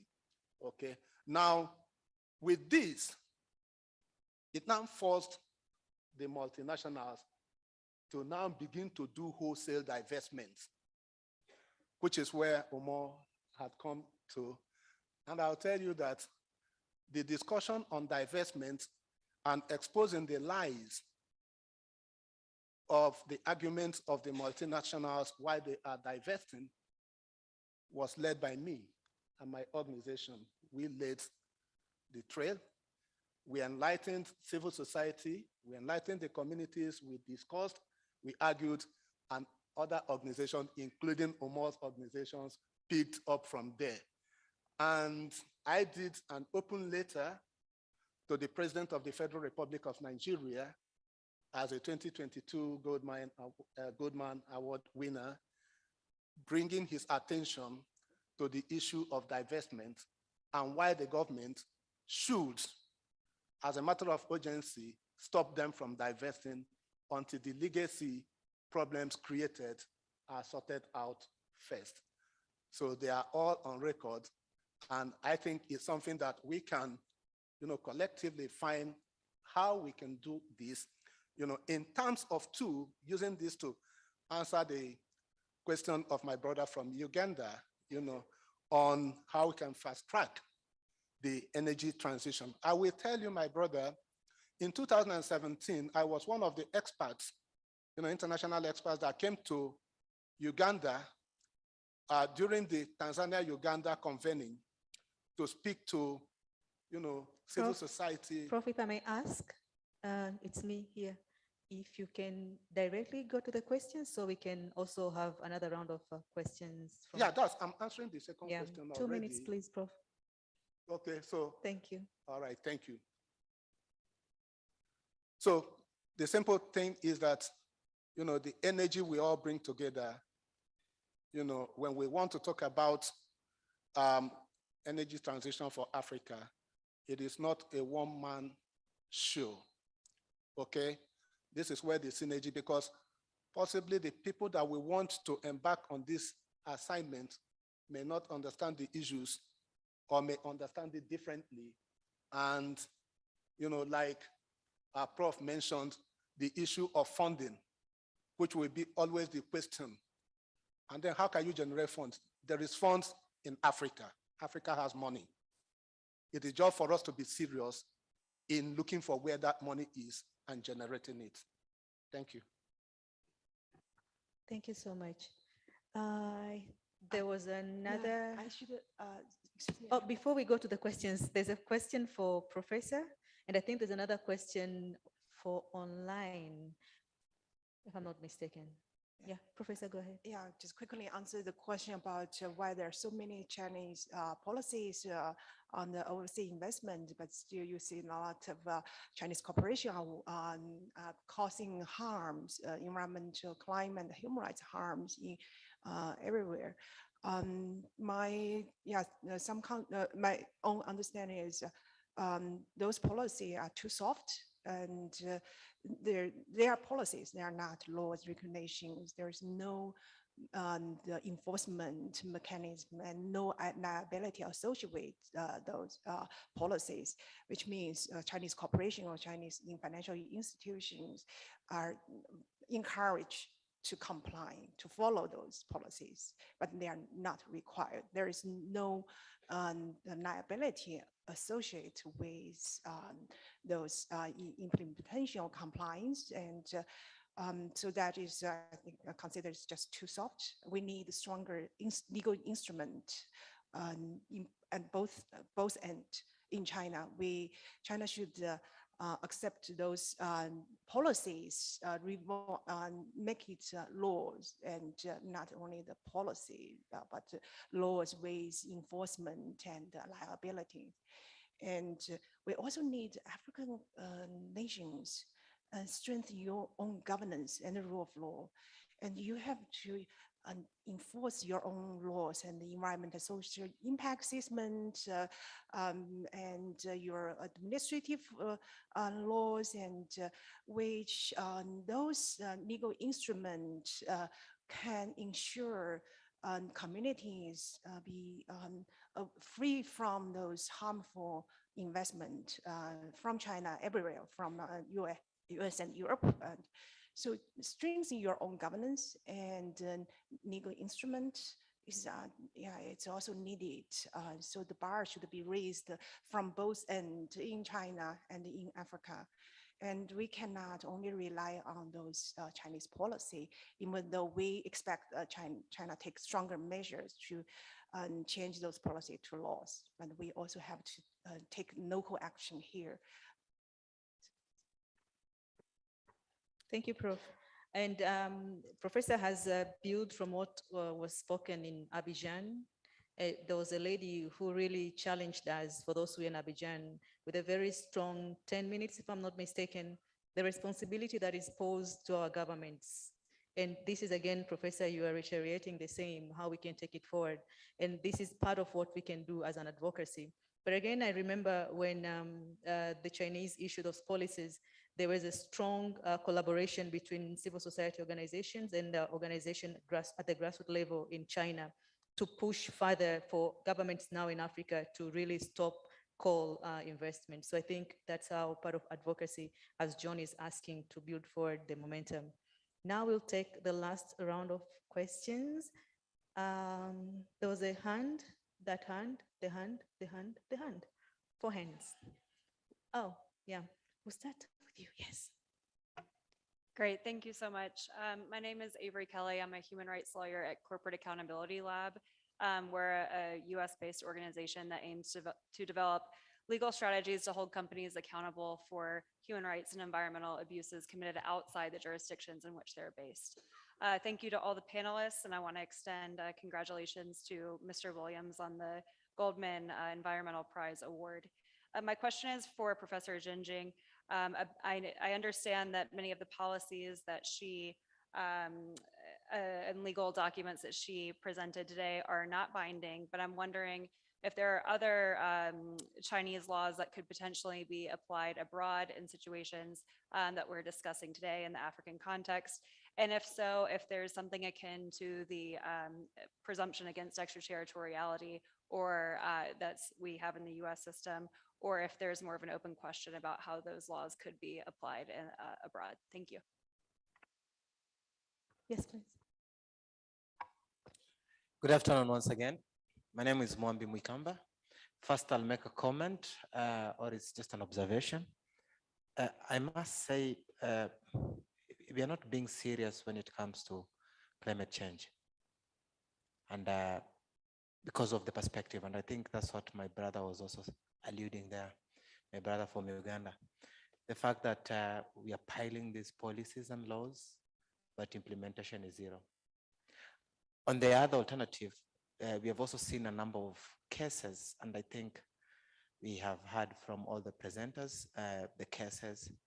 And one notable thing is the fact that they take long, 10, 15 years. Do we have those 10 to 15 years? Do we need to still continue doing it the same way? We can already say how we are feeling the impact of the climate change. My brothers from the pastoralist communities are having it hard. I can confirm to you in Kenya, we have not seen, pastoralist communities have not seen proper rains like for 2 years. The wildlife has not seen proper food for the last like 2 years. So the human wildlife conflict is also making it worse. And then we continue with our government saying that, where will we get the money? We need the money from the big boys. We have the money, it's just that the money we are using it for other things. Yes, we are using the money for other things. I'll give you a simple example. In Kenya in 2010, our constitution, kindly, would you please go direct to the question? Yes, I am trying to say that we have the money, and the money is being used on a different place. And to be specific is that when we budget for any thing in the government, if you don't see climate change in it, then those policies and laws are bogus. Simple thing like funds or resources to enable tribunals, environmental tribunals to function. If you don't see it in the budget, then you're not being serious. I'm too psyched up, but I stop there. Thank you. Thank you. Yes, please. Good afternoon, everyone. My name is Dr. Kelechukwu Okezie, the Executive Director, New Foundation, Nigeria. My question goes to Prof. Zhang.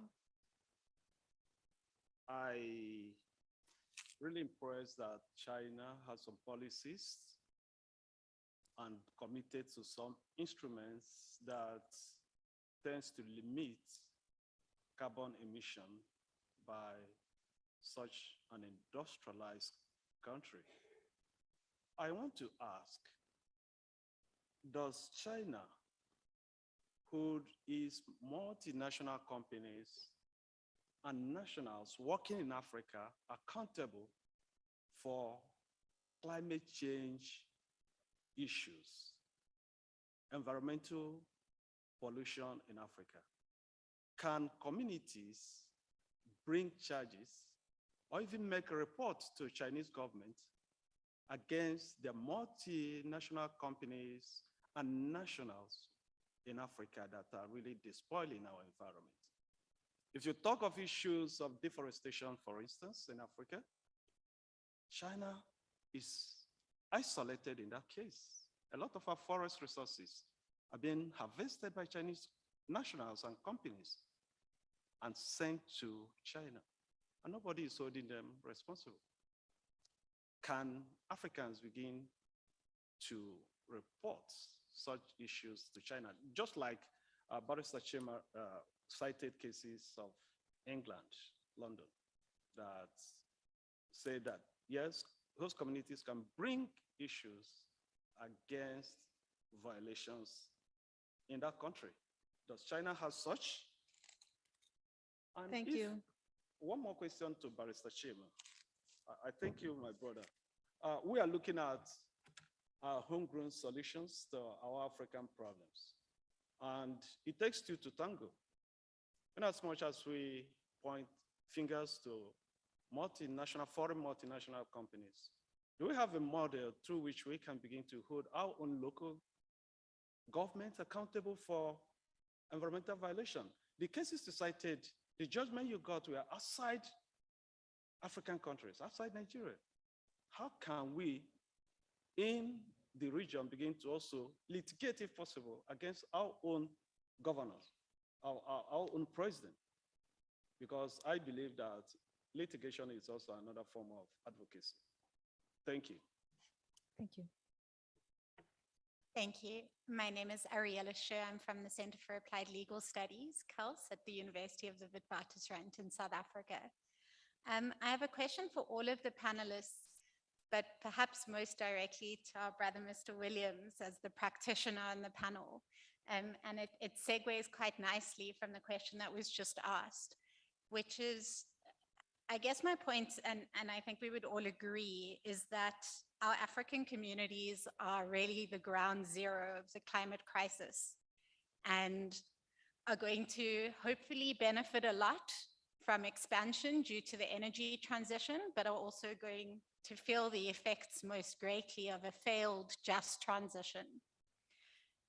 And what I'm wondering is that I understand that for a lot of when we want to hold international corporates accountable, their money is not based on the continent, so we do need to litigate elsewhere. But when we're doing so, how do we ensure that our communities are at the forefront of that litigation? How do we take them with us so that we're not perpetuating the global north strategies of really beautiful rooms and really nice suits discussing things away from where the actual problems are happening? So that's my question. I understand that we both need to be doing that and formulating our own home-based solutions. But when we are chasing the money in different jurisdictions, how do we take the communities with us? Thanks. Thank you. And I think we have one question online.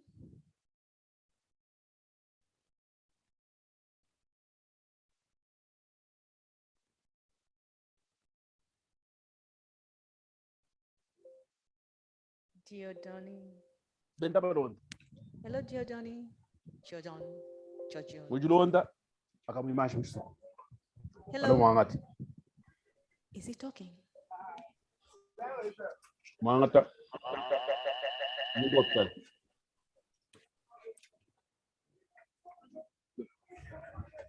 Jinkwebes.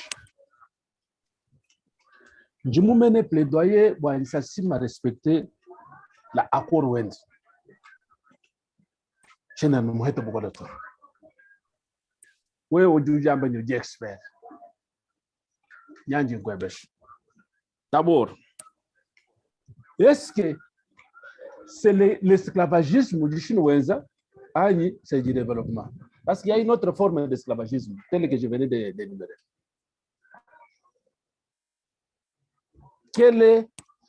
Quelles sont les méthodes et les techniques que je peux utiliser pour que ça me respecte la loi du pays?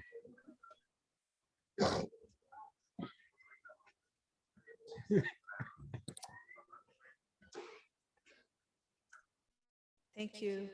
I wish now to invite our panelists to respond to the questions that have been raised, and some of them have been comments. Okay. You're welcome.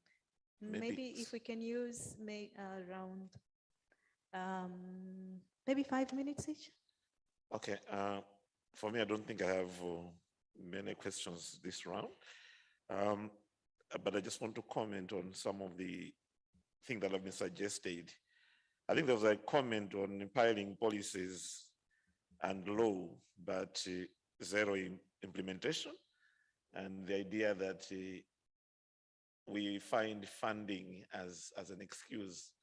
I am kind of persuaded by that, especially in Malawi, we have too many of these laws and policies. If one were to catalog them, there are so many, you would think that we have now fixed the problem, but very little practical implementation of the same. But I am also sympathetic to those that claim inadequate resources. If you look at maybe the area question that I had on nature-based solutions, one would think that nature-based solutions would cost very little in terms of, because you're talking about reforestation, all sorts of things, conservation agriculture, et cetera, et cetera. But if you look at, for example, if you look at our NDC, updated NDC, and you look at the figures involved, then you start thinking, where are we going to get this money from? So for countries that have a small resource base, for example, maybe issues of resources are issues that cannot really be wished away. Things that look very affordable on the face of it, but if you look at how much they would cost to implement, then you think maybe this is impossible to implement. I will share maybe with colleagues our plan, and maybe you can just see how much it will cost in terms of implementation. So I think it's something that is a valid excuse in some cases for countries that are resource constrained. But then I would also agree with the speaker to an extent that sometimes our governments do not have their priorities right. And that's why maybe we need to have some advocacy. I can give an example of Malawi. The law set up an environmental appeals tribunal in 1996, but up to now, nothing has happened. And in 2017, when we revised the law, we came up with a different version of the appeals tribunal. Now it's 2022, nothing is happening. And one would say, we don't have resources. Really? So maybe to some extent, the argument is valid, but to some other extent is not. It also depends on whether we have our priorities right. And that's where maybe we need advocacy to force our governments to do certain things that they might not want to do. So I thought I should comment on that. But I think the other thing is the issue of cases taking too long. I think somebody mentioned it, and I think I also mentioned it in my presentation, that we have a situation where sometimes cases take forever, and one doesn't really know why cases take that long, but I'm sure there's my brother, the judge that side, who might also, maybe we might wish to put some of our judges in this room on the spot on this issue, that maybe they know something that we don't know about how these systems work. Thank you.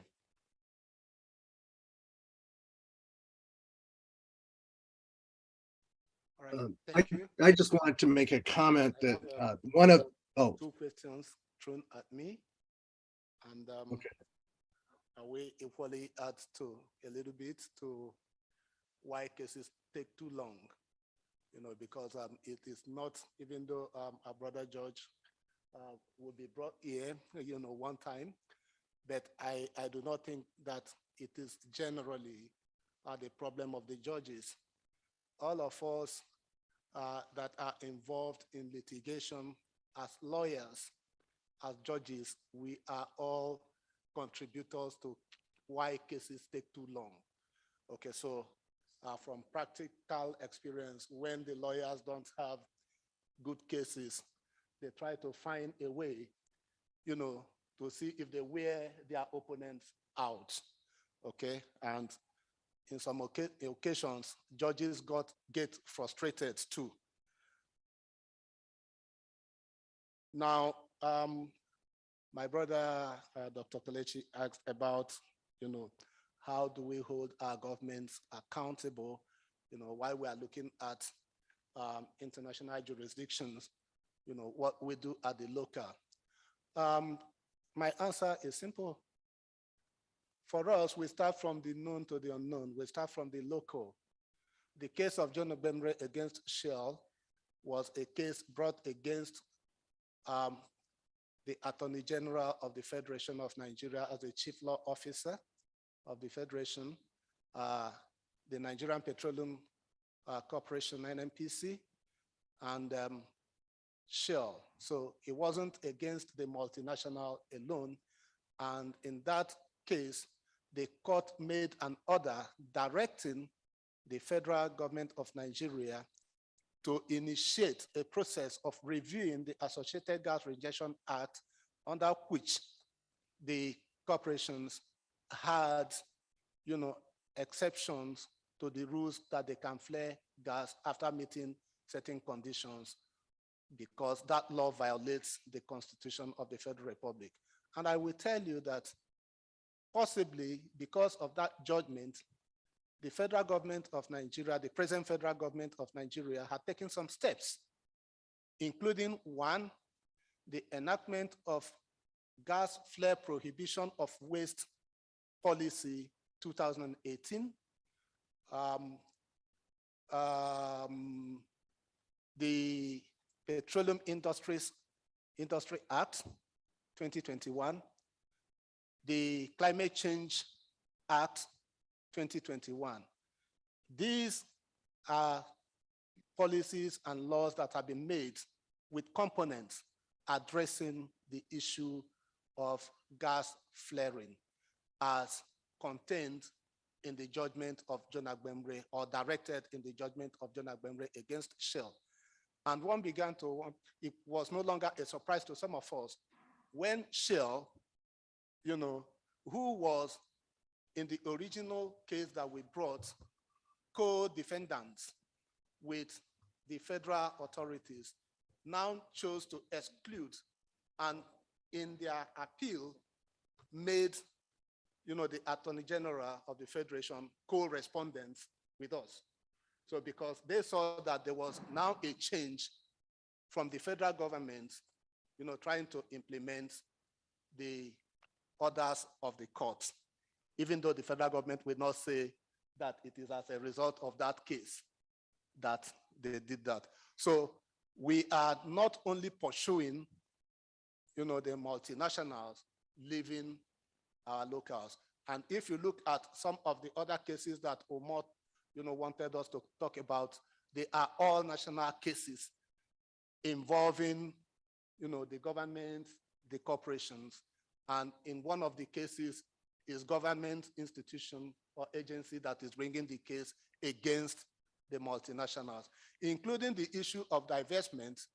The NNPC had taken a position through NUPR to say that even when Mr. President had agreed for ExxonMobil divestment to ADAX, to say that, look, Mr. President, we do not agree with you, and Mr. President agreed with his agency that that divestment process should be halted. So it is not only transnational, we are doing national and local. Now, on Ariel's question on how do we carry the communities, of course, we have not done any case as an organization on behalf of anybody, no. We use the community people. They are the front of our litigation, whether at national or at transnational level, okay? Because they are the people that wears the shoes and they know where it pinches. The pollution did not occur in my backyard, okay? It occurs in their backyard. It pollutes their fish ponds. It pollutes their farmlands. It creates low yields for them. They suffer the negative impacts, both health-wise and economic-wise, and all the social destabilization that happens affects the frontline community people. So for us, they are at the center of everything we do when it comes to litigation, because even though as incorporated organizations, we have the right to litigate on behalf of people, but in my organization, we don't do that. It is the people standing and we working with them. So that is it. We carry them along because they make the complaints to us. We investigate their complaints and we all work out strategies, to manage their expectations, to carry them along and make sure that they tell their stories by themselves. We provide the platform. Thank you. I will answer the questions about Chinese law. If there are any laws Chinese laws could be used to hold Chinese corporation accountable for their behaviors, activities, harms outside China. And the follow-up, the relative question is if there is a accountability mechanism in China which could be used. There are two relevant questions. So regarding the Chinese domestic laws, there are not many laws we can directly use. We saw a lot of policies as the mention is just too soft to be implemented and to be compliant with. Laws, not many regarding the environment and human rights violation conducted done by the Chinese corporation. But there's some promising legislation. I would encourage you to look at this corporate information disclosure legal requirement. And I'm linked to this new regulation. There are laws. They are public traded corporations in Shanghai and Hong Kong markets. Many of them are also listed in New York, Singapore, London. And so combining those legal requirements from China as well from those the market, you can find the quite strong legal instrument to use. So information disclosure, corporate information disclosure requirement, the law, the Chinese regulation could be the one we can use. And on the other hand, I think when the work for me as a Chinese civil society representative or Chinese lawyers or advocate, I at my government, Chinese government and Chinese lawmaker make stronger measures and make the Chinese overseas investment law, which actually indicate in China's 5-year development plan. So we can expect China will make this law to regulate Chinese overseas investment project. And we should also look at the China's energy laws, which it is on the revision, and environmental impact statement law might be under revision soon. And those legislative change is my goal, make a legislative change to ensure Chinese corporation, those multinationals incorporated, headquartered in China, will be held accountable for their wrong conduct outside of China's territory. That is my goal, and we didn't see it happen yet, we're pursuing that goal. I want to encourage you consider using the Chinese judiciary as the accountability mechanism. The reason is litigation, we all know, is very time consuming and expensive. And what you expect finding a case in another jurisdiction require a lot of resource, and China does not have the independent judiciary, and it cannot provide ideal mechanism for you to use. Even though I think China, the Chinese laws, procedural, civil procedure law, administrative procedure law, provide opportunity for foreign parties, foreign plaintiff to file a case. That is not ideal avenue for you to pursue. I would add not so pessimistic answer to you. In China, we do have a very promising legal avenue. Chinese civil society organizations have legal standing to file public interest litigation regarding consumer rights and environmental rights. Chinese civil society organizations have been using that legal avenue for years to hold the polluters, the corporations accountable for their violation of the consumer rights and the environment rights. It could be a way for us to collaborate with civil society organizations within China. But still, there are so many difficulties, legal technique difficulties include the standing issue and the jurisdiction issue, as well as financial, the resource and the issue. So I recommend you think the domestic solution first, and there's, for lawyer, we always pursue the domestic remedy first.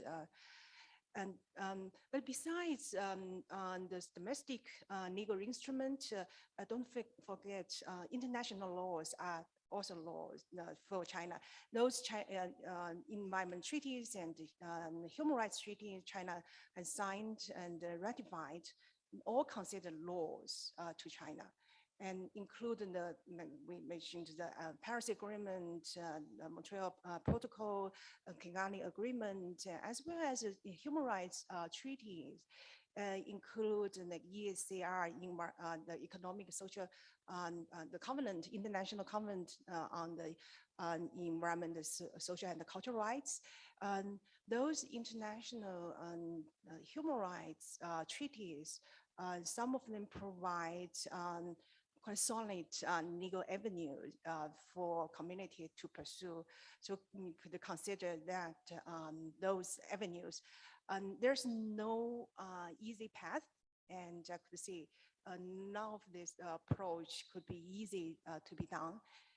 We have to combine all sorts of the advocacy tools and legal avenue, legal instruments, and litigation alone cannot make us achieve our goal. We have to use other advocacy tools, and that is as an environment and human rights lawyer, we always have to think how we put the litigation in a bigger campaign and design using litigation as a strategic tool, not only pursuing the winning judgment, but putting a bigger the advocacy effort.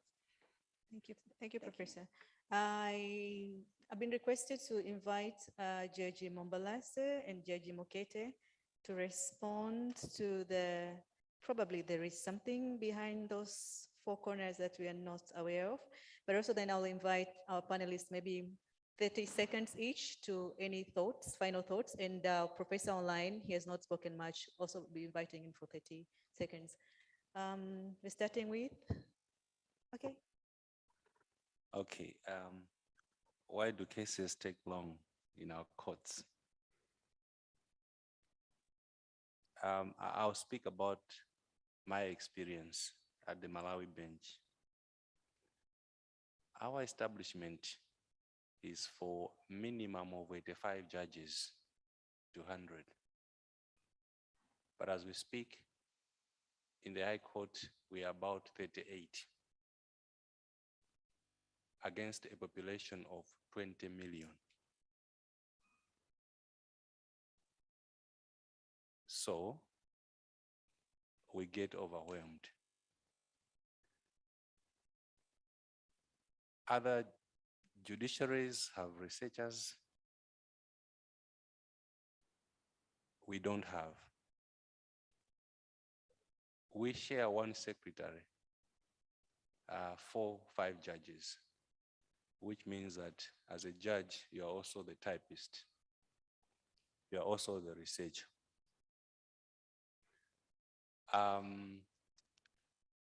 In my court, we have one librarian. When you have done your judgment, you want to go back and just check the authorities, the quotations. He tells you, I know go for at 4:30. And if I have to go beyond this time,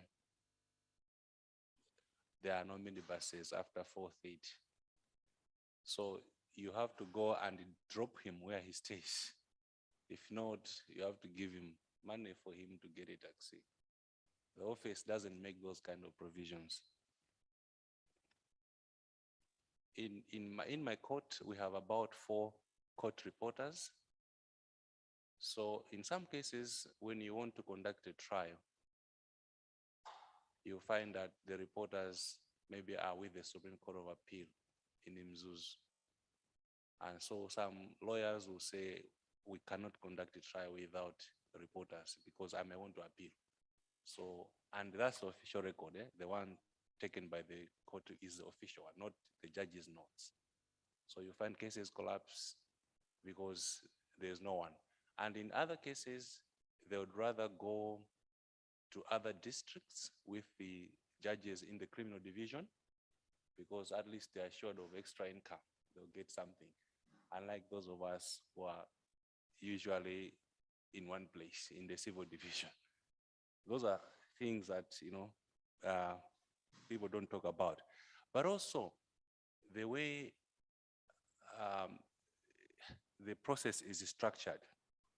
For instance, from the time that a summons is issued, the defendants have 28 days within which to respond or to file their defense. If a defense is filed, you have to do mediation. If mediation fails, you have to set the matter down for scheduling conference. When you have done scheduling conference, you have to do pre-trial conference. When you have done pre-trial conference, you have to do a hearing. When you are done with the hearing, you now have to produce a judgment. And remember, you don't have researchers, you have eventually to type your own judgments, and all these things impact on delivery of justice. I'll tell you as I speak now, I have about 2,000 plus files. I can be going to work every day for the next 5 years and still not be able to finish them. Even if I'm working every day, 364 days in a year, including weekends, public holidays, I will still only do a maximum of 364 judgments, which is also not practical. So, these are challenges that we meet or we face, but it's difficult for people to appreciate the environments under which we work. But also, some of us, like in my case, I alternate in the probate, family and probate division. So every day, you're also dealing with probates, applications for letters of registration, for probates every day. Then, you also have to deal with the conduct mediations, you have to deal with emotions almost every day, permission for judicial review, injunctions, interdicts every day. So it's a lot of work. It's a lot of work. So yeah, thank you.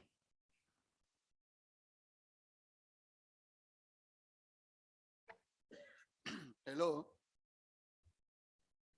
Yes, I am Mokete Taleitoy, a High Court judge from Cameroon. I have been practicing for the past 30 years, and 19 of these years I've been on the bench. I wish to give my personal experience very briefly concerning the topic which we are here to talk about. What I would like to say, first of all, is that as far as litigations concerning the communities concerned, we should not much have trust. We should not have much trust in government, because the role of the judiciary is first to cut the excesses of the powers of the executive. And secondly, the litigation that's come before us is already a success story, because what the outcome is not very much important. I want to take example of the very few but impactful cases on litigations of this nature that have come. If you know the famous Heracles Farms, it's a very large American consortium, the Heracles Farms, and it's just a small organization that filed an action before me, and I sent them packing out of the Bakassi area in Cameroon that they wanted to grab more than 100,000 hectares of land. So believe in your courts, leave the very huge jurisdictions out of the country, file the actions in the local courts, and do some advocacy at the level of the communities and the judges to take up their responsibilities on the international conventions. We'll have a good report card within the next few years. Thank you. Thank you, Judge. I think time is no longer on our side, and I see that there's still interest on the conversation. Again, I wish to invite all of us to continue the conversations in the corridors and during dinner, lunch, tea breaks, and for the 2 days that will be here. But then I welcome Professor Robert online and our panelists for 30 seconds, briefly, just to finalize the session. Welcome. Thank you. I just want to make a very small point. Someone commented Professor that Robert is speaking, but we can't hear him. you can't hear me. I just wanted to make a small point. Someone had commented that litigation is advocacy. One of the functions of litigation is to publicize and expose practices that certain companies should not be engaging in at all. Used to be that they could get away with it in some remote corner of the world, but now we have an interconnected global network, and change, may happen in surprising ways because there's so much concern for the environment. Final thing I would say, 2 years ago, 3 of the 12 board members of ExxonMobil won because they were environmentalists and not candidates picked by the board. That is a sign of the potential for mobilizing public opinion, even shareholders who felt that the company was not acting in the shareholders' best interest. And real change could come about from that avenue. Thank you. Thank you, Professor. Welcome. Yeah, for me, I don't think I have much to say apart from saying that the law is a tool, and its effectiveness is dependent on how it's used. And maybe what we need to do is to work on our own capacity to use this tool effectively. Otherwise, if we don't, then we will still be lamenting about the thing that we have been lamenting on. Thank you. Thank you, Professor. Welcome, Barrister. Well, for me, summarizing and this comment is that look, as Africans, we have to look inward. There is no one fit-all solution that is out there. We must look for our indigenous solutions to our indigenous problems. Thank you. Thank you so much. Welcome, Professor Shanti. I said China's climate pledge. The pledge is on climate to combat climate change, provide us opportunity, and I encourage you to pursue that direction and strengthen our understanding of the climate change and using the laws to combat climate change. I think we will find a solution for ourselves. We need an authentic solution from Africa. Since China is a big political and economic player in this continent, as a Chinese lawyer, I also have a responsibility to help our partner in Africa to find your authentic solution. And I'm happy to provide any help you want me provide. Thank you. Thank you so much. There is a request also to share the presentations that have been made. Also to Professor Robert online, we are employing the same. I think you will agree with me. It has been a long afternoon, and we may allow our panelists to go back to their seats. If we may give them a round of applause as they are going back. A round of applause. They've not reached their seats. Thank you so much. So I did not introduce myself. After being handed over from my brother Mutuso. My name is Maria Matui from Tanzania. I'm humbled to stand before you and be given this opportunity. I do trust we are all here for a purpose, for a cause, and we have an intention and a call, and after all, a goal that we need to achieve. We know that we cannot work by ourselves. Together, we stand strong, that is solidarity. But again, we know our main message from South Africa, Ubuntu. I am because you are because I am. If we do not think about each other, we will not find our solutions collectively. The issues that have been coming here strongly spoke about the systems that we have. How can we make those systems effective?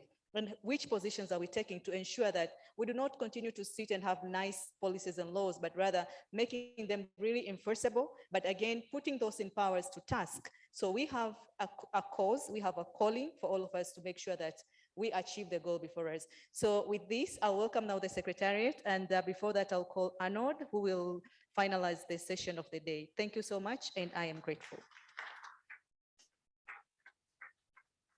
Thank you very much, Maria. I think you deserve a bigger hand clap, taking on that session. So yes, I've been requested to do the last session, and I know it's an important one. I know people are tired, so they gave me only how many?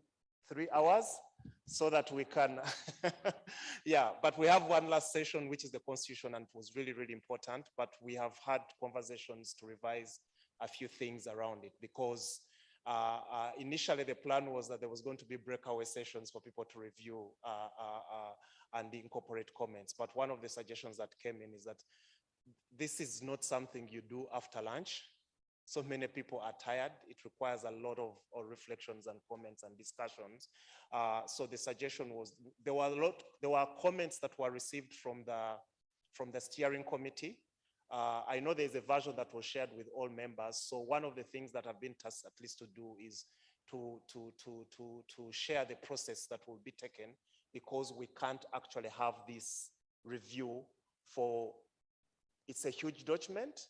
It requires a lot of time, but also too, we have 2 working languages, which is French and English, and the French version is still not aligned well. And so many times, like people that can remember last year, the last General Assembly, we had the same problem because the 2 versions were not aligned, which makes it difficult to have a review of a document and we all move at the same pace. So the suggestion was that the 2 versions are going to be completed. There are comments that have already been received from the steering committee. There was a subcommittee within the steering committee that was formed to review the Constitution, and comments have been received.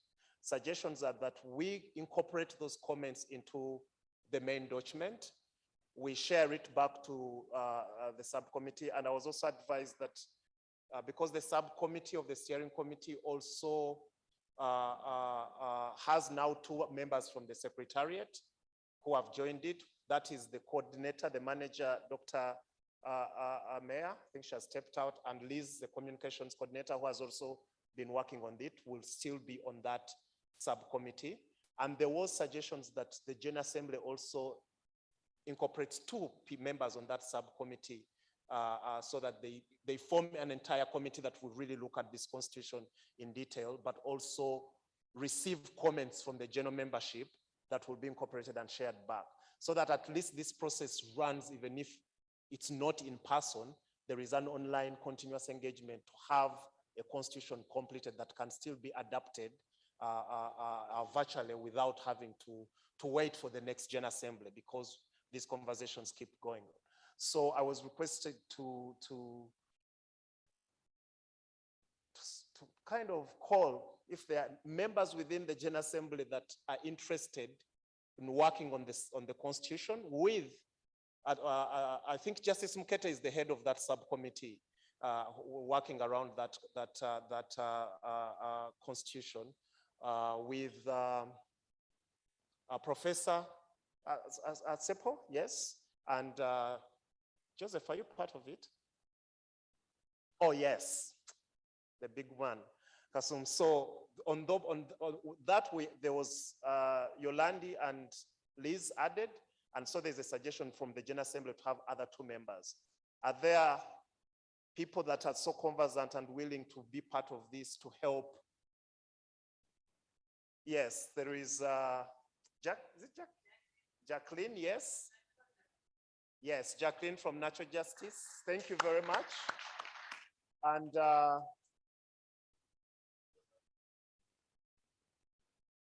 Joseph from the Cameroon Network of Human Rights Organization.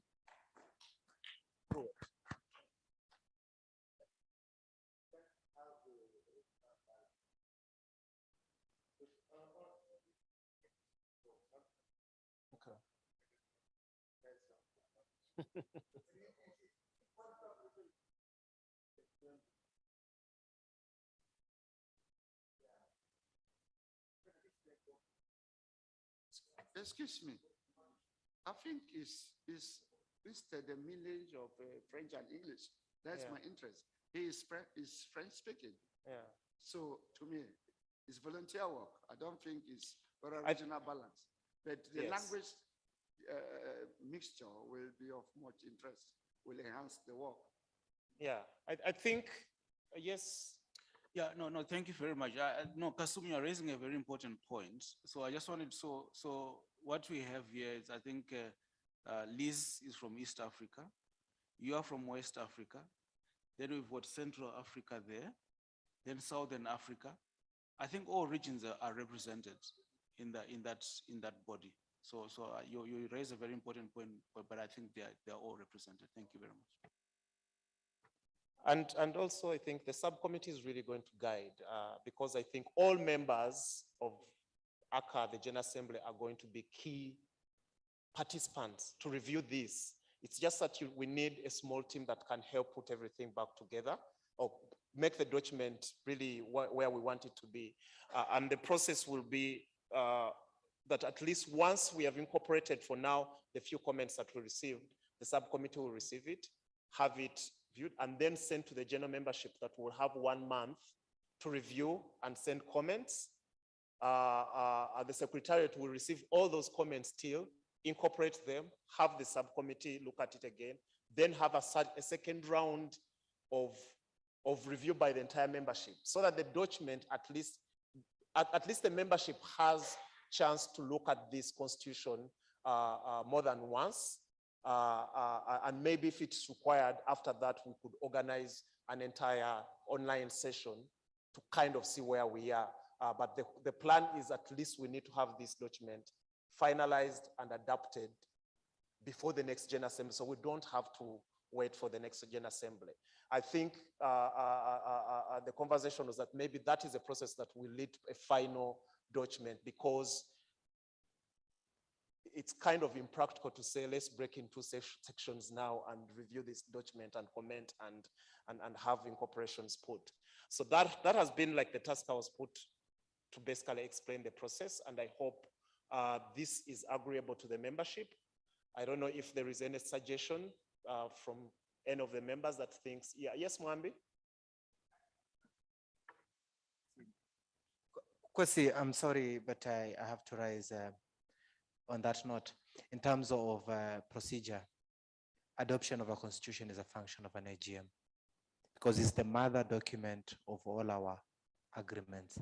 So I don't know how we are going to do it, but going around it, we can be able to discuss that. But adoption has to be done in the AGM for documentation also.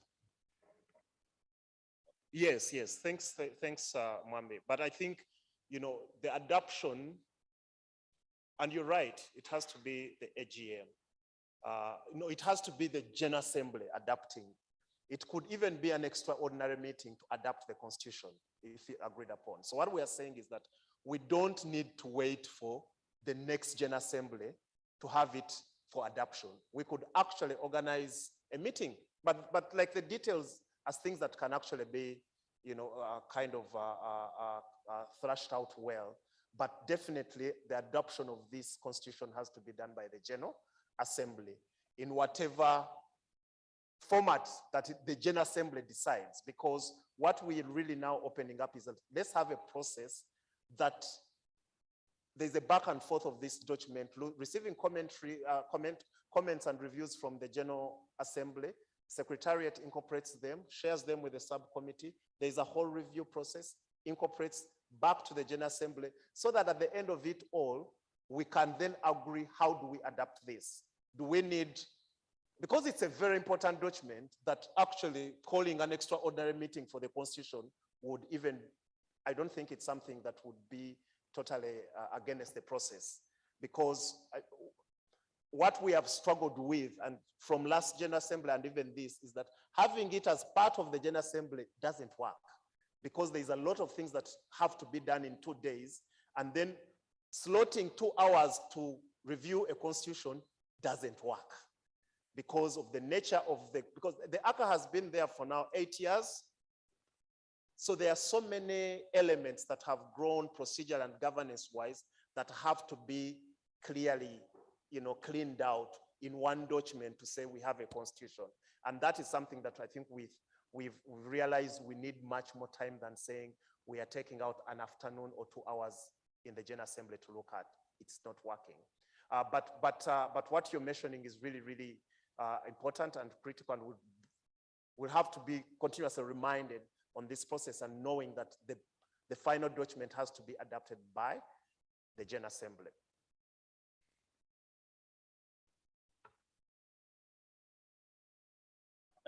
Thank you. Just a rider to what you're saying. Yeah, essentially with the process that you've just given, which is a roadmap towards adopting a constitution, we could still explore an alternative, because we've learned lessons that having a constitution being adopted at the AGM, a General Assembly rather, doesn't seem to be working. So I find calling for an extraordinary meeting, an extraordinary AGM could be one approach, but it doesn't necessarily need to be physical. It also could be virtually, because the document has been worked on by a number of players, ourselves, the committee and whatnot, and there's this back and forth. And at that point, we could essentially just have it adopted. Okay, thank you. Mwambi? Yes, I think he has also spoken part of my mind, but what I wanted to say is that for the sake of us moving forward, what you can have is that the committee tomorrow can present to us the roadmap. Then we can adopt the roadmap, and if possible, they should also suggest when we can be able to have that special either AGM or any other mechanism they will think. We will adopt that one. Okay, thank you. Thank you very much. I think the committee, I've laid out the process. The committee tomorrow will be able to give the details. Yes, so. I think that this is a critical point we are discussing now. but I'm not sure because of a limited financial situation we have, can be able to organize a physical AGM this year or maybe next year before the next formal or normal AGM. I find that with technology, we can see how we can organize an online AGM, maybe if it is possible to adopt it. But as soon as we can be able to adopt this constitution, will allow us to run our coalition in a better way, that we can trust each other and to make happen the new initiatives and development process. Thank you. All right, thank you. I think I need to be handing this over back to Maria or Yolandi to give us the final. Yes, yeah, but I don't think I'm cut out to invite the co-chair, so. Okay, thank you very much.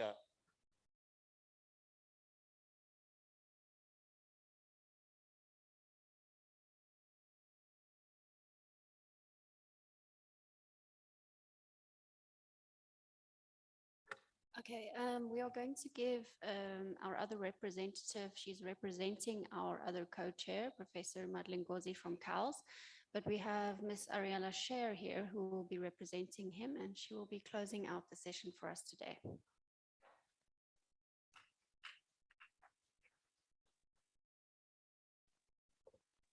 Thank you so much, Dr. Mayor. I promise I'll be brief, but I think it's important for us to close off after such an invigorating day with just a few reflections.